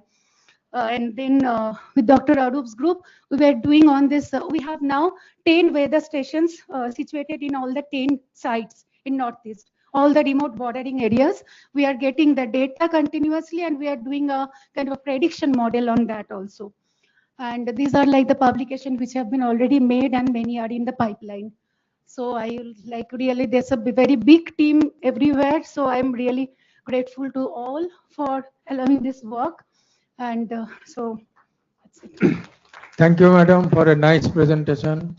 I think by any standard, it is a very nice work done on making use of information technology as well as medical science. Now, my question is that regarding the data collected through DASAP from the entire state, are you, apart from correlation with the Zoom cultivation, are you able to see any other correlation with any other factor? Yes, sir. We are getting a demographic thing with the tribal population. We have got good, very strong correlation also, and we have got with the rainfall also, and we are also now doing some lag model for that. So we took all the meteorological parameters, demographic parameters, and LULC, and it has got a kind of negative correlation with urban settlements and as well as rubber plantation. And whereas we are getting a good correlation of rubber with dengue. So The other question is that because of this kind of study being done, is there any change in the malaria infection? So yes, actually, when the surveillance is good, sir, in a way, first it will be increasing the cases because you are not detecting wherever there was under detection, you can detect it now. So they are finding it quite helpful. So that's why we have now expanded. And also in malaria now they have changed, like they have a drug follow-up because patient has to take 14 days drug or 1 day primaquine, which is mandatory for PFPV. And if that is not taken, malaria can come back again. So now the district collector had requested, like during the follow-up, so ashas are being paid if they are doing a 14 days follow-up. But nobody know, he is telling all the time, I am getting a 14 days all filled up and my malaria is not going. Why? So now this technology can help, very helpful because it's geo-tracked. So now in the follow-up module, we have given the geo-tracker option, and that we are going to launch from November onwards. So we are working on that, and state, actually Dhalai district. So now at least 4 many areas now we have now incorporated where with the state we are giving this app. So they are with a very high malaria endemic area. This is being done, and with national program also, the IHIP portal, we are planning to integrate the last level to the hamlet level collection to the IHIP portal. So that's the goal. But it is really helping the areas where we worked in our intervention area, malaria reduced drastically. Although it was an intervention package and it was a part of the package, but it was, and another project we got sanctioned, actually, I forgot to mention, it also got sanctioned very recently, where we are going to use this app again. Okay, that's good. Any other question from the members? Yeah. Sorry, it's like, fine. Thank you, madam. It's a very nice app. However, I mean, fever is the first symptom for any other diseases. I mean, how many cases of fever has resulted to malaria, and how many fever cases has resulted to any other diseases of zoonotic importance? Yeah, so this is an area which is highly malaria endemic, and even in a very highly malaria endemic area also, like symptomatic cases of malaria is not more than 15%, 15. So then we did a study on checking dengue, JE, lepto, Lyme, scrub, and chikungunya, and we found them. So they are not found because they are not tested in these rural areas. So we are collecting the blood from the household. There we are studying, so we have published, and we are again showing, and all these diseases can be even co-infection and co-occurrence are possible. So that's why we are telling government, you have to screen all, and we are now included even the viral and other disease also. So now another one project is like, we want to map all the fever. What is the like possible etiology of the fever? So malaria, I'm telling, in a high area also maximum 20%. Others are other diseases. That is why we are recording all possible symptoms that the villagers can themselves also tell, which will help the doctors from here or the scientists also. Okay, we need to diagnose these things there. so that we can tell, okay, these are the symptoms coming from the area. We need this test there. So this will give a kind of indication. If they are using this, we can. Otherwise, we are missing all of them. We just record as a fever. Okay, Nothing else. I think we'll take only one more question because we are running against the time. There are other papers also to be presented. So thank you, madam, for a nice presentation and very nice results. Thank you. Thanks a lot, sir. As ma'am is having another commitment shortly, I request the chair of the session, Shri K.C. Bhattacharya sir, to kindly felicitate ma'am with a memento for her talk. Sir will be felicitated.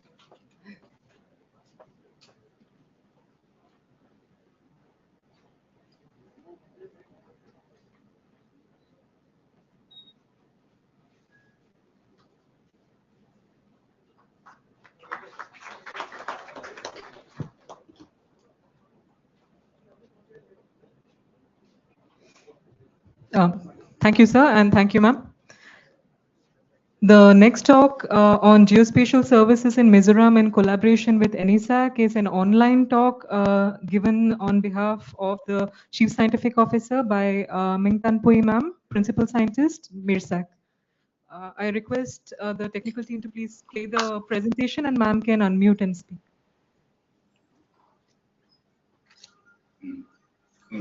Hello. Ma'am, you're audible.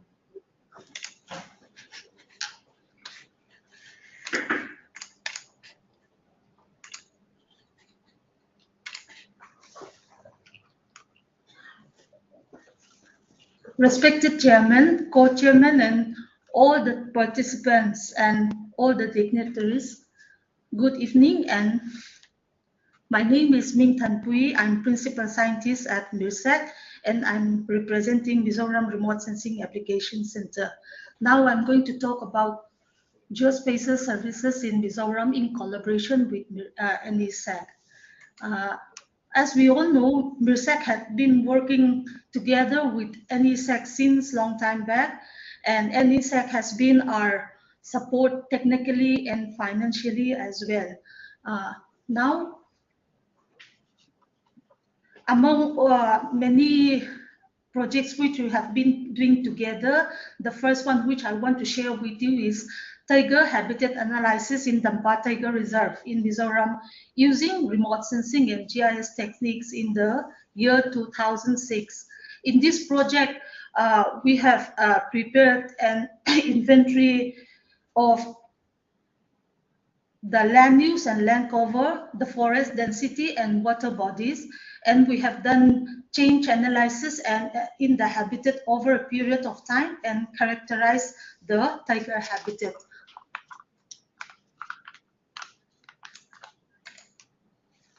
And in the year of 2010, MIRSAC has approached NESAC for studies of bamboo flowering in Mizoram using remote sensing and GIS, where NESAC has supported MIRSAC technically, and also they have given us financial support as well.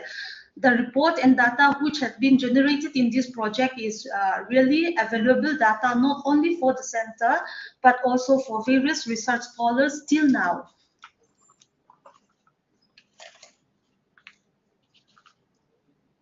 And in the year 2010, NESAC and MIRSAC are preparing various geospatial data for 2 divisions of Mizoram for which have been used for forest working plan.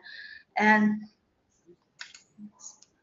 in the field of agriculture also, NESAC and MIRSAC has carried out a project called Application of Remote Sensing and GIS in the state of Mizoram for the agriculture development, where we have prepared and identified the potential area for development of silkworm food plants like mulberry, muga, eri, etc. And also geotagging has been done for silk project, for the silk dashboard, where all the assets and land developed by the beneficiaries under these silk projects are geotagged and put in the dashboard.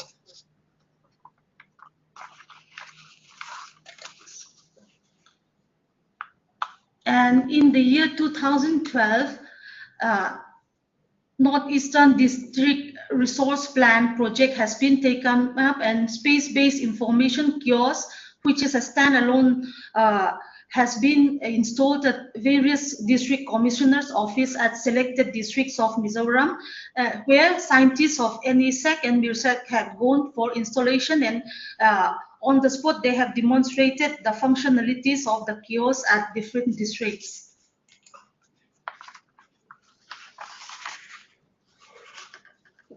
And among the joint projects of NESAC and NESAC, one is remote sensing based rice acreage estimation in Northeast states has been taken up, and the report and data which has been developed from this project has been submitted to the concerned department, that is Agriculture Department of Mizoram.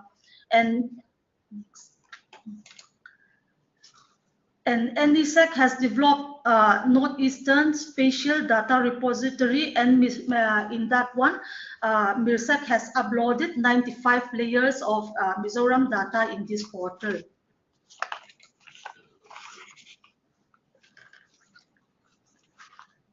And also, NESAC has prepared a dashboard for NEC project monitoring and geotagging, which is very useful and informative for, especially for planning department, government of Mizoram. It really provides a clear picture of the project status using geotag photos, which are collected by using the mobile apps developed at NESAC. And recently, under plan of action, NESAC has been taking up many projects in collaboration with NESAC, and one is ASAN. The full form is Application of Space Techniques for Agriculture Assessment in Northeast Region, where all the areas of important crops and its associated topography are mapped, and also suitable sites for important agriculture, like here, rice and oil palm crops have been identified. And under POA, the second one is SEED project, the space-based support for integrated development of horticulture in Northeast region, where the existing plantation of agriculture horticulture crops like tomato and cabbage and dragon fruit had been mapped, and the potential area for expansion of these identified crops has been prepared, and the suitability map has been prepared. All these the report and the maps which has been prepared has been submitted to horticulture development.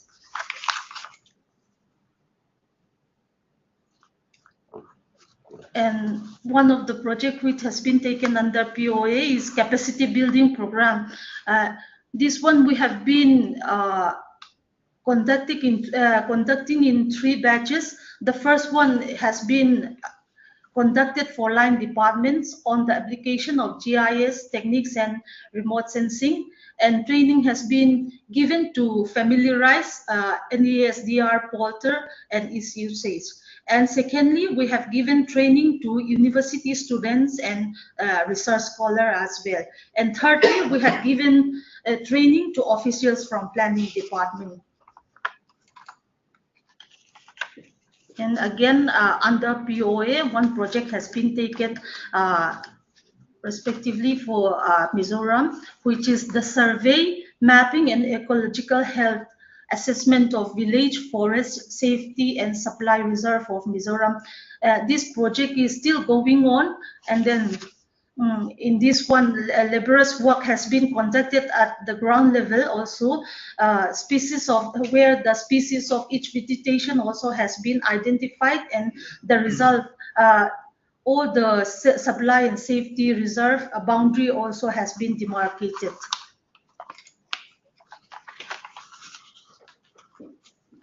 And under POA, one more project is there, which is the development of spatial database on state veterinary and animal husbandry resources for decision support and mapping the grassland and potential area for expansion in Mizoram.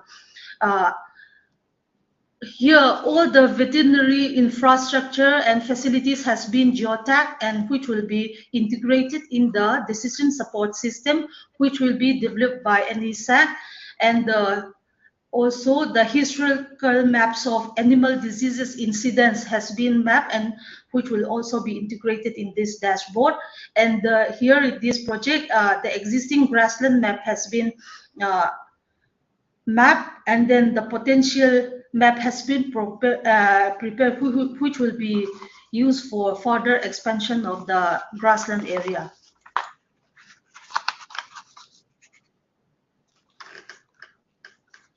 And one of the most important joint project which has been taken up by NESAC and MIRSAC is the election e-atlas, which is developed by NESAC, and it is very useful during our election in the year 2018 and 2023. This has been used for better planning and logistics and by the officials from election department, and we have got a good feedback from the election department as well.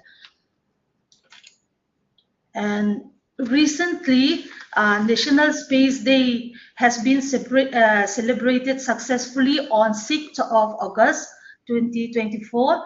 It was jointly organized by NESAC and MIRSAC, and it was funded by ISRO, where quiz competition has been conducted for higher secondary schools, and then various talks on moon mission and space technology has been given from scientists from ISRO, NESAC, and MIRSAC.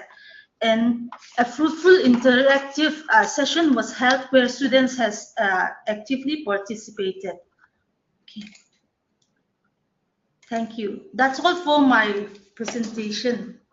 And Okay, thank you, madam, for a nice presentation on the activities in Mizoram. Is there any question from the audience here?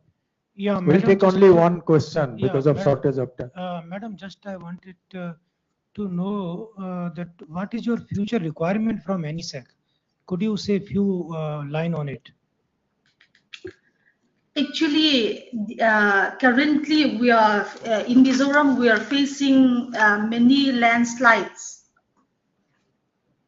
So if you can do a mapping on this, it will be very helpful. Okay, thank you. Okay. And once again, I want to thank NESAC for your unwavering support and best wishes for the future. Thank you. Any other question? Okay, no. Thank you, madam, for a nice presentation. We know a lot about your activities there. Thank you very much. Thank you. We now go to the next presentation, that is on geospatial services in Nagaland in collaboration with NESAC. Sri M. Kithan, Project Director, NGISRSC, will be presenting. So kindly see the timing. 10 minutes we have been given. Okay, okay, thank you, ma'am. So overwhelmed and humbled by all the presentation made today. Indeed, today has been a wonderful learning experience. Very good evening to all, co-chair, chair and co-chair of the program of this session, sirs, participants, and all present here. Before I go to the presentation, I just wanted to say I come from Nagaland, and Nagaland had been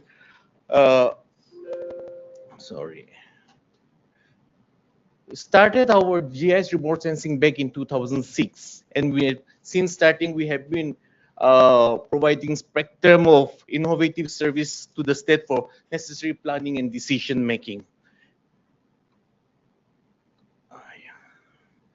Our center, we have different units, the photogrammetry and remote sensing, GIS, storytelling modeling, UAV, 3D, and research development, training and capacity. These are the different areas of operation. Some notable geospatial activities that we have taken up in the center are village resource mapping, we have worked with JICA, Japanese International Cooperation Agency, IFAD, International Funding for Agriculture Development, PMGSY, AMRUT, MNREGA, 3D solid terrain modeling, and these are the different notable areas. Now coming to our collaboration with NESAC, I wanted to say that like we have plan of action project, 15 of projects, out of which you can see the status. 10 has been funded by funded through NEC, through NESAC, and then 5 is a state-funded project. Altogether 15.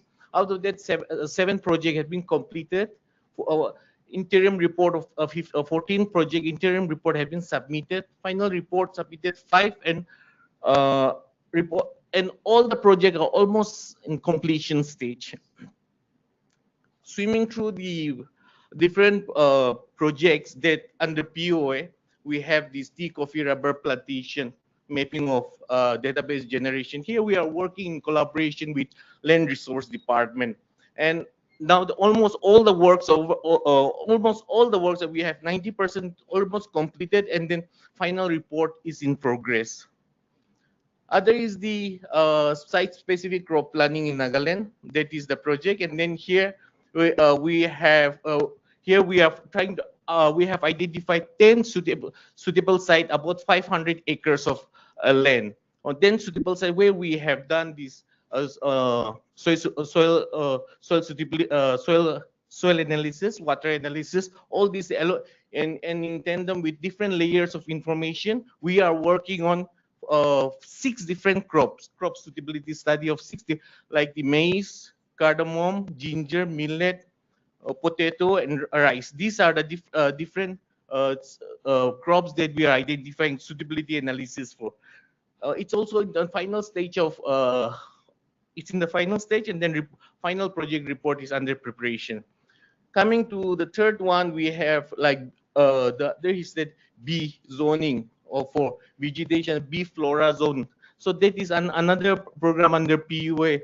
Here we have identified, we have taken, we are working with the Nagaland Bee and Honey Mission, where we have where we are taking village as a unit.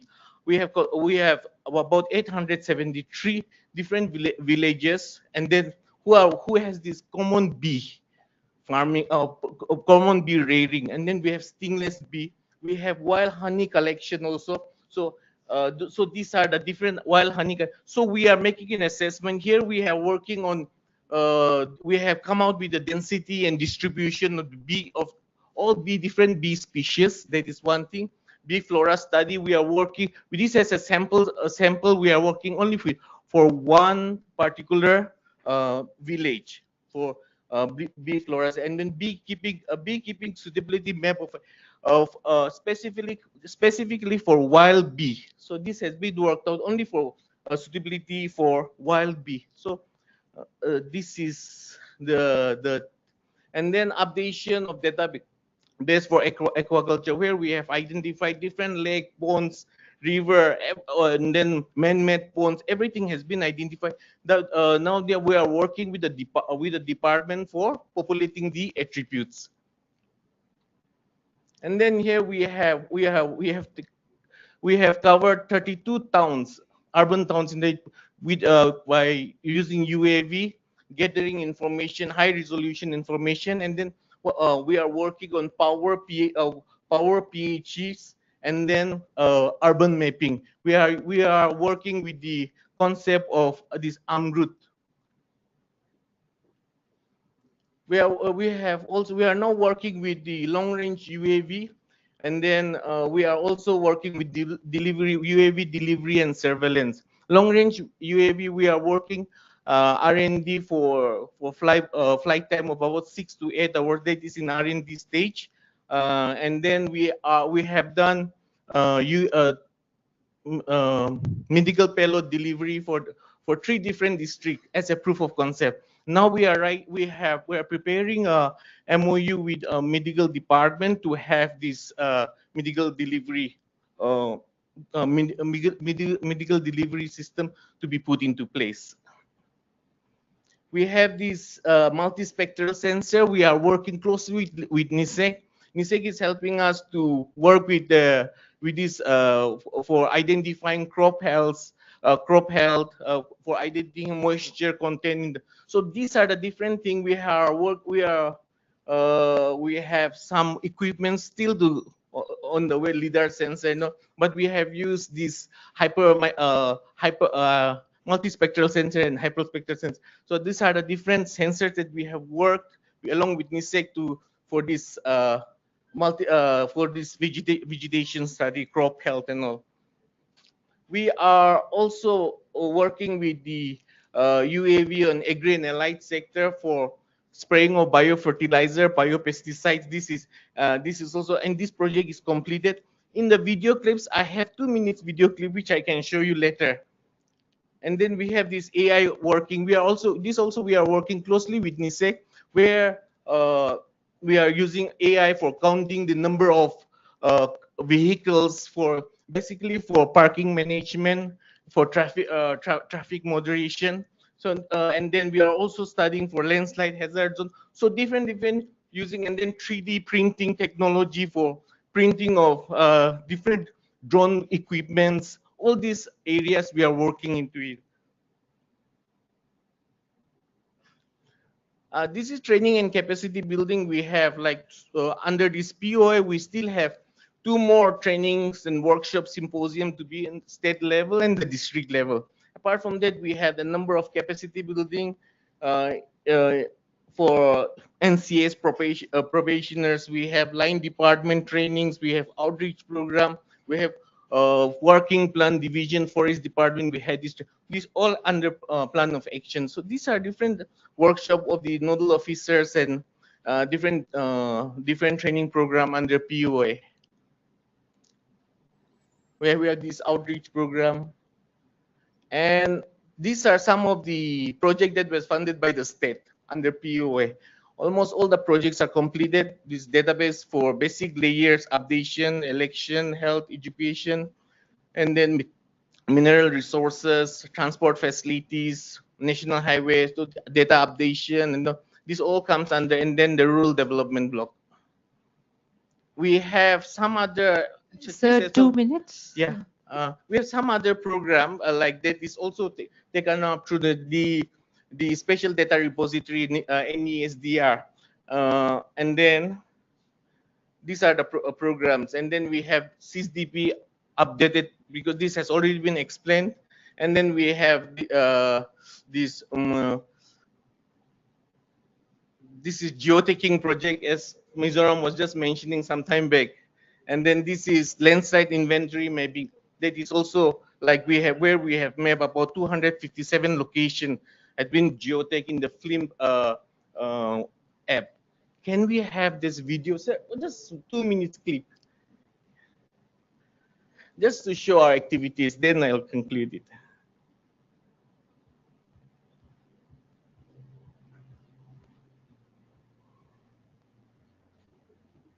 This is our facilitation center, the data management unit. This is our UAV laboratory, where our team are assembling drones. These are the different type of drones that we have. This is the fixed wing that we use for medical transport.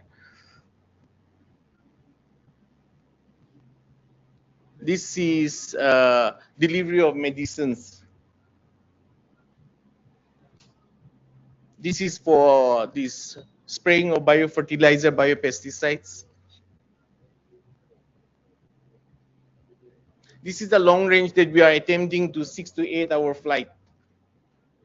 With the 3D printers, 3D solid terrain modeling, a training capacity building program, and then we transfer technology to the village level.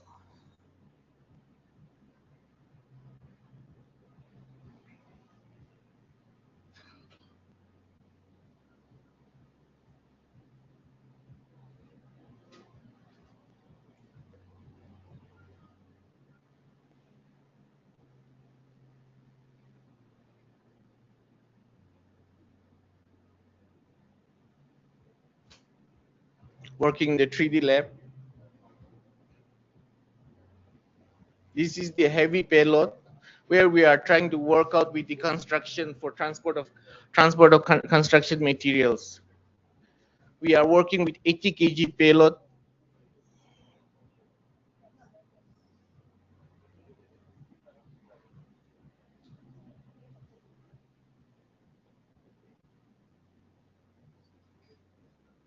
So this is the construction site. We have 9 DGCS pilot. This is our working with different agencies, IRS, NESAC training, CAG. They want to do monitoring. Prime Minister Office.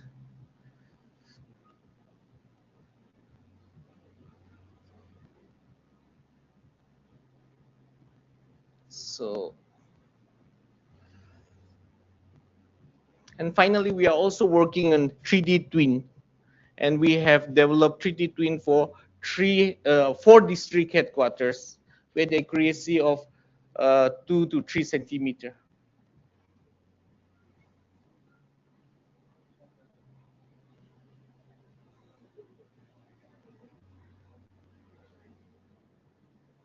Thank you. Thank you very much for an excellent presentation of very nice work being done there. So my request to director, any comment on the presentation on these activities? Excellent presentation. You are doing a lot of work. Only thing is, what is your feedback? What do you want from NESAC? Sir, of course, there's lots of work to be done along in collaboration with NESAC. Sir, I will just wanted to point out, like earlier, where Sir PLN Raju picked up this issue, where we are supposed to. There should be. See, now the thing is that now we are working with data. We know that not all these data that we have, we cannot process from normal computers. We need a high-end computer. How many can have access to high-end computers? The public cannot have access. Even our center, we are not able. We have 1-2 machine to run. We need some kind of big data processing which is centralized. Perhaps maybe NESAC can come up with like 1,000 terabytes of data, so processing the geospatial processing unit, and then each and every state is given like 10 terabytes, 10 or 5 terabytes. That way, like we upload all our data in that, we get it processed in the air, and then all can have access. On a simple PC can have access to all our data, or else if we don't have that, no matter how much we work, we will never be able to deliver it to the public. Yeah. Some clarifications. Sir. Like you said, delivery drone. Sir. You said 80 kilos. Right, sir. No, is it indigenously done, or you do? Sir, this is like indigenously in the sense that we don't get like we don't in India, to be very honest, we don't have manufacturing of all, or we don't produce our product. We have to get it, assemble it, and then according when we say R&D in 80 kg, we are working on like what are the equipments to be fitted to let it carry 80 kg. That way we assemble them. And then the 3D, when I say 3D printing, the small parts that can be printed in the center itself, they can be fitted there in this in our this thing in our R&D. But what is that? How much distance and all is endurance? Sir, this is like we have like like the boy that was lifted, he's 69 kg actually, and then that way, like with that capacity, can work up to 20 minutes, sir. 20 minutes. Yeah, right. How much distance you can expect? 20 minutes, we can expect about 2-3 kilometers. Yes, that definitely, sir. Yeah. No, but what about medicine delivery and all? How much distance you have? That is 5 kg. That's a different drone, sir. That has a 5 kg payload. We sent it to a district called Peg District, Wokha District, and how much distance and time? Sir, to Seni to Wokha district, aerial distance is 34 kilometer aerial distance, and time taken is 20 minutes, I think, sir. 18 to 20 minutes. No, but is it going and coming? So it's one way. We will have to change the battery from that But did you get a DGCA license? It is a beyond the line of sight. Sir, we have pilot. We have 9 pilots, sir. No. DGCA approval for that? So license. Yeah, we have all our drones are DGCA registered, sir. No, but flying. Yeah, we get 34 clearance. We 34 kilometer. You require Yes, sir. permission to. Yeah, of course we do clearance, sir. Permission. Because in order to fly, we get clearance first from DGCA to do so, sir. Sir, since it's running out of time, Right. So I thank you for presenting. It's such a wonderful presentation you have given. Okay. So please give a big round of applause for sir. Thank you. Now the next presenter is also from Nagaland. That is on application of geospatial technology in rural development in Nagaland, and the presenter is Miss Lucy Homstow, State Project Officer. So may I now invite Miss Lucy to present. Respected Chairman, Co-Chair, and all the participants online and offline. A very good evening to you all. My presentation will highlight on how Rural Development Department now has become as a user of geospatial technology and how it is taking forward in implementing various MANREGA activities. Before I start my presentation, I would like to, on behalf of Rural Development Department Nagaland, would like to thank NESAC for giving us this opportunity to share our experience on how we have used the geospatial technology so far. My presentation will focus mainly on 3 topics: a very brief overview of what actually Mahatma Gandhi NRGIS is. Then the second is the use of geospatial technology. Under this, we have 3 subtopics: GeoManreka, GIS-based planning, and the third is a case study where we have done a suitability analysis for moringa plantation. And finally, we'll be transitioning to a new portal known as Yuktara portal for GIS-based planning.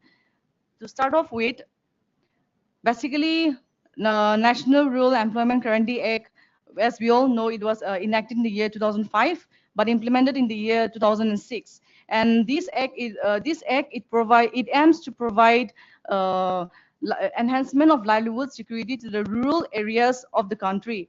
And under this act, we do provide 100 days guaranteed wage employment to all the rural areas. And under this guaranteed wage employment, with any adult members who have attained the age of 18 years can come forward to do any unskilled labor, manual labor. Then this program also emphasizes the quality creation of productive assets. Example, like for the water conservation structure, then we have rural connectivity and other infrastructural structures which will contribute to the overall development of the rural areas. So MANREGA is designed in such a way that it is demand-driven, where employment generation can be done directly in response to the feedback that we get from the rural community. The main objective of integrating the space technology or the geospatial technology in MANREGA was to improve the transparency and accountability, and also to enhance the visibility of the program. Firstly, before I start with the usage of the geospatial technology, I would just like to let you all know that the department is at a very young stage, actually, of when we have started using the geospatial technology. GeoManreka, we have started using this app or portal in the year 2016 only, and secondly, GIS-based plan we have started recently. We have started just using in the year 2019. So in that way, we are at a very young stage of using any geospatial technology. So this GeoManreka is a unique solution which has been designed by integrating space technology and asset tracking management, which will address the twin objective, mainly transparency and accountability. So we do have proven Manreka portal. Along with it, we have Geo Manreka mobile-based app, geotagging app.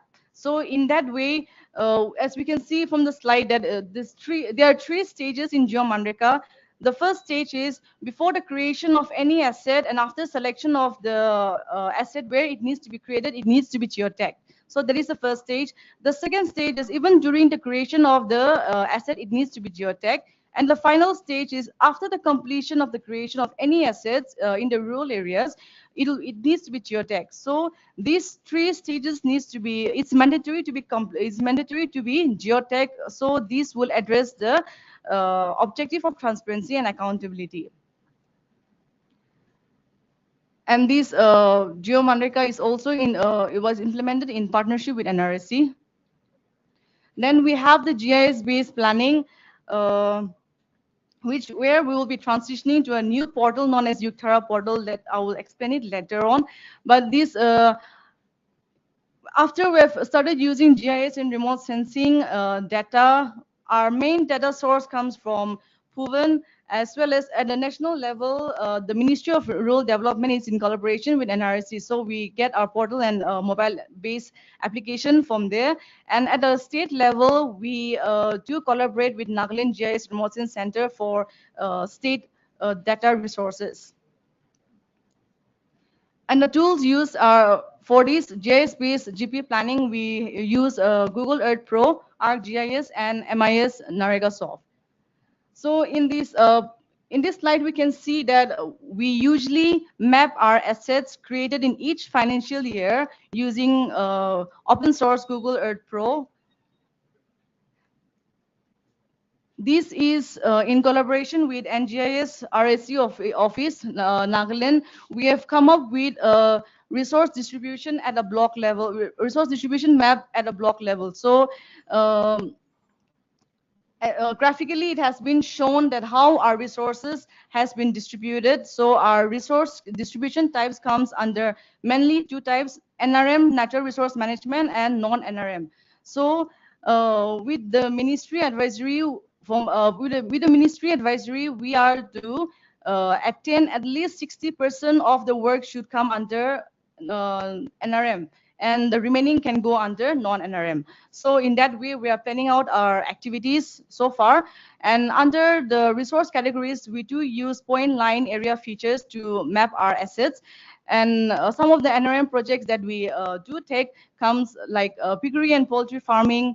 We have fishery ponds, water harvesting, drainage system, irrigation canals, plantation, block plantation. And under non-NRM projects, we do have solid waste management, culverts, community facilities, and rural development. This is a map of all the districts in block-wise. Then for the representation purpose only, I've taken up 2 districts. We have completed for the whole district, for the whole state. But for representation purpose, only 2 districts will be shown, Kohima and Mokokchung. So out here, we can see that Kohima has 7 blocks where all the assets have been mapped according to our resource category. Then for Mokokchung also, we have 9 blocks. So accordingly, using the resources distribution, it has been mapped out. Okay, this is a very small case study we have done using geospatial technology for the site suitability for Moringa plantation. Moringa plantation is a permitted activity under under Manreka. So, and we all know that Moringa tree is known as a miracle tree, as it gives us both medicinal and nutritional value. So the Ministry of Rural Development advises us to take this project, has advised us to take up this project. So in order to take up the project, we did go with the site suitability first. So I will not go so much in technical terms, but the parameters that we have used for this site suitability are, some of them are the temperature, altitude, elevation, soil, LULC, and all that. So from the map, we can see a strong correlation of Moringa plantation with elevation and temperature. So the final result that we got is the most suitable area lies in the foothill areas of the five districts. So in the first phase, we have selected only one block per district. So for the slide purpose, I've just taken up one block, which is Mezifima block under Dimapur district. As we can see from the slide that 70 to 80% it comes under suitable area, and the light beige color, it's like moderately suitable. Madam, another 2 minutes. Okay. So in response to the site suitability analysis using geospatial technology, we do have a crown validity we can validate from the crown impact as shown here in Setigama village, which comes under Mezifima block, Dimapur district. We can see from the picture itself that we do have the beneficiaries along with the saplings, and this plantation took place last year in the financial year 22-23. So this is almost 1.5 years now. So the plantation of this moringa plantation is successful. It has been shown as being successful. The last topic is regarding Yuktara portal. This is also a geospatial planning portal which has been developed by NRSC for facilitating Gram Panchayat level planning of all the Mandrika activities. And it is supported with the usage of SW maps, where we will be incorporating these two platforms to start mapping our assets from the next financial year itself. Thank you. Just in conclusion is that GIS and information system, it gives a solution at the real time where it will give us reliable and accurate information, and also plays a vital role as a decision support system, especially when we are planning our annual labor budget, and where we can from there we can create a quality asset for the rural areas. And it is also used, GIS tool is also being used as a monitoring future progress of any Mandrika activity, so that no duplication of works can be done as by using Geo Mandrika. We have already geotagged all our already created assets. So in that way, duplication can be avoided. And it is also considered as a robust tool for special planning, and especially at the village level, especially for sustainable resource management through NRM projects. Thank you. Thank you very much for a nice presentation.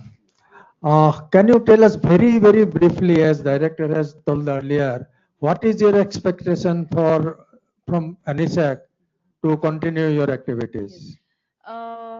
While the director was sharing in the earlier session his PPT, I was just concentrating mainly on the water, the site suitability for water.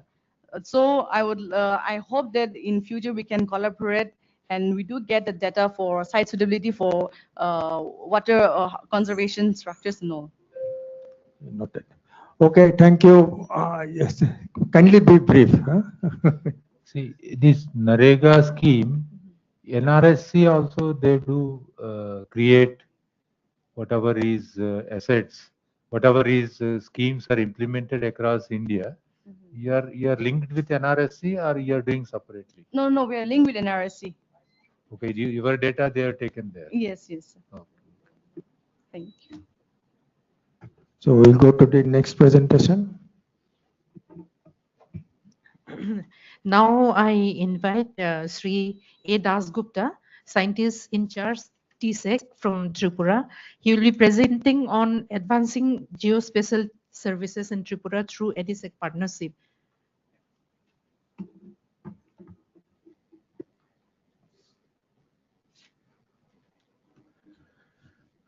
Good afternoon to the dignitaries and all the participants here. So I am from Tripura Space Application Center, and for the last around 20 years, we had been in collaboration with NESAC in some way or the other. And in the year 2022, Government of Tripura has signed a MOU with NESAC in regards to technology transfer and taking up geospatial activities to the grassroots level in the state. Next.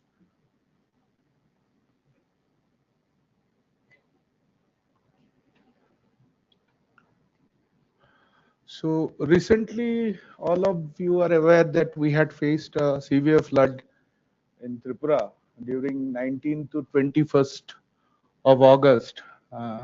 We had requested NESAC at that point of time to analyze the sentinel data that was available And in a short time, they had supported us. This is a pictorial view of that.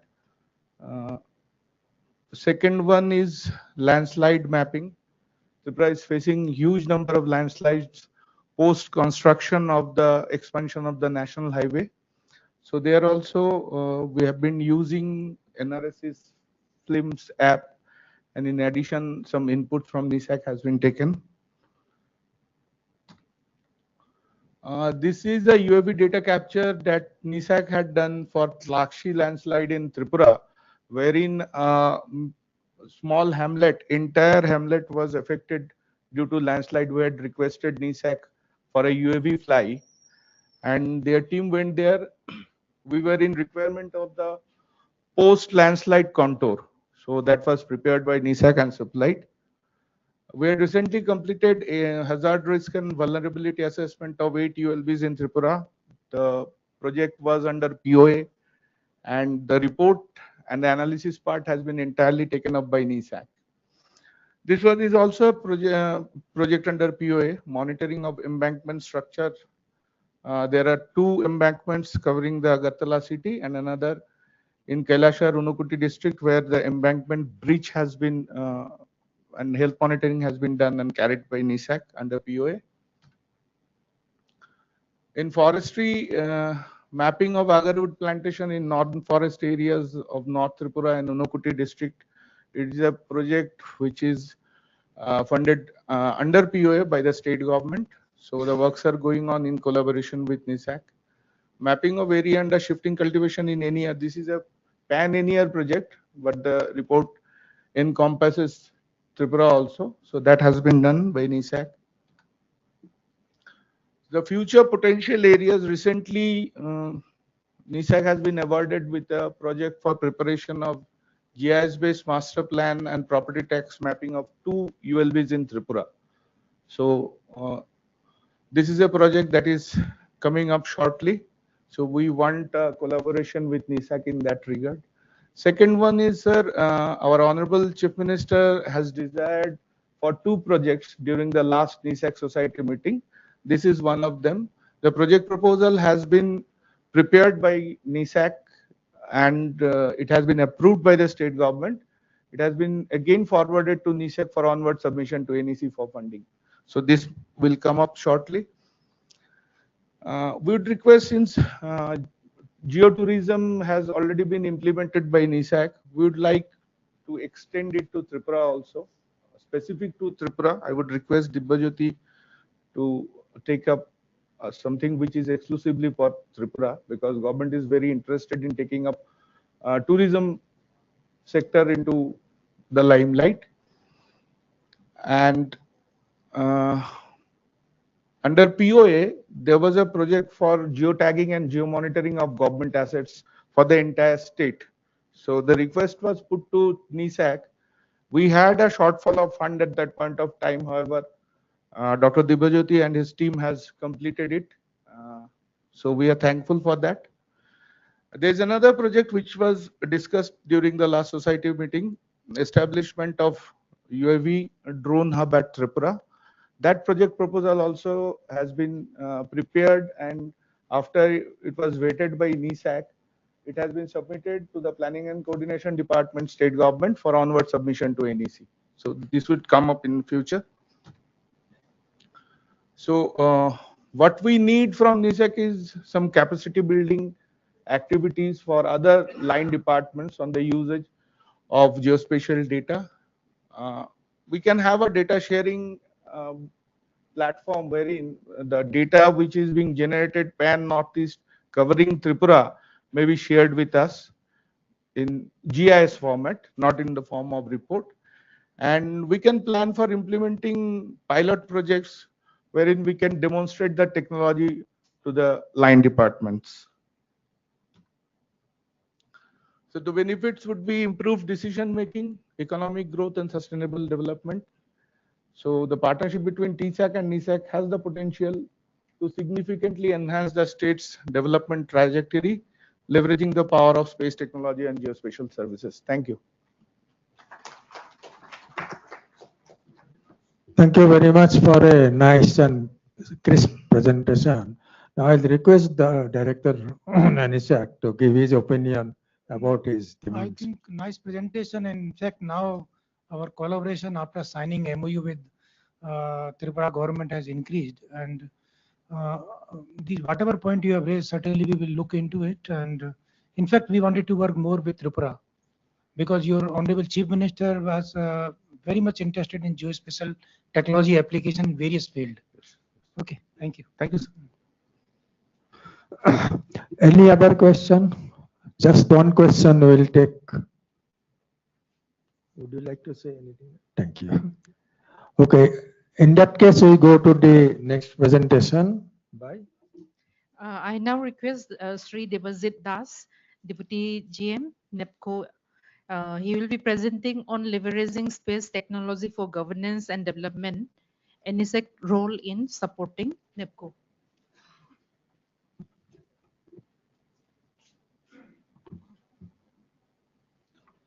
Yeah, good evening, respected Dr. R.R. Navalkund sir, Dr. S.P. Agarwal sir, session chair, co-chair, and respective delegates. So myself, David Das, Deputy General Manager Technical from NEPCO, and I am going to present this one, space technology and enhanced governance development and NESAC's role in supporting NEPCO. So NEPCO, we have incorporated in 1976 to survey, investigate, construction and operation of hydropower projects in northeastern region. But now we have already expanded our domain, means geographical area of working. Now we are very soon that 300 megawatt solar power project in Bikaner, Rajasthan will be commissioned. So like that way, we are going to construct a solar power plant in Sitapur, Uttar Pradesh also. So now we are the only CPSUs who have the expertise in both thermal power plants and hydropower plants. And presently we are operating the largest hydropower plant in northeastern India, that is 600 megawatt coming hydraulic projects. So these are the some few photographs of solar power plant, thermal and hydro projects. So for hydro projects, effective early warning system and effective inflow forecasting system is very much required for efficient reservoir operation and maintenance. We have these 6 numbers of hydro projects. 3 years, 3 of the projects is storage one, and the other 3 are run of the river schemes. So for effective inflow forecasting system, here our catchment area is remotely located, and communication is the main problem. So to get the weather data on real-time basis, we have communicated, we approach NESAC to install weather stations and technology wherever is available, so that we can install the AWS in the remotely located areas, and at least we can get the near real-time weather data at our control center. So accordingly, till now we have installed 41 numbers of automatic weather stations with dual frequency, this INSAT satellite as well as GSM GPRS communication system. That the data from the station is going to the INSAT satellite with UHF satellite transmitter, and our station is located at SAC Ahmedabad. Access is given to us, and data through NESDR we are getting the near real-time data. And after that, we have approached NESAC to develop a inflow forecasting model for our Ranganadi hydroelectric project. Now it is renamed as Panio Lower Hydroelectric Project. It's 400 megawatt and located at the state of Arunachal Pradesh. So that whatever the weather data, that is also available in MOSDEC, and access is given to the concerned district authorities, district disaster management authorities, so that they can also access the weather station data for their efficient early warning or information system. So this is the catchment area of Panio Lower Hydroelectric power stations. we have installed that catchment area is 1894 square kilometer. As per WMO guidelines, we have installed 17 numbers of automatic weather stations with dual communication system, and that model is developed by NESAC, and we have installed these 4 numbers of water level recorder also subcatchment wise, that discharge has been calculated, validated, and again that inflow has been predicted and compared with the simulated one and observed one with our system available at our dam sites. So now calibration and validation is in progress, because some of the even that it is overcasted, over predicted, or some places wherever the discharge has been under predicted. So but definitely with this it's a continuous development process. Hopefully it will be efficient model one, so that we can get the real-time inflow forecasting system and for our efficient reservoir operation. So this is the most important parameter, that whatever NESAC is daily providing us, this weather WRF simulated rainfall forecast. And these are the catchment areas that are Kopili, Ranganadi, means Panyolwar, Pare, Doyang in Nagaland, then Turiel in Mizoram. So we are getting this one WRF forecasting model, and it immensely help us for reservoir operation and maintaining the reservoir level by getting this weather forecast. So we are utilizing this one, and NEPCO is means by this utilizing this your data as well as other technologies very efficiently, because we have used LIDAR technology for number of projects for surveying. And then recently we have conducted aerial LIDAR survey also technology for 5 numbers of projects. We have surveyed by utilizing a helicopter, and we have developed contour at an interval of 50 centimeter for 5 numbers of projects. So this is this one carried out bathymetry and topography survey in Doyang hydraulic project that is located in the state of Nagaland. So that bathymetric survey has been done by IRS Dehradun, and that buffer zone survey by using the UAV PPK drone that is developed. Then area capacity curve has been developed, and whatever the change in capacity with respect to the earlier survey as well as recent survey, that has been calculated. So number of submersion studies has been done by NESAC.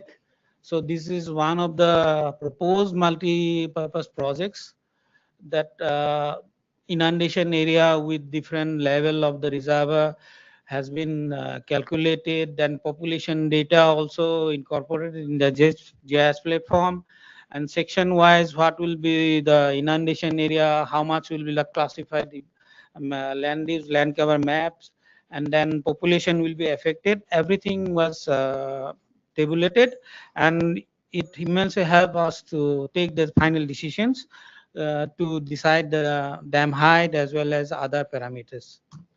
So other few ongoing as well as completed projects, number of projects we have utilized the UAV service that provided by NESAC at the time of disaster that happened in our Kopili hydraulic project. So then drone videography, photography, automosaic, and then we have recently given one LIDAR survey to one of our project, pump storage project, that to be coming up in that one near to the Mausinram. So work is going on. So like that way, we are taking the help of NESAC in number of our studies, and as a user, we are looking forward that NESAC should take a important role for glacial studies, because in Arunachal itself, that glacial lakes at the area is above the 0.25 hectares, more than 733 numbers of glacial lakes exist. and that category B and A lakes are also available. So category B glacial lakes monitor, it should be monitored on the daily basis. So that sensors with enhanced spatial as well as temporal resolution is required. So we hope NESAC can lead in that particular studies, and information, real-time information to be disseminated to the user agencies as well as dam owners for effective early warning system. And that whatever the now weather data we are getting through the MOSDEC, now the data frequency is 1 hour. So we are requesting if that to be reduced at least to half an hour. That will increase the lead time of the for reservoir inflow. So that these are the 2 points I am expecting from NESAC, that they should do something on that one. Thank you. Thank you very much for such a nice presentation. I hope this will open up the doors for many such research activities for NESAC also. So time is running out. So would like to ask something? Yeah. Now, one is the forecast, how much lead time we are getting? So it's for Pennyolwar, we are getting 8 hours lead time. Okay. But So it's depending on the catchment, yeah, I area. know that. But what about discharge assessment, accuracy of that? Accuracy in some of the cases, it's highly, some means overcasted. That calibration and validation is required, and on monthly basis we are providing NESAC the actual inflow to our reservoir, because we have our area capacity curve as well as level measurement sensors, high-tech sensors are there. So that inflow we are providing to NESAC. So definitely after this calibration and validation, model will be function very accurately, and it will predict on near to the accurate level. Yeah. Another thing is, you said UAV videography. Yes. For 3 catchment or 3 reservoirs, I think. Yes, yes. What is the purpose of that? Actually, what happened in the reservoir, ream erosion is one of the factor. So we have to monitor the areas where this ream erosion is occurred, to map and then monitor the things. So we have used this UAV drone to monitor the this reservoir periphery for our coming hydraulic project, Bicham Dam Reservoir. So But that mapping itself will tell you that how much is rim erosion. Pardon, sir? VAV photography. Photography, yes. Itself will tell you how much is the rim erosion. Yes, yes, yes. But videography is also for the same purpose. It is. Videography also, actually what happened, photography, auto photo we are using, as well as at the same time we are using the videography also to show the things on the in other platforms. This Central Water Commission has a responsibility to provide your forecasts, no? Yeah, sir. CWC also providing, IMD also providing. They are providing on a district-wise basis. But that 7-day forecast or something like that. But from NESAC, we are getting this 148 hours forecasting that all the catchment area is overlaid on the map itself. So by that way, it will be easier for us, for the peoples or engineers sitting at the dam control room, to operate because we have prepared our standard operating procedure for reservoir operation, and with the basis of this one as well as real-time inflow for data, rainfall, and then water level recorder, discharge measuring instrument we have in stock in the upstream of the reservoir area. So with all the data, it is for them, it will be easier for taking the decisions, and accordingly reservoir is operated. Okay.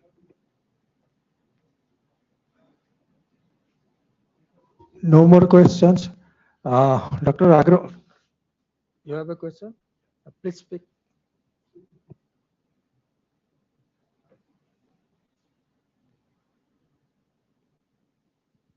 This is regarding your discharge from the dam. Actually, I'm from Nagaon, and we always face the heat of Kopili Dam. So why don't you develop some model where you can plan your discharge from the dam, so that we downstream people doesn't get affected so badly? And the thing is that I don't know how correct the statement is, that whenever there is a flood in our the area, it is said that NEPCO has released water, so it is getting inundated. So how true is the statement? See, it's a common perception, but it's like that that in the tributaries where dam is not there, but that area is also flooded. And another thing, this time that we have installed in the Kopili catchment, we have 6 numbers of AWS. Data is available in NumberStack. We have recorded more than 200 mm of rainfall in 24 hours. So that much of rainfall. So definitely that water will come, and reservoir have a capacity to store the water up to a certain level.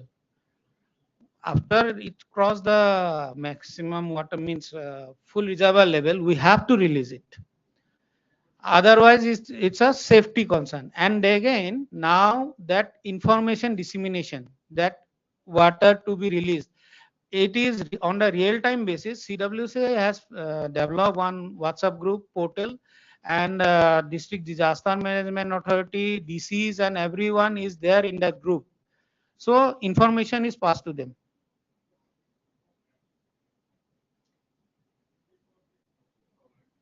But the question is that, why don't you plan? Why don't you have a model where you are having this weather forecasting model? You have how much rainfall is going to come. You have all those data. So why don't you pre-plan everything that you can release in phased manner, so that downstream people doesn't get affected so badly? That's Yes. my question is. Yes, that because you know what is the carriage capacity of the tributaries in and around that area. Yes, yes. So that as SOP, that how much water will be released at what level, is already provided to the District Disaster Management Authority as well as ASDAMA. That if this will be the water level, this much will be the released. So we have shared. So we cannot share. We have already shared the concerned district authorities as well as state disaster management authorities.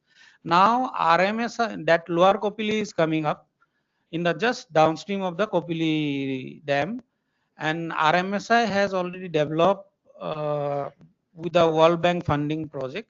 It's almost 20 crore funded by the World Bank. Whole up to confluence of Brahmaputra River, everything was being mapped, and model has been developed. And with this much of water or water level, this much of this area will be inundated. Everything is programmed, and hopefully it will be shared to the common people by the district authority or concerned state authority.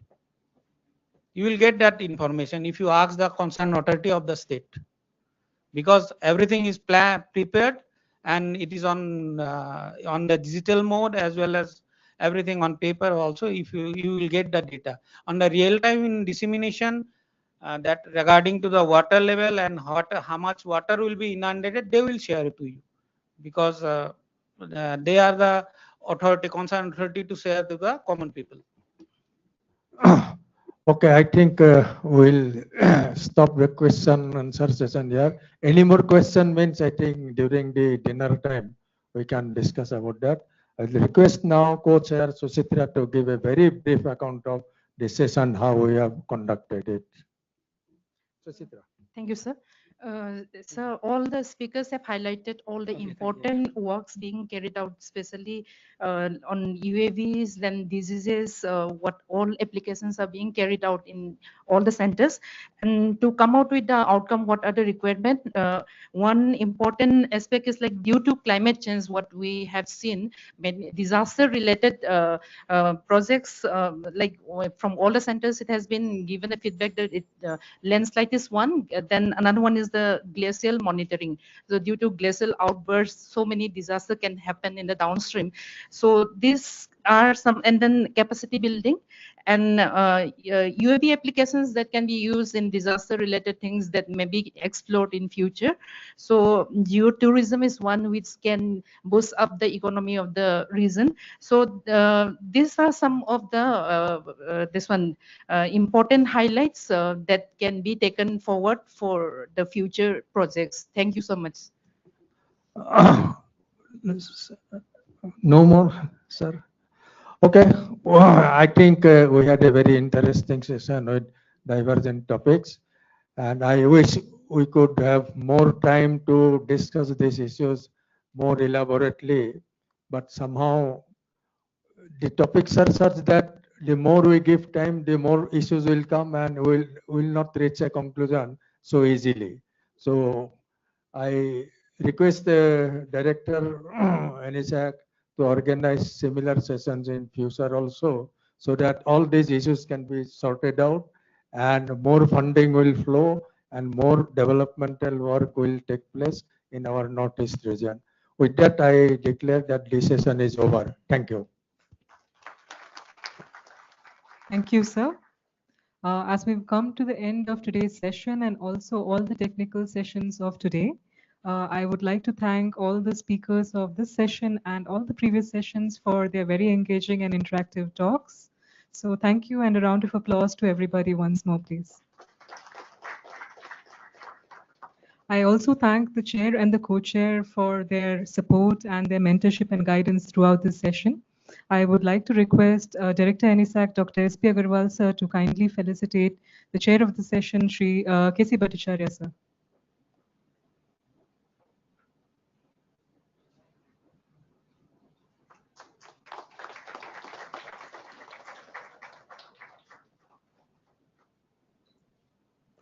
I request Director NESAC to kindly felicitate the co-chair of the session, Suchitra Devi ma'am, as well. Thank you, sir.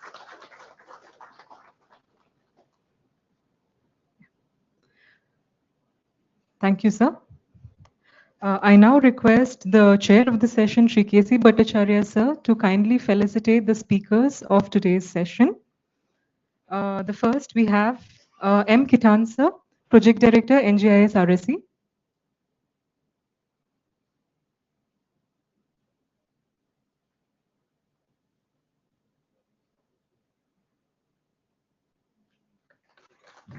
Ms. Lucy H., State Project Officer, Rural Development, Government of Nagaland.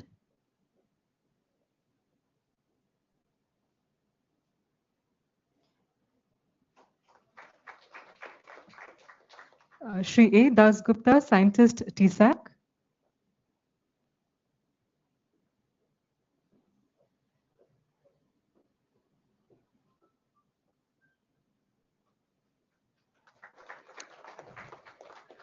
Shri Debajit Das, Deputy GM, NIPCO.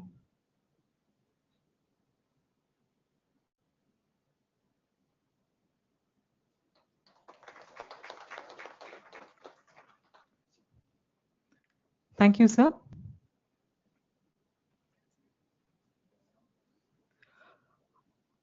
On behalf of the entire organizing team at NESAC, I would once again like to thank all the speakers, the chairs, and the co-chairs of the session. I would also like to specifically mention the dignitaries with us today, specifically the chief guest, Dr. R.R. Navalgun, sir, PLN Raju, sir, K.C. Bhattacharya, sir, and of course, the director of NESAC, Dr. S.P. Agarwal, sir. Thank you very much for your constant support throughout the day. I would also like to thank all the participants of the session, and specifically I would like to express our gratitude to the online participants. We have quite a few online participants which have stayed with us the entire day. So thank you very much. And now as we come to the end of the technical sessions, I think it's time for celebrations. So we will have a cultural program coming up next. So that will be organized at the NESAC auditorium in the main NESAC building. Following the cultural program, we will be having dinner back in this building. So we will have to return to this building, and it will be at the same location where we had lunch, the canteen downstairs. And a quick announcement for tomorrow. The technical sessions for tomorrow will be starting at 9:15 a.m. sharp. So I request all the participants to come. Thank you once again and have a wonderful evening.